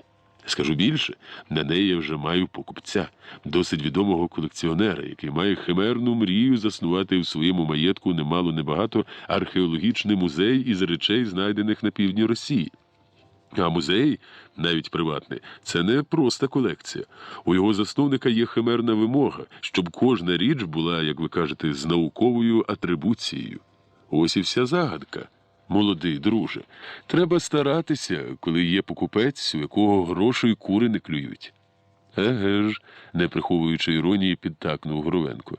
Якщо хто і засумнівається, переадресуєте до мене, мовляв, є дивак, який знайшов золоту грецьку підвіску 5 чи 6 століття до Різдва Христового, а втримати в руках не зумів. А що дивного в нашій діловій оборудці? Я хочу легалізувати і значно дорожче продати свою річ, а вам потрібні гроші. Отже, зітхнув удавано Віктор, ви пропонуєте мені здійснити невеличкий, як на ваше розуміння, але злочин. Пане Горовенко, та Господь з вами, хитро посміхнувся Ісуляні. Який це злочин? Це так, хитренька і не більша оборудка. А ви ж самі запропонували говорити відверто, без недомовок. От і кажу, ви втягуєте мене в ризиковану авантюру. Навіщо такі гучні слова? Спохмурнів Грек. Я пропоную вам вигідну справу. Зрештою, якщо не ви, то хтось інший погодиться зробити мені цю послугу за такі, а може і менші гроші. Це у нас називається послуга? Називайте, як хочете. Тільки на вашій археологічній особі клином світ не зійшовся. Археологів у Одесі, хоч греблю гати, охочого заробити на такій дріб'язковій справі завжди знайду. Не сумніваюсь, буркнув Віктор. От бачите? пожвавився Ісуляні. Краще не кваптеся, подумайте гарненько. Дурницею я б не марнував наш час. Скажу як професійний археолог. Що ви не задумали, які б міркування не мали, але підвізка має залишитися в Росії. Це безцінна археологічна знахідка. Який ви наївний молодий чоловік. Скільки у вас юнацького максималізму. Чого вас так пече? Де перебуватиме ця знахідка? В Ермітажі чи приватній колекції? Іронічно посміхнувся Ісуляні. Ця дещо дивна посмішка не залишилася поза увагою Віктора. І знову щось підказало йому, що розмова ще далеко не закінчилась, тож він мусить і далі грати роль такого собі авар'ята, який поволі здається на милість переможця. Продовжувати нашу розмову є сенс лише за однієї умови. Якої умови, перебив Віктора Грек? Ви достеменно розкажете мені про знахідку цих унікальних античних підвісок. Оце вже краще, зарадів Ісуляні. Знайдемо спільну мову. Тільки за умови дотримання моєї вимоги. Гаразд, гаразд, пожвавішав Грек. Не стану перед вами мутити воду. Так от, маєте знати, що мої речі ніякого стосунку якраз до археології не мають. Навіть навпаки, мені не хотілося б посвячувати вас у деталі, та, на жаль, доведеться. Подивіться на цю річ пильніше. Грек знову дістав з кишені підвіску і передав Віктору. Горовенко довго і уважно роздивлявся дещо потемніле від часу золоте мережево. І що скажете? Прекрасна робота, що тут скажеш? Античні майстри у всьому мали смак. Ви впевнені? Впевнений. Чому ж? А бачу схожу річ в Ермітажі. Є подібне зображення і в античному альбомі Легрена. Це унікальна антична підвіска. Ця підвіска, молодий чоловіче, така ж антична, як оця ложечка для цукру, кивнувши на чашку з кавою, з іронією промовив Грек. Недоречний жарт, пане Ісуляні. Я зовсім не жартую, Вікторе. Підвіску, як і декілька інших речей, хай мені Бог простить, я маю намір продати досить багатому колекціонерові і цукрозаводчику. І не шукайте в ній античної краси і довершеності. Ця краса і довершеність – справа рук сучасного майстра. А те, що підвіски мають прадавній вигляд, і навіть оця ум'ятина – то мій професійний секрет. Це не більше як прекрасна імітація під антику. Я тому і звернувся до вас. Для доброї ціни цієї імітації, яку навряд чи викриє найдосвідченіший експерт, потрібна добра біографія. І якщо ви, як археолог, так би мовити, привезете її моєму клієнту із літніх розкопок, самі розумієте, як зросте ціна на таку річ. Віктору не хотілося вірити почутому. Тим часом Ісуляні продовжував, ані трохи не лякаючись, як поведе себе далі Віктор. Збувати такі речі дуже складно, навіть складніше, ніж їх виготовляти. У ювелірів своє мистецтво, у комерсантів своє. Мені без легенди про знахідку не обійтися, адже йдеться про товар делікатний. Делікатний? Це так ви називаєте фальсифікати? Особливо зараз, коли з'явилися публікації про підробки античних речей? Навіщо ж так грубо, Вікторе? Мова йде не більше, ні менше, як про сучасні витвори мистецтва. Тільки, на жаль, сучасні витвори значно дешевші безцінної антики. І ви це чудово знаєте. Еге ж, намагаюся усвідомити вашу логіку. Підбиваєте мене на злочин і водночас закликаєте до делікатності. Зі злом кинув Віктор. Про злочин ви даремно. Хіба то злочин, коли є люди, які хочуть купити антику? Таких речей мало. На всіх бажаючих не вистачить. От я, мов той в'юн, кручусь, щоб задовольнити колекціонерські інтереси. Щиро вдячний за таку довіру, посміхнувся Віктор. Тільки звідки маєте впевненість, що я отак узяв і повірив, що ваша підвіска – фальсифікат? Інтуїція, чи як ви її там називаєте, доброзичливо відповів Ісуляні, і знову ж таки, хіба завадять гроші молодому чоловікові? Це ви вже говорили. Однак досить дивно, що ви так довірилися мені. А що, власне, я втрачаю? Побіжите до поліції? А які маєте докази? Про мене знаєте, у поліції вже всяке говорили, а чому довірився? Знаю, що ви, як професійний археолог, не любите колекціонерів. Вони завжди були удачливіші за вас, здобували за гроші те, чого вам не вдавалося знаходити за все життя. Хіба не вартість зробити капость хоч одному із пересичених збирачів археологічних знахідок? То згодні чи як? Віктор не знав, що йому відповісти. Перед ним сиділа людина, від кожного слова якої віяло відвертою брехнею. Це був не просто торговець краденими історичними і мистецькими раритетами, а шахрай, який гендлював однаковою мірою як коштовними історичними раритетами, так і фальсифікатами. І хто зараз переконає його, що ота підвіска лише добре виготовлена у підпільній майстерні підробка із золота, чи він тримає в руках справжню унікальну річ античного майстра? Очевидним для Віктора в цю мить було тільки те, що він розмовляє з одним із тих, проти кого майже безуспішно борються вчені всього світу. Це представник підпільного світу, де народжувалося і йшло у світ чимало історичних підробок, що, мов снігова лавина, засипали приватні колекції і музейні експозиції. Здавалося, не існувало сили, яка б могла перепинити цю лавину. Підвіска, яку показав Ісоліані, якщо вона справді фальшива, свідчила, що справа з фальшивками в Одесі поставлена на досить солідну основу. Одні їх виготовляли, другі створювали легенду, треті збували. «А гроші мені дійсно не завадять», – сказав якось Спроквола. «Можливо, я б пристав до вашої пропозиції, але маю бути впевненим, що серед речей, призначених вами на продаж, не буде справжніх історичних і археологічних раритетів», – без поспіху продовжив Віктор. «Даю чесне слово», – мало не підскочив від радощів Ісоліані. Віктор пильно подивився на співрозмовника. «Тільки де гарантія, що ці речі підробки? Мені важко повірити, що підвіска – фальсифікат, і, не маючи у тому впевненості, не можу перебороти своє сумління і дати згоду. Одна справа і, справді, всучити якомусь колекціонерові імітацію античної знахідки, як ви делікатно про такі речі кажете. Інша – продати справжню археологічну знахідку, тобто обікрасти археологію як науку». «Ну, тут ми порозуміємося», – панібратськи обняв Віктора за плечі Ісоліані, збагнувши, що справу майже полагоджено. «У вас, як у тієї дівки на виданні, і хочеться і колеться». «Пане Ісоліані, я кажу дуже серйозно», – став у позу Віктор. «Гаразд, Вікторе», – заспокійливо посміхнувся грек. «Була б принципова згода, а про решту двоє розумних людей завжди домовляться. Якщо я вас правильно зрозумів, вам потрібні докази, але ж зрозумійте і мене. Яка ж то підробка, якщо її можна розпізнати з першого погляду? Через мої руки, з вашого дозволу, проходять справді бездоганні речі. Жоден експерт ще не засумнівався щодо них. Можете мене засуджувати, можете зневажати, але це моя комерція, і роблю її належно, як годиться комерсанту, і маю з того добрий зиск, дбаючи про подальшу репутацію і свого імені, і своєї, нехай невеликої, а таки фірми. А вже ж, якщо не я, то хтось інший взявся б за це. Фальсифікати мистецьких творів та історичних реліквій були здавна і будуть, аж поки існуватиме колекціонерська сверблячка, незалежно від того, як ми до цієї справи ставимося». Віктор, трохи помовчавши, запитав: «А чим ви мене переконаєте, що мої археологічні біографії, так би мовити, будете доклеювати виключно до фальсифікатів? Та й, власне, де гарантії, що мова йде про фальсифікати? Щось дуже вони у вас вправні». Несподіване запитання дещо заскочило грека, який зрозумів, що без відповіді розмова далі не піде. Треба було блискавично вирішувати серйозну, а може навіть небезпечну дилему.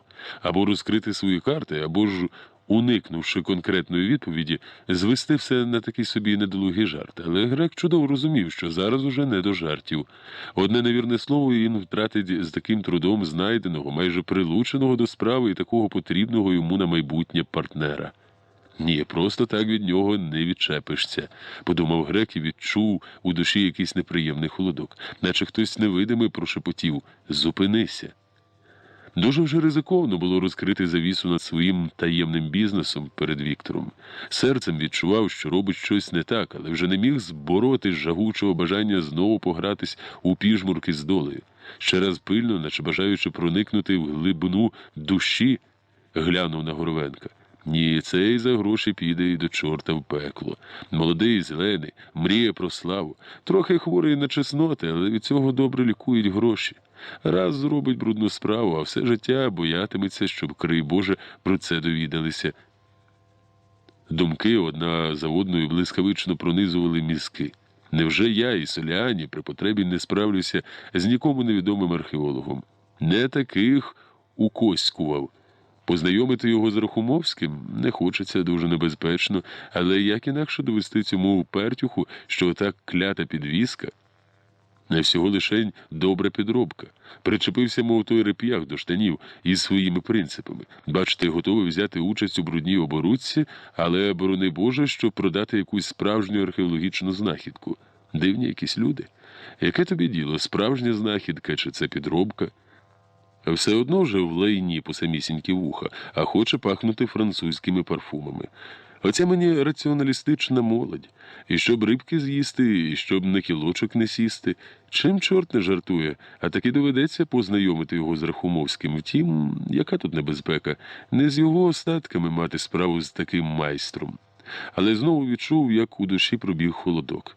Аби грек знав у ту мить, який несподіваний поворот чекає на цю справу у майбутньому. Аби знав, то 10-ю дорогою обійшов би Горовенка з його принципами.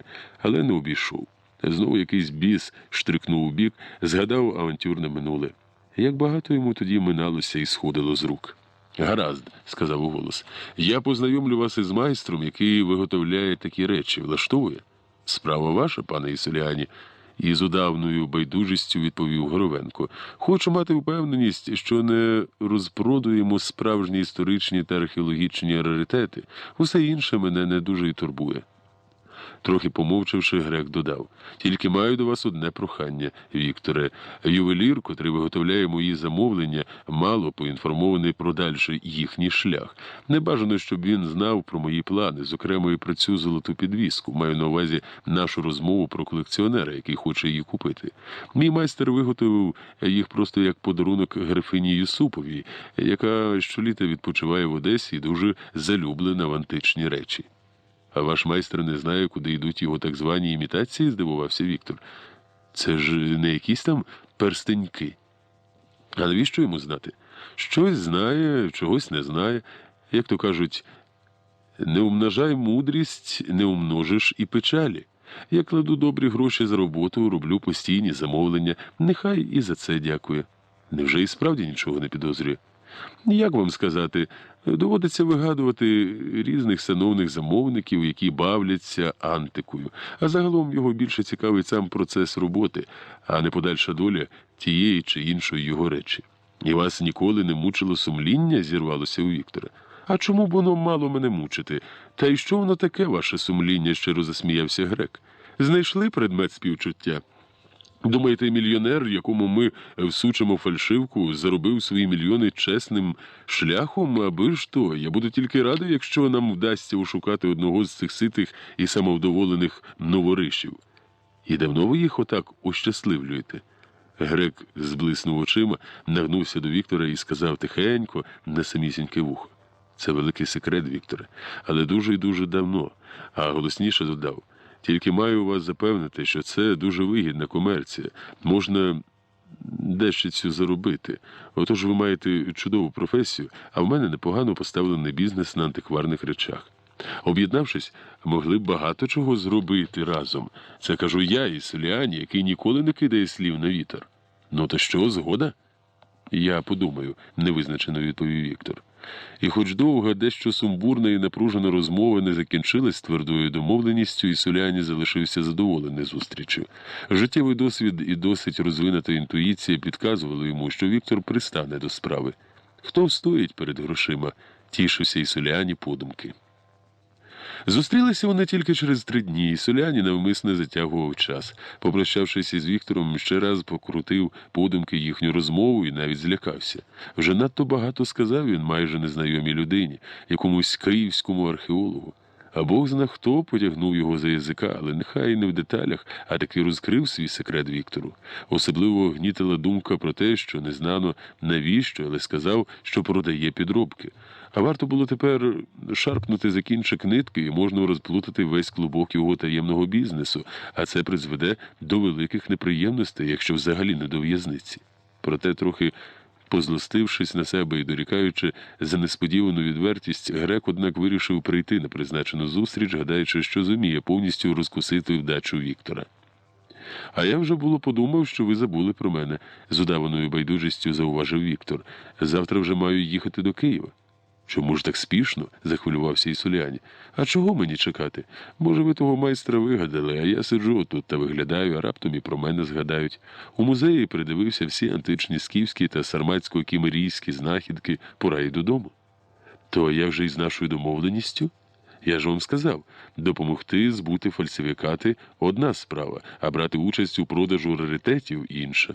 Продавати археологічні знахідки я категорично проти. Оце і є моя остаточна відповідь.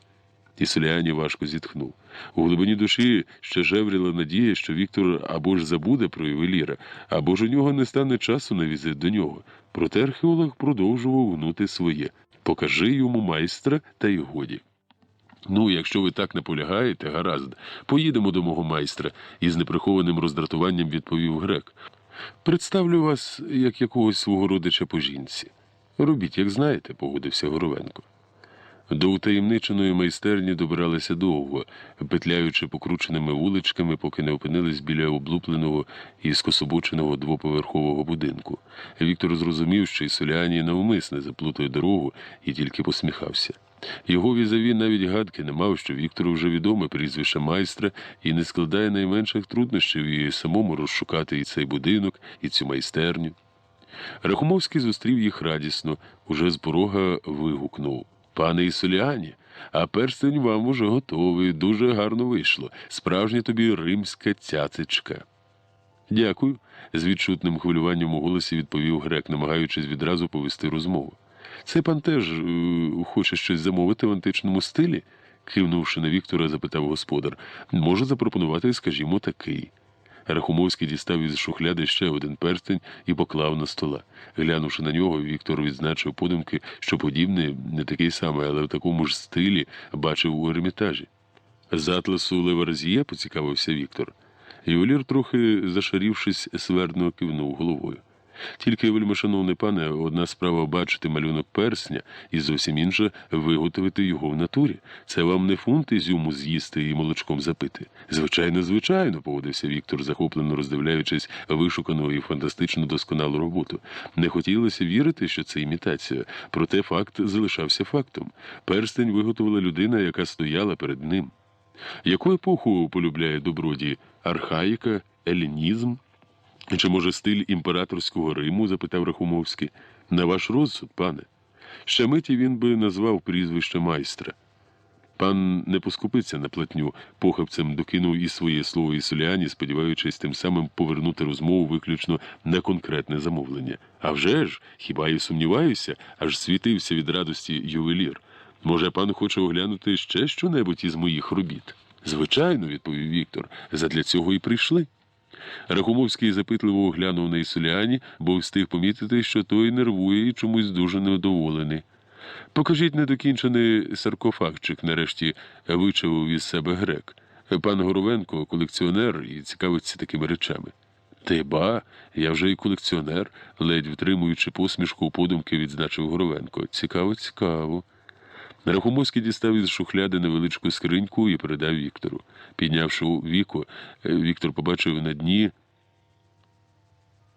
крихітний золотий саркофаг, що, здавалося, просвічувався наскрізь.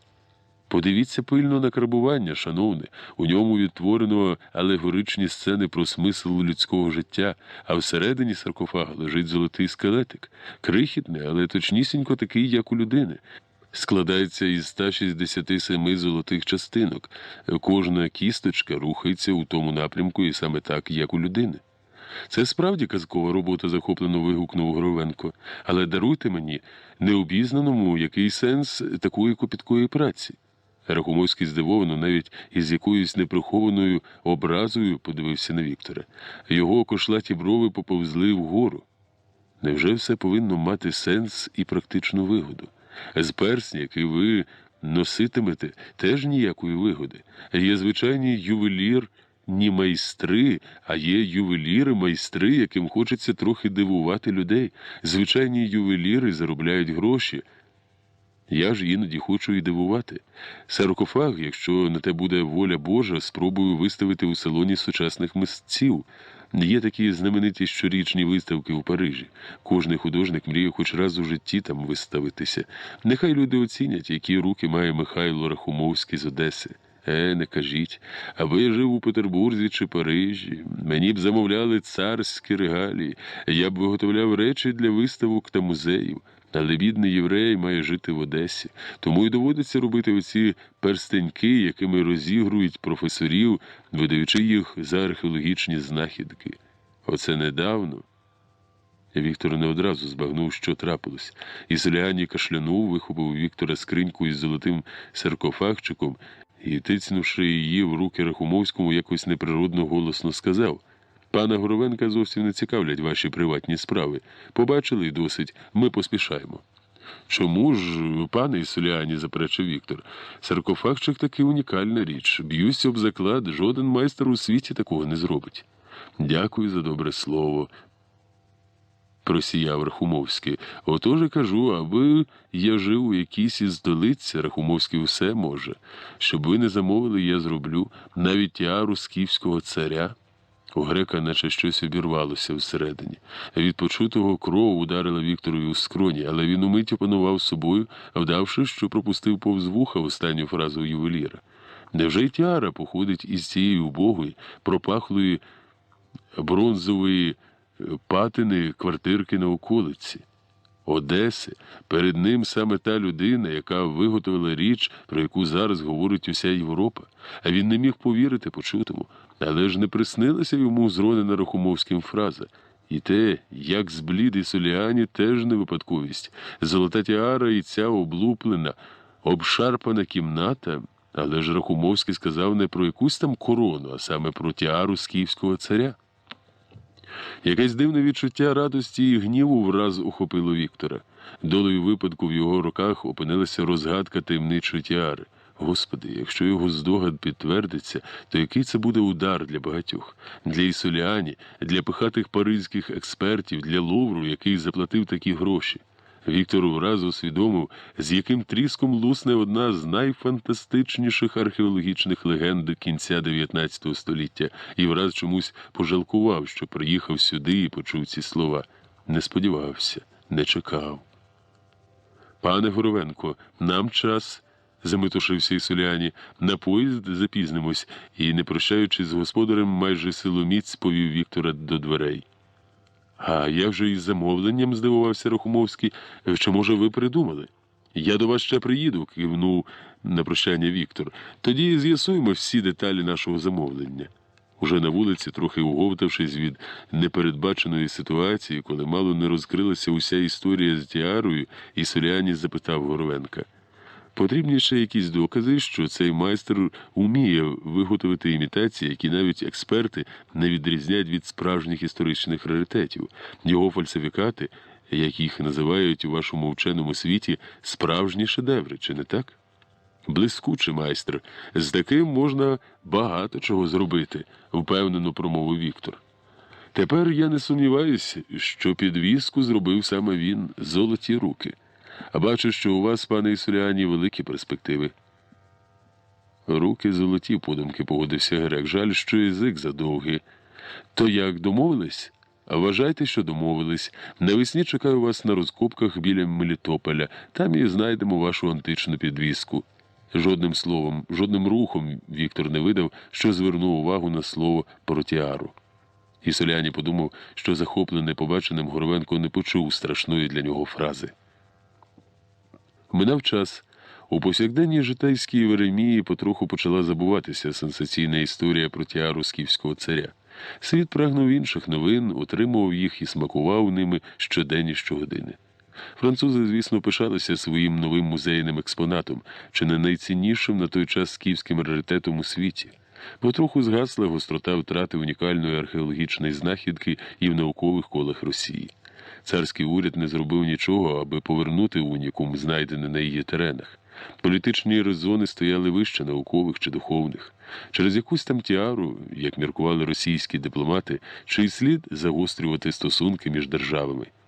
Вікторова розповідь про відвідини майстерні Рахумовського ошелешила професора Антоновича.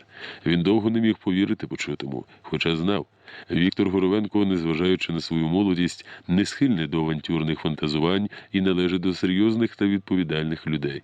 Але з іншого боку, тіару купив не якийсь там провінційний музей чи приватний колекціонер, який поскупився на оплату експертам, а Лувр, де атрибуцією займаються найвидатніші знавці античного мистецтва, музеєзнавці та історики зі світовими іменами. Цього теж не можна було скидати з рахунку. Антонович знову і знову аналізував факти, пов'язані з тіарою. Поки що жоден з них, за винятком кинутої Рахумовським фрази про тіару скіфського царя, яку почув Віктор Горовенко, не давав підстав для сумнівів у тому, що це справжня антична річ. Фраза, сказана невідомим одеським ювеліром, не могла стати серйозним аргументом для європейських експертів.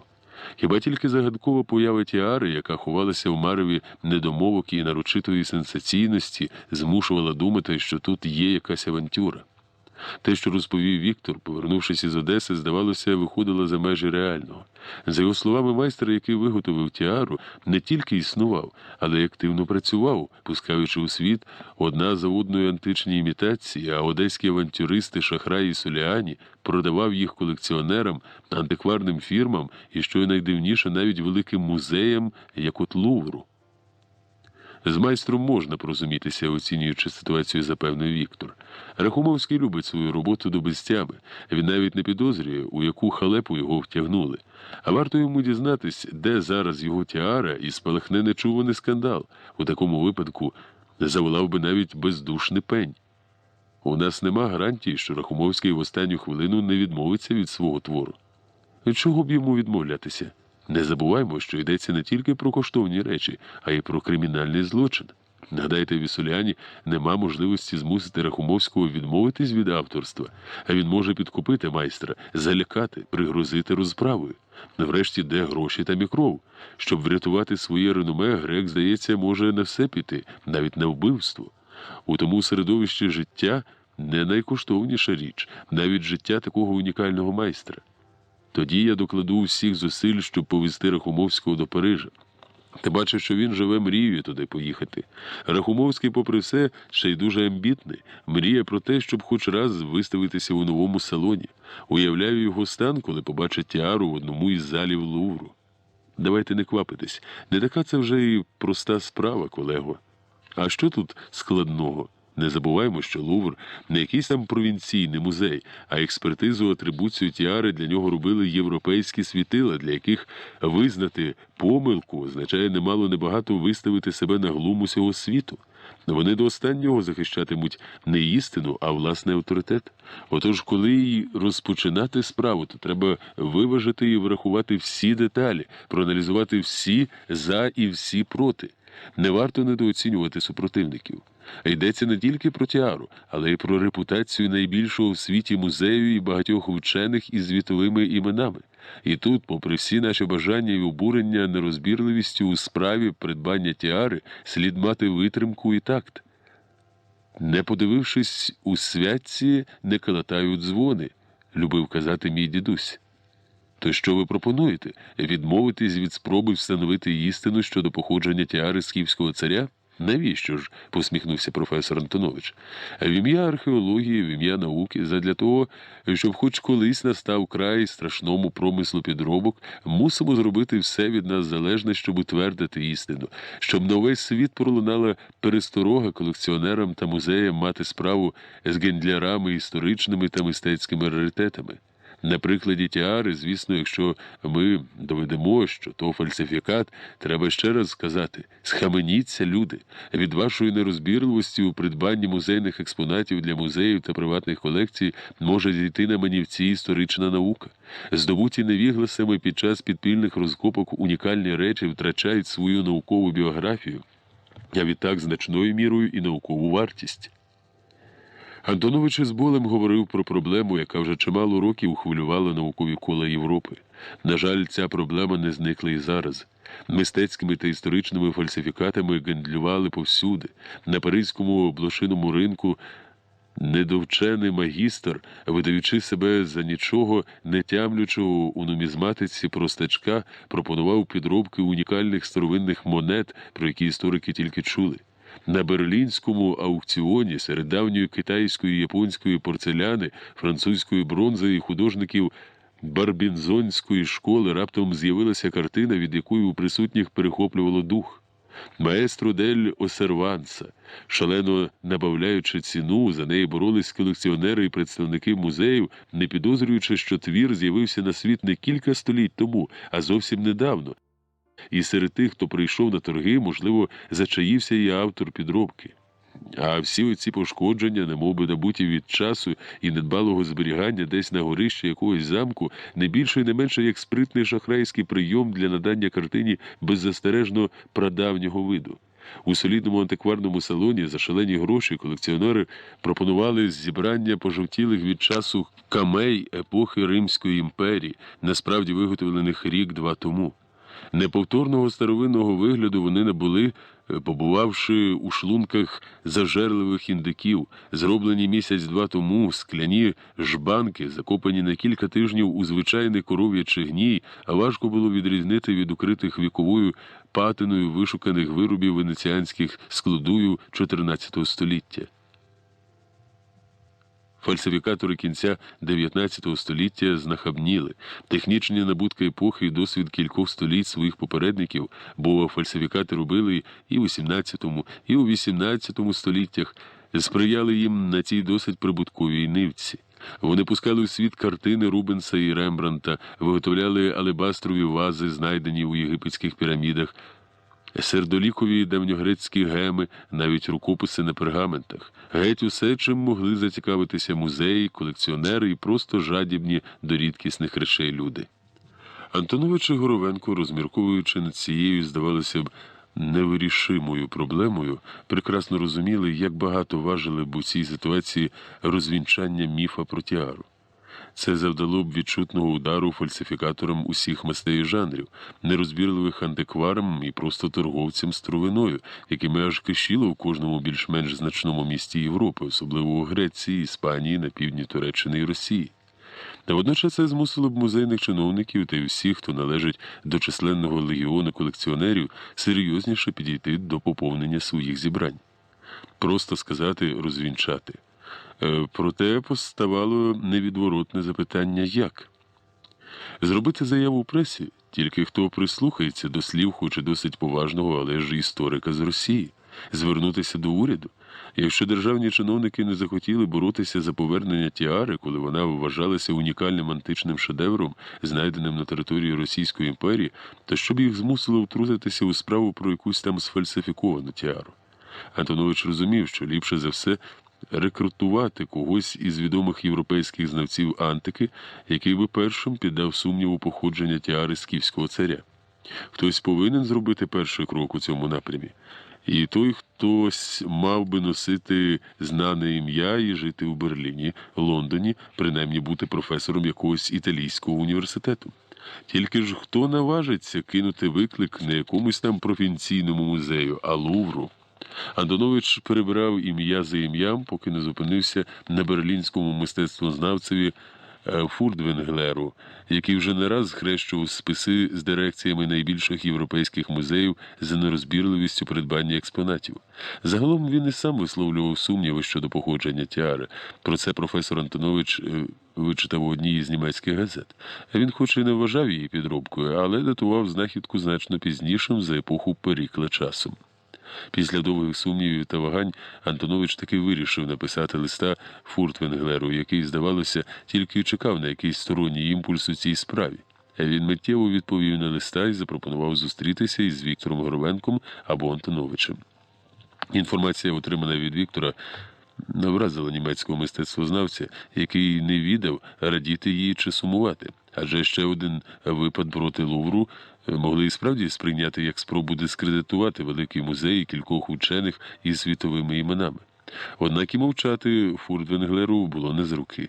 Як справжній вчений він не міг пропустити повз увагу таку карколомно-сенсаційну інформацію з Росії. Звісно, вона була поки що на рівні такої собі гіпотези, і все ж десь далеко на видноколі з'явився якийсь просвіток в історії досить дивної появи самої тіари.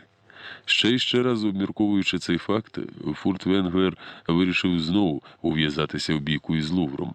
Йому хотілося не тільки розвінчати нерозбірливість Паризького музею. Антонович і справді мав великий резон, коли писав, що цей прецедент може серйозно вплинути на рівень атрибуції історичних реліквій. Ставало очевидним, що фальсифікатори значно випередили експертів. Можна було чекати, що невдовзі з'являтимуться все й нові підробки, бездоганне виготовлення яких введе в оману не тільки колекціонерів, але й серйозних знавців античного мистецтва, істориків. І з цим хтось мав боротися. Хто ж, як не я, подумки розмірковував Фуртвенглер. Хіба мені вперше? Невдовзі в одному з інтерв'ю у берлінській газеті Фуртвенглер назвав тіару скіфського царя Сейтафарна річчю сумнівного походження і натякнув, що має про це достеменні факти. Але до ще однієї, тепер уже власної експертизи, він їх не оприлюднить. Та, як на нього, музей придбав грандіозний історично-мистецький фальсифікат, виготовлений на півдні Росії, де зараз знаходиться центр підробок скіфських, кімерійських та сарматських реліквій. Інтерв'ю Фуртвенглера не залишилося непоміченим. Парламент Франції, враховуючи, що Лувр мав бути як дружина Цезаря поза підозрою, забажав конкретних роз'яснень у цій справі. Наполягали на цьому і політичні партії з огляду не на те, що гроші, заплачені за тіару скіфського царя Сейтафарна, належали не комусь особисто, а платникам податків, і на цій справі можна було набути певний капіталець на майбутніх виборах. У Луврі, почувши про демарш відомого в наукових колах берлінського мистецтвознавця, не могли відмовчуватися. Цього б не зрозуміли ні французи, ні світова громадськість. А як не викручувався директор національних музеїв Франції Кемфен, проте обставини змусили його дозволити Фуртвенглеру особисто ознайомитися із скіфським надбанням. Нехай обстежує, нервуючи сам, заспокоював Кемфен колег. Це стане нам тільки на користь, а висновок Фуртвенглера дозволить остаточно припинити розмови про походження тіари. Комусь вигідно сумніватися в істинній цінності нашого придбання, а кому – добре знаємо. Кільком німецьким та російським археологам. Їх, зрештою, можна і зрозуміти. Така коштовна річ і не в Берлінському музеї, не в Ермітажі, а саме в Луврі. То у них черговий приступ патріотизму. Тим часом Фуртвенглер, відкинувши емоційні міркування щодо краси і довершеності тіари, старанно вивчав сантиметр за сантиметром золоте карбування, промацував кожну деталь прискіпливим, урівноваженим поглядом вченого. На відміну від своїх попередників, шукав не доказів, які б ріднили тіару з античним мистецтвом, а навпаки, рис, що могли різнити її від витворів давніх майстрів.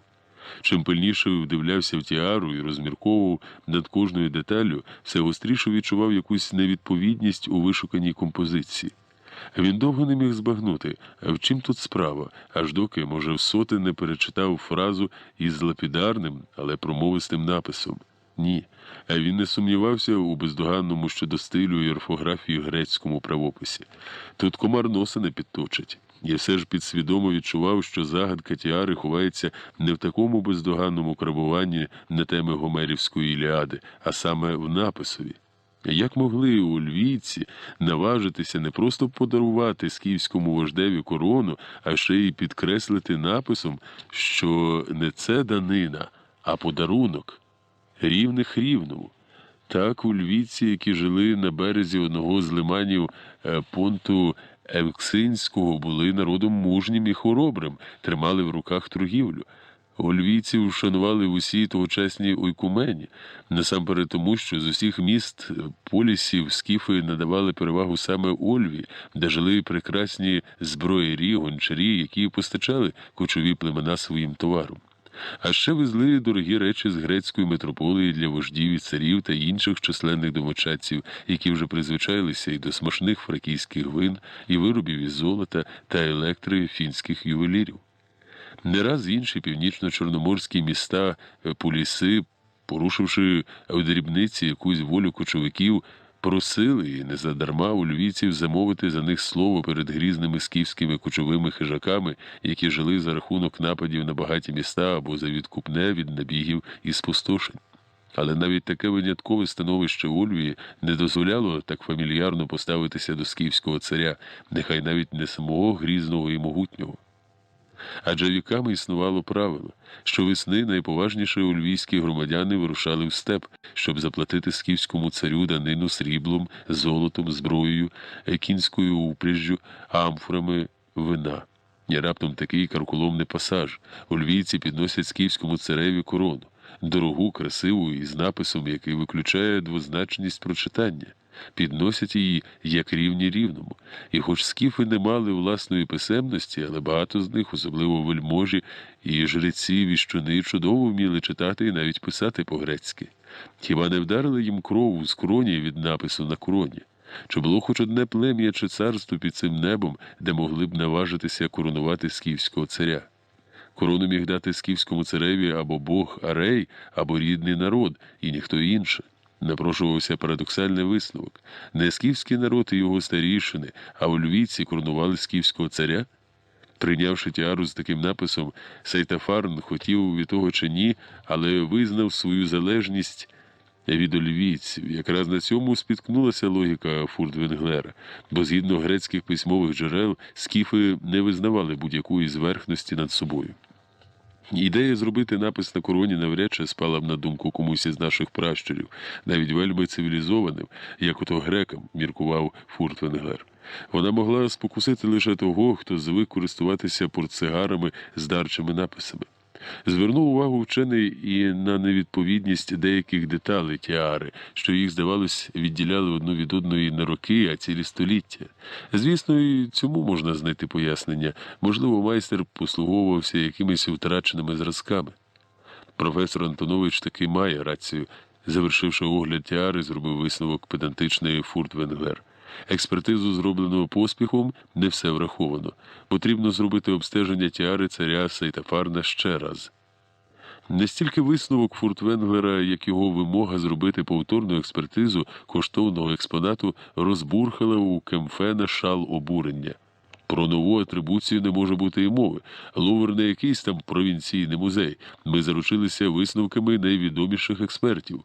Знаю, спокійно кивнув головою Фуртвенглер. Тільки окрім уже сказаного, мушу додати. Київський історик Антонович наполягає, що тіара – фальсифікат, виготовлений десь в Одесі. Навіщо жартувати, скипів Кемфен.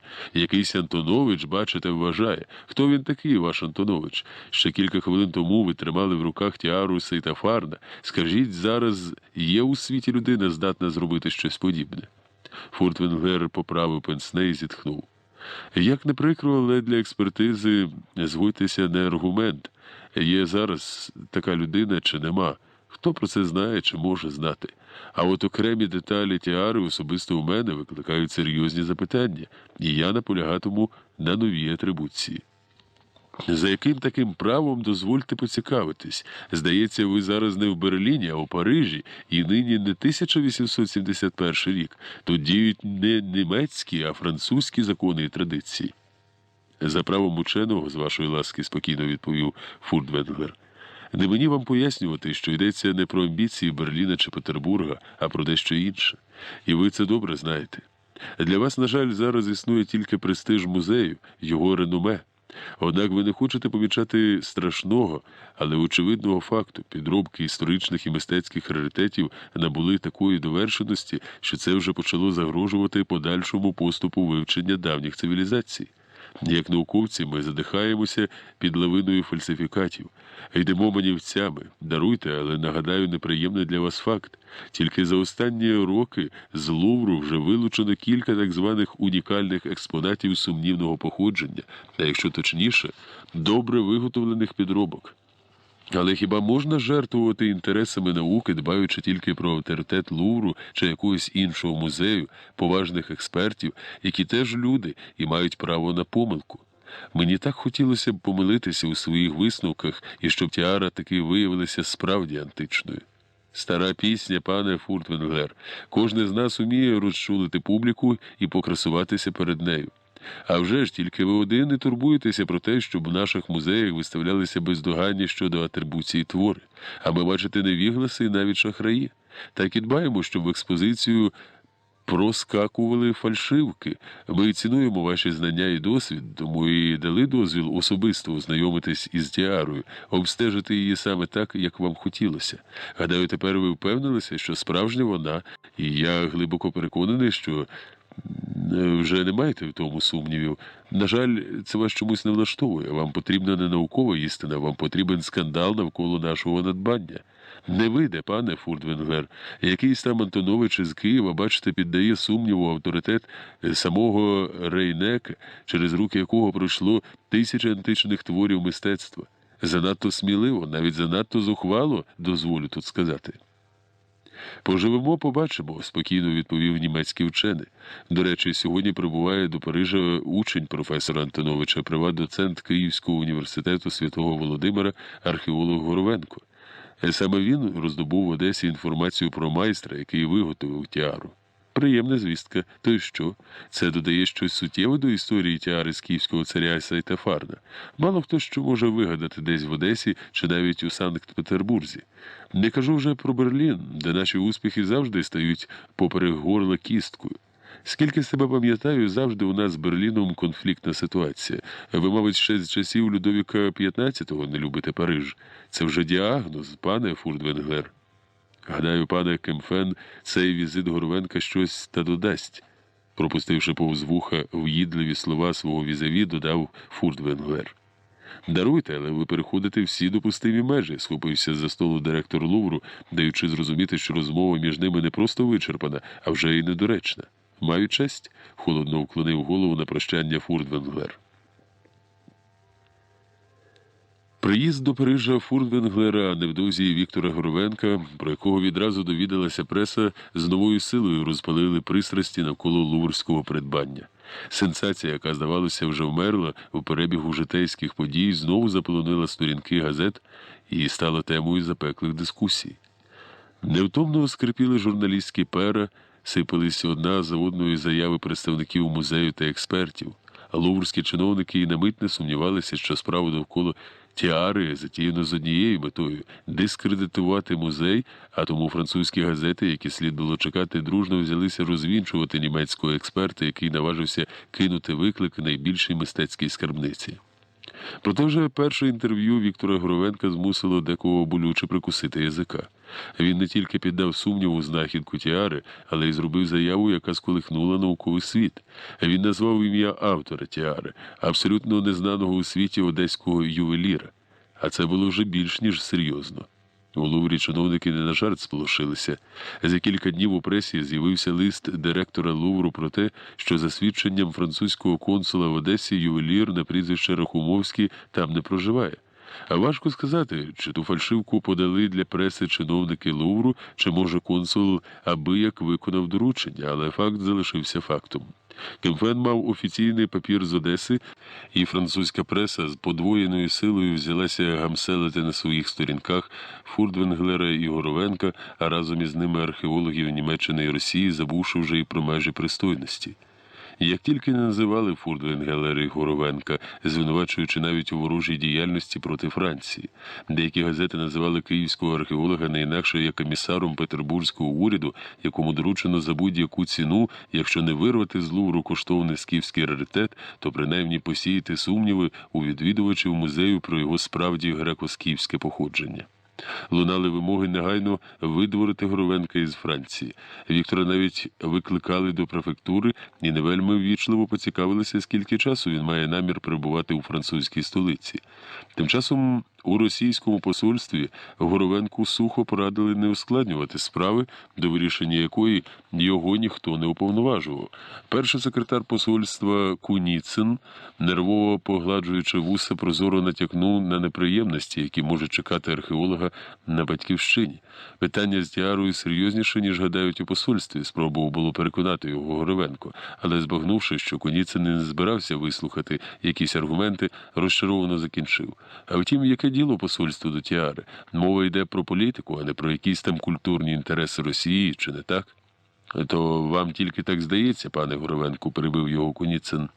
Ваша затія може відбитись на дружніх стосунках між Росією та Францією. Париж не залишить без уваги підрив свого державного авторитету, навіть у таких дрібницях. І це ви називаєте дрібниці? Здивовано вигукнув Віктор. Для посольства, може, це і дрібниці, але не для вчених. А ви ж прекрасно розумієте, що фальшивки завдають непоправної шкоди у вивченні давніх цивілізацій, історії великих народів, які зникли з лиця землі. Можливо, процідив крізь зуби Куніцин. Я з вами не хочу, та, власне, і не збираюся дискутувати, і все ж маю дати гарну пораду. Якомога швидше залишити Париж і навіть Францію. Це буде дуже корисним для Росії. Нам тут досить інших проблем. Знаєте, навіть політичні іммігранти приносять нам значно менше зла, ніж ви із своєю недолугою витівкою розвінчати Лувр. Мені згадується одна байка Крилова. Чудово знаєте, яка. Гадаю, ви згадали байку про моську і слона. Її знає кожний, хто вчився в російській класичній гімназії, чи не так, дотепно, але досить гостро дістав дипломата Віктор. Отож хочу ще раз наголосити, де вже вам змагатися із Лувром, і себе, і Росію виставити на глум, поки не пізно підхоплюйте свої валізи і їдьте геть із Парижа. Їдьте і не каламутьте тут воду. Даруйте, але зараз це неможливо. З дня на день сюди прибуде Рахумовський. Ви вірите в існування якогось міфічного Рахумовського? Роздратовано запитав Куніцин. Посольство теж не сидить, склавши руки. Ми зробили запит в Одесу. Ні про якого Рахумовського там не чули і не знають. Заявляють це вам офіційно. Але ж я з ним зустрічався особисто. То й що? Мало яким ім'ям хтось може себе назвати. Проте Куніцин говорив неправду. Ще вранці він особисто читав депешу одеського губернатора про ювеліра Рахумовського, як про винятково талановитого майстра, який справді виготовляє імітації історичних речей, та так, що їх визнають за унікальні археологічні знахідки. Але зараз Куніцин мав неодмінно переконати цього занадто активного київського археолога негайно покинути Париж. Чиновники французького міністерства закордонних справ дали зрозуміти, що історія з тіарою зайшла занадто далеко і може мати непередбачувані наслідки для стосунків між двома державами, і натякали, що російському посольству краще б нейтралізувати скандал, який розбурхувався пресою з кожним днем усе більше і більше. Щодо Рахумовського було вирішено відразу ж по прибутті до Парижа посадити його на зворотний поїзд і в супроводі одного з працівників посольства через Марсель повернути до Одеси. Раджу вам зважити всі за і проти, перш ніж знову підете до Лувру, пане Горовенку, прощаючись, сказав погрозливим тоном Куніцин. Дякую за пораду. Я не затримуюсь у Парижі довше, ніж цього вимагатиме справа. Маю честь. Подальші події розвивалися з навальною стрімкістю. Навіть паризька преса не встигала за ними. Піднімалася завіса перед останньою дією напруженої драми, яку одні сприймали тільки як сварку у шляхетному сімействі вчених, інші вважали напрочуд серйозним актом у боротьбі з вже осатанілими фальсифікаторами так званих історичних реліквій. Чи то не спрацювала таємна агентура, чи, може, Рахумовському пощастило розминутися з нею, та все ж Віктору вдалося без пригод зустріти марсельський поїзд і радісно усміхненого, ошелешеного закордонними дивами Рахумовського. Появу у французькій столиці одеського ювеліра Рахумовського, існування якого донедавна так упевнено заперечувала адміністрація Лувру і російське посольство, було для журналістів і для людей, що пильно стежили за скандалом, мов грім серед ясного неба. Преса підняла нечуваний галас, звинувачуючи у приховуванні правди французьке чиновництво, яке так упевнено доводило, що ніякого Рахумовського на світі не існує. У добре продуманій обороні Лувру з'явилася суттєва прогалина. Тим часом один з депутатів парламенту подав офіційний запит до уряду про скандальну історію довкола недавно купленої у Відні тіари скіфського царя Святофарна, вимагаючи для громадськості вичерпної відповіді, справжня вона чи фальшивка. Адже тіару купили за гроші платників податків, а французький буржуа не вельми полюбляв, щоб його хтось ушукував. Кемфен викручувався, мов вуж, але тепер йому нічого не залишалося, як погодитись на нову експертизу. До авторитетної комісії увійшли, окрім знаменитого Рейнека, кілька відомих знавців античного мистецтва з Лондона, Відня та Рима. Залишилося призначити день і годину. Горовенко вирішив не відразу посвячувати Рахумовського у скандальну справу, до якої той був мимоволі причетний і задля якої його, власне, і привезли сюди. До Парижа його витягли обманом, скориставшись досвідом Ісоліані. Віктор виступив від імені якогось міфічного польського графа, котрий ось уже багато років не покидає свого паризького палацу, але хотів замовити копію якоїсь безцінної родової реліквії, знищеної за розпорядженням російського імператора Миколи І, який наказав переплавити усі захоплені генералом Паскевичем фамільні скарби польських магнатів-повстанців. Хотів обговорити з ним солідне і дуже цікаве замовлення, яким Рахумовський відразу зацікавився і, попри свою інфантильність до поїздок, відразу почав збиратися до Парижа. Це був обман, але задля праведної справи. Одеський майстер з радістю погодився, маючи надію водночас розмістити на виставці нового салону свій унікальний золотий саркофаг із скелетом людини. Роботу, над якою досить довго працював і вважав її навіть значно складнішою за тіару. За кілька днів після приїзду Віктор повів Рахумовського до Лувру. Це був жорстокий задум, але саме цей візит мав врешті розкрити завісу над таємницею тіари. Ідучи до Лувру, Рахумовський був щасливий, мов маленька дитина. Збулася його давня і, здавалося б, нездійсненна мрія побувати в цьому найзнаменитішому музеї світу. Ходили великими залами серед античних скульптур та картин епохи відродження, і Рахумовський захоплено роздивлявся експонати. Найдовше він прикипав очима до вітрин з античними ювелірними виробами. Тим часом Віктора не полишала думка, що зробить Рахумовський, несподівано побачивши в одній із вітрин тіару. А може, кинута в Одесі фраза під час їхньої зустрічі тільки недолуга фантазія, як багато залежало зараз від цієї екскурсії до Лувру. Чи засвітить Рахумовський своє авторство? А якщо розповідь про харківських професорів, яку він почув минулої осені в Одесі, лише добре замаскована легенда у цій заплутаній і ще далеко не у всьому з'ясованій шахрайській справі, невже промовчить, а вдасть, що не помітив тіару? Чим ближче вони підходили до зали, де експонувалася тіара, тим гучніше билося серце у Віктора. Крок, ще крок, і раптом на увесь зал, заповнений юрбою екскурсантів, пролунав зойк. «Цього не може бути, не може бути! Це ж моя тіара!» Рахумовський розпачливо озирався довкола і повторював, мов поведене: «Не може бути, це ж моя тіара!» Люди, не розуміючи, що трапилось, оточили Рахумовського, який очманіло дивився на вітрину, де під грубезлим склом сяяв один з найпопулярніших останнім часом луврських експонатів. «Цього не може бути», – затято повторював знову і знову. «Це я її зробив, ось цими руками, чуєте, цими руками». Рахумовського ніхто не розумів, але відвідувачі, які оточили цього вже немолодого чоловіка з борідкою, у геть немодному лапсердачку і окулярах, відчули, що він якось причетний до тіари. Дехто навіть дещо знав про скандал довкола цієї винятково красивої античної речі. Віктор спробував вивезти Рахумовського з музею, але той наче прикипів до вітрини. «Як вона тут опинилася? Скажіть мені, скажіть, як опинилася в Луврі моя тіара?» Це довга історія, пане Рахумовський. Можу сказати тільки одне. Лувр її придбав як одну з найкоштовніших археологічних знахідок останнього часу на півдні Росії, спробував пояснити Віктор. «Не може бути!» – з відчаєм у голосі повторював Рахумовський. «Такого не може бути! Яка знахідка? Вона зроблена моїми руками, у моїй майстерні, як подарунок якомусь харківському професору. Невже він виявився таким негідником?» «Можливо, і не він, пане Рахумовський». «Цього не може бути», – знову повторив ювелір.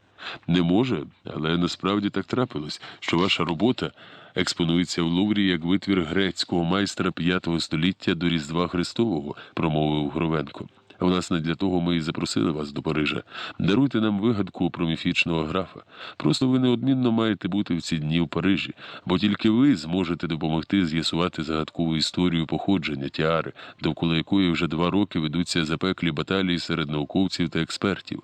Пам'ятаєте наш візит зі Соліані до вашої майстерні? Тоді ви мимохідь кинули фразу про тіару скіфського царя. То був кінчик ниточки, за який ми почали розкручувати клубок цієї авантюрної справи».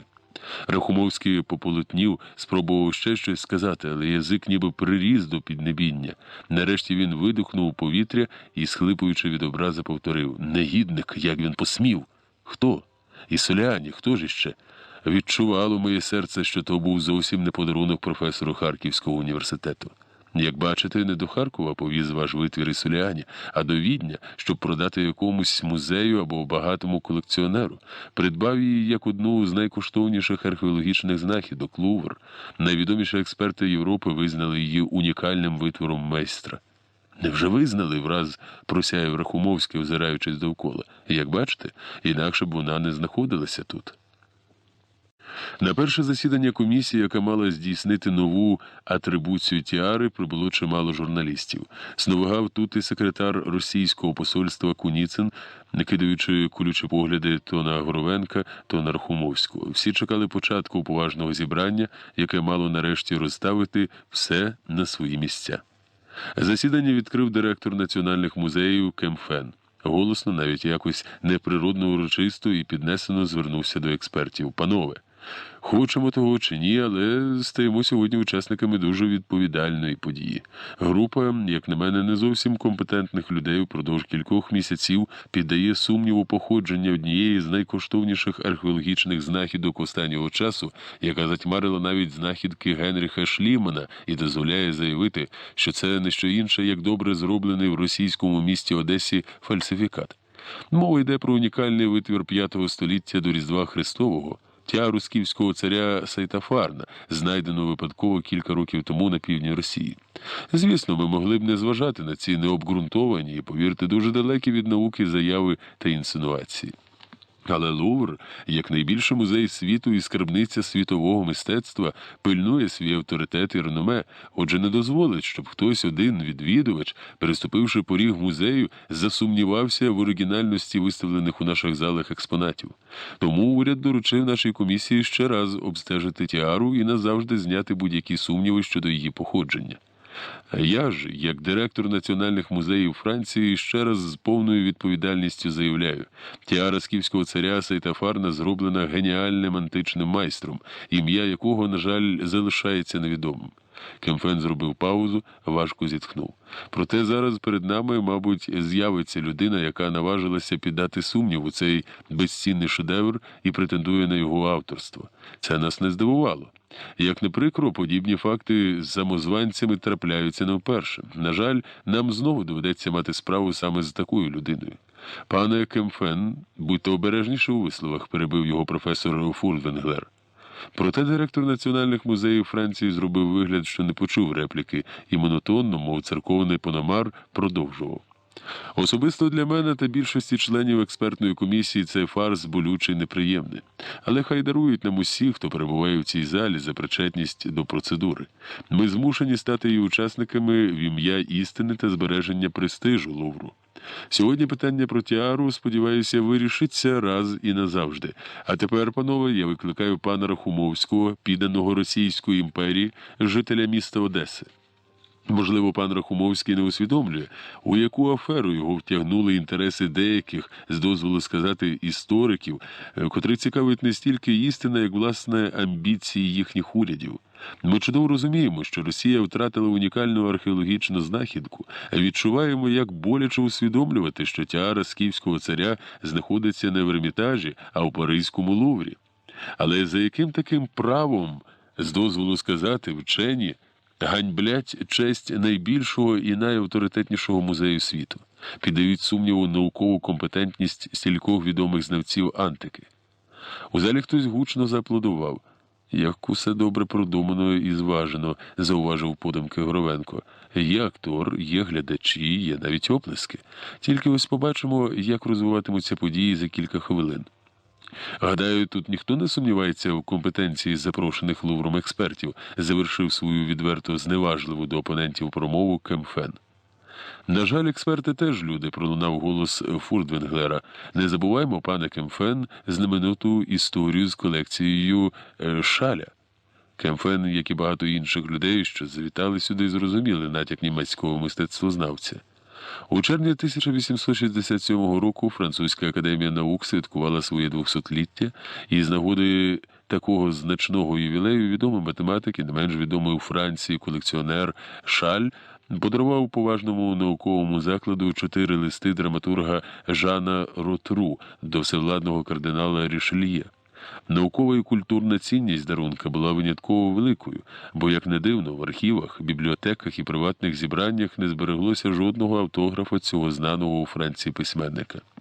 Через деякий час Шарль передав академії ще кілька автографів, цього разу епістолярію математика і фізика Паскаля.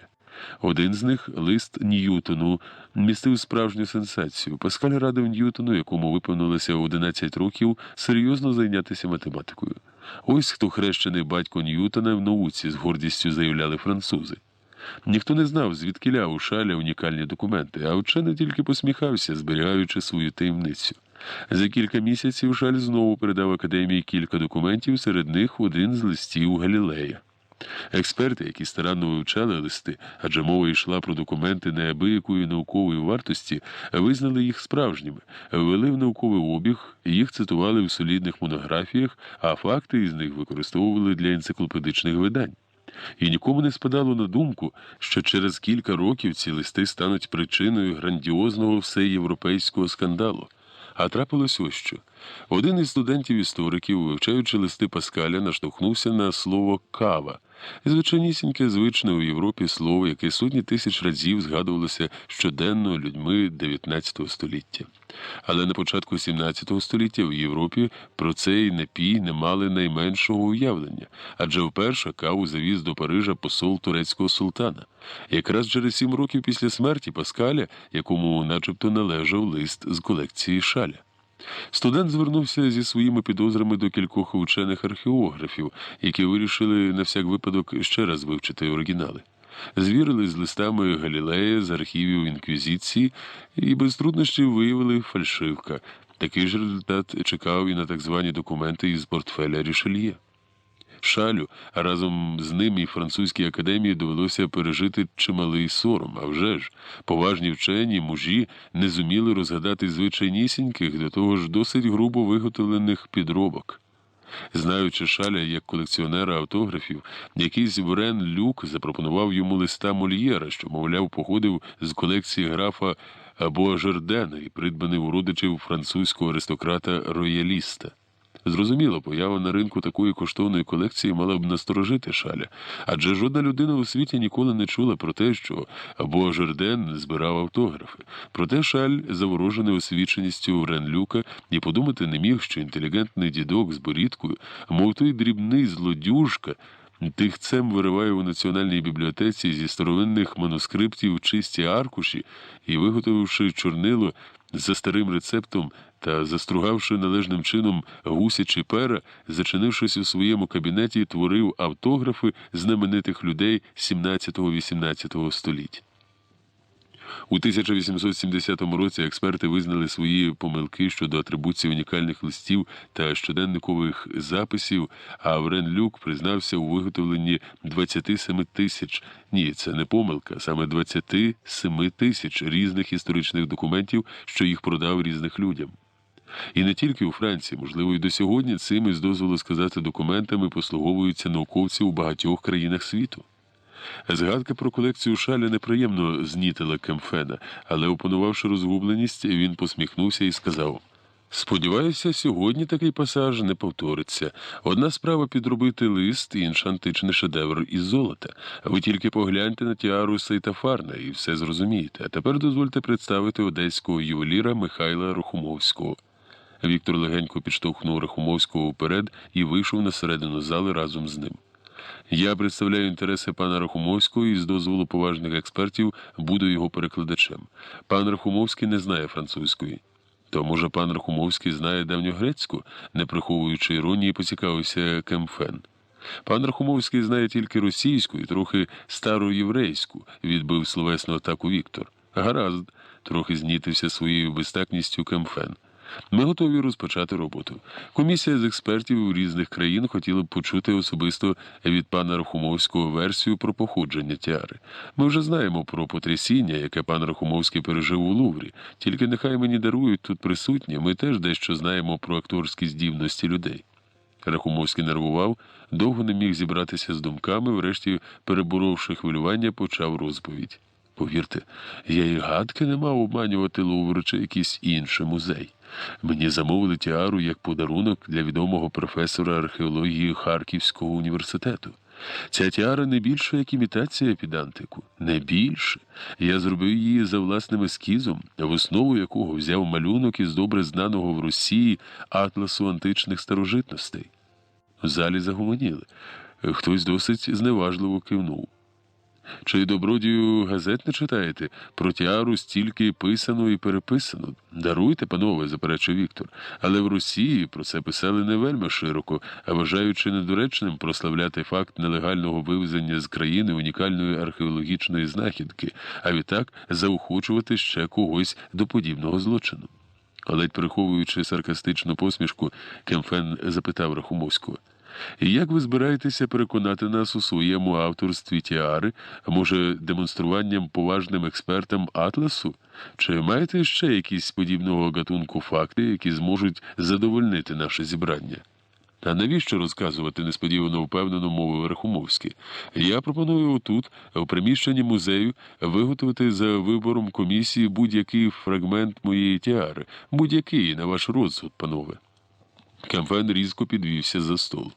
«Скільки ж часу вам потрібно для цього, добродію?» – роздратовано вигукнув Кемфен. «Комісія не може засідати тижнями». «Навіщо тиждень?» «Невелику деталь зроблю за кілька годин, скажімо, сьогодні вночі. Було б добре освітлення та інструмент». Члени комісії здивовано перезирнулися. «За цим справа не стане», – обвів поглядом членів комісії Кемфен. «У Луврі прекрасна служба реставрації, там усе є», – сказав не без гордості. У залі загомоніли, не чекаючи такого повороту у справі. Усі думали, що Рахумовський доводитиме своє авторство на словах, представить якісь малюнки, фото. Ніхто не чекав, що він запропонує виготовити фрагмент тіари. Якусь мить експертна комісія ошелешено дивилася на одеського ювеліра. Це або справді навіжене, або ж... Тільки дуже впевнена в собі людина може зважитися на такий крок, подумки розмірковував Кемфен. А втім, яка тут причина для хвилювання? Хто здатний зараз зробити щось подібне? А вголос сказав: «Пропозиція хороша. Фрагмент, зроблений на наших очах, найпереконливіший доказ. Гадаю, що члени комісії згодяться надати вам таку можливість. Якщо не заперечуватиме, комісія пропонує вам виготовити фрагмент нижнього фризу тіари, отой, де скіф полює на крилатого коня». «Гаразд», – з радістю промовив Рахумовський. «Золоту пластину і необхідні інструменти вам доставлять із наших реставраційних майстерень цієї ж миті. Що ж, дерзайте, і нехай Господь допоможе вам. І нам теж, щоб розвіяти всі сумніви. Може надати вам фото малюнків з нижнього фризу тіари?» Рахумовський посміхнувся. «Навіщо? Я до кінця днів своїх пам'ятатиму кожний штришок».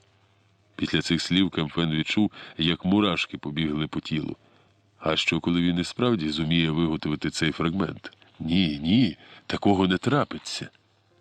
Ще раз зиркнув на тіару, на середній її фриз, де невідомий майстер зобразив сцени із Гомерової Іліади.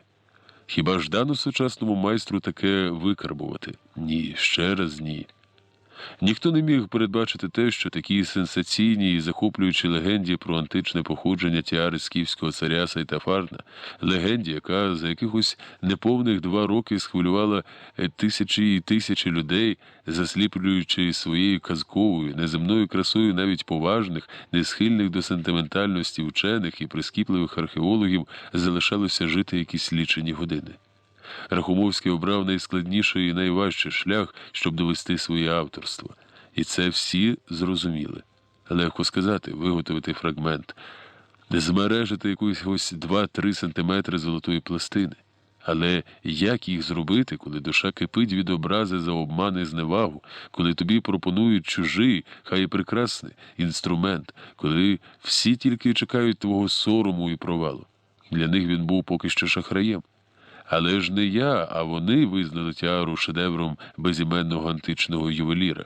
Це я, безіменний античний ювелір, робота якого знаходиться сьогодні в експозиції найславетнішого музею світу поряд із скульптурами Мирона і таємничою Джокондою Леонардо да Вінчі.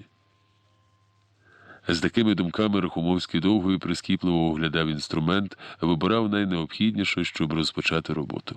Ось умить у ньому нуртували такі різні, такі несхожі почуття, гіркота й образа, радість і водночас якесь особливе піднесення, наче мав перейти в інший стан, відчути щось таке, чого ніколи ще не відчував. Десь дуже глибоко в душі народжувалося усвідомлення того, про що боявся не тільки мріяти, але й думати. А він докаже своє авторство, здобуде перемогу і визнання, здобуде те, про що потайки мріяв усе життя, і ці люди, які дивились на нього із презирством і зневагою, визнають його талант. Уже на завтра про Рахумовського, як одного з найкращих ювелірів Європи, говоритиме Париж, і всі поспішать на цьогорічний новий салон, щоб подивитись його саркофаг. Бо що таке тіара у порівнянні з анатомічно бездоганним мініатюрним золотим скелетом, по якому можна читати лекції студентам медичного факультету Сорбонни? Визнавши тіару античним шедевром, комісія бажає, вона того чи ні, визнає його талант, поставить Рахумовського в один ряд з найвідомішими ювелірами світу. А він так мріяв про це, жив цим, працюючи дні і ночі у тісній кімнатці майстерні на околиці Одеси. А те, що тіару назвали фальсифікатом, нехай лежить на совісті нерозбірливих покупців та ще й Соліані. Рахумовський нічого не підробляв. Він виготовив не що інше, як імітацію під старовину, і яке йому діло, що її визнали за унікальну античну роботу. То вже питання не до нього, а якщо і до нього, так в іншому контексті. Як би це могли зробити, пане Рахумовський? Ні, він доведе всім разом і кожному зокрема своє авторство, чого б те йому не коштувало. Тіара неодмінно буде з його ім'ям. Мушу зібратися із силами, налаштовував себе на роботу Рахумовський. Дрібно цокотів молоточок, вправно і віртуозно, штрих за штрихом Рахумовський вибирав штекелем метал. Працював обережно, навіть трохи повільніше, ніж завжди. Давалися ознаки хвилювання, чужий, незвичний його руці інструмент. Та невдовзі з'явились перші міліметри мережева орнаменту, золоте виноградне гроно, що, здавалося, повисло у невагомості. Невдовзі вже виднівся контур крилатого коня. Швидкоплинною миттю минали година за годиною. У роботі Рахумовський забув і про образу, і про славу, що в разі удачі чекала на нього. Він просто працював, вкладаючи в роботу частку власної душі. Як і тоді, коли робив у своїй одеській майстерні професорський дарунок. Втомлене гіркотою серце непомітно наповнювалося тихою радістю, піднесенням і трепетом, як те буває у неповторні хвилини натхнення. А він не помітив, як спливла для нього паризька ніч. Сонце стояло вже досить високо, і луврський годинник пробив 10 ранку. Закінчивши роботу, підійшов до вікна, довго й уважно роздивлявся золоту пластину, оцінюючи і подумки, порівнюючи кожний штрих на фрагменті з карбуванням на самій тіарі. Поклав пластину на стіл і пішов до дверей. Досить сорому, нехай вирішують. Навіщо слова, пояснення, виправдання? Під дверима майстерні наче тільки й чекали появи Рахумовського. Хтось із членів комісії спробував його зупинити, про щось запитували журналісти, але він уже нічого не бачив і не чув ні членів комісії, ні працівників музею, ні просто ласих до скандалу людей. Він покидав Лувр, наче тікав від моторошного сну. Гучно, мов постріли, вибухали магнієві запали фотографічних апаратів. Репортери, штовхаючи один одного, поспішали закарбувати для вічності нікому невідомого Рахумовського, який за один день став знаменитістю. А він не тільки кинув виклик Лувру, але й зазіхнув на славу античних майстрів. І все це було незвичним на терені 19 століття. Ще мало хто знав, як закінчиться експеримент, але яке діло репортерам до наукової суперечки? Назавтра паризькі газети мають вийти із заголовками про черговий скандал у Луврі. Сивочолі науковці вражено розглядали золоту пластину. Їм не хотілося вірити своїм очам, але будь-яка маніпуляція виключалася. Факт залишався незаперечним. Фрагмент, який представив їм Рахумовський, був ідентичним за малюнком, композицією, стилем, технікою виконання фризу музейної тіари.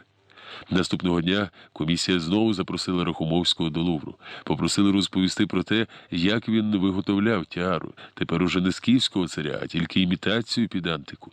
Десь у Луврській бібліотеці знайшовся і атлас античних старожитностей, виданий в Росії багато років тому.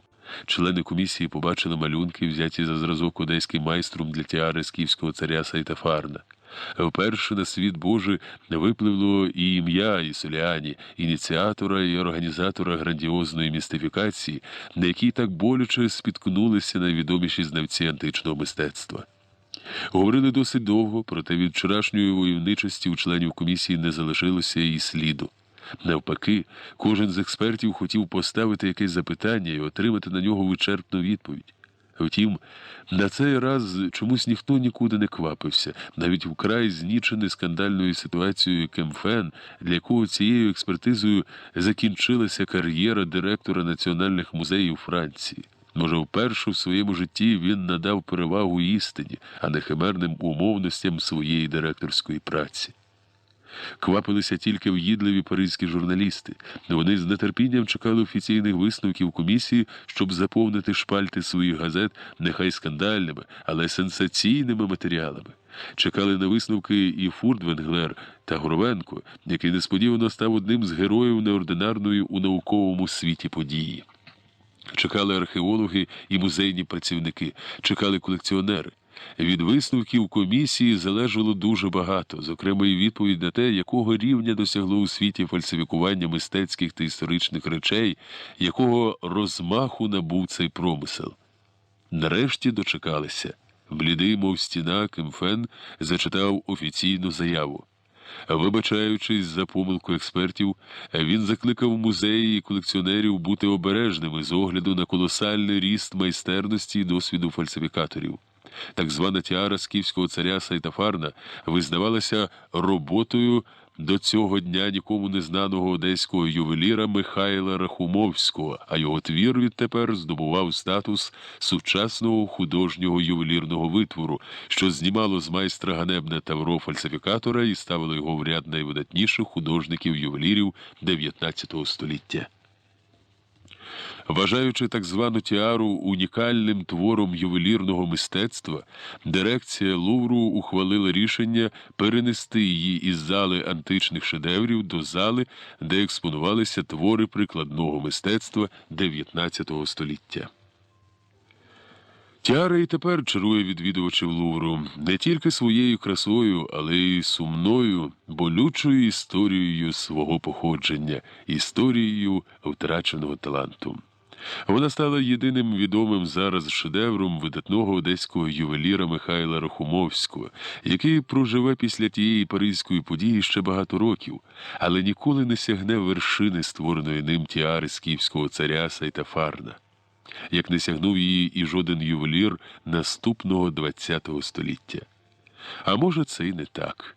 Може, в якомусь іншому великому музеї експонується раритет з далекої епохи, виготовлений десь в убогій майстерні на околиці Одеси, Очакова чи Керчі, в Берліні чи Венеції, Лісабоні чи Осло. Музейні експозиції зберігають ще не одну таємницю. Аби не випадок, ми, мабуть, і до сьогодні впевнено говорили про тіару скіфського царя епохи Перикла. Кажуть, що Рахумовський, повернувшись до Одеси, продав своє убоге житло і приїхав до Парижа, де виготовив ще кілька імітацій. Але де вони? Чи не у вітринах якихось великих музеїв, як унікальні археологічні знахідки? А все на кругах своїх. Підтримайте наш канал на канапі. Підпишіться.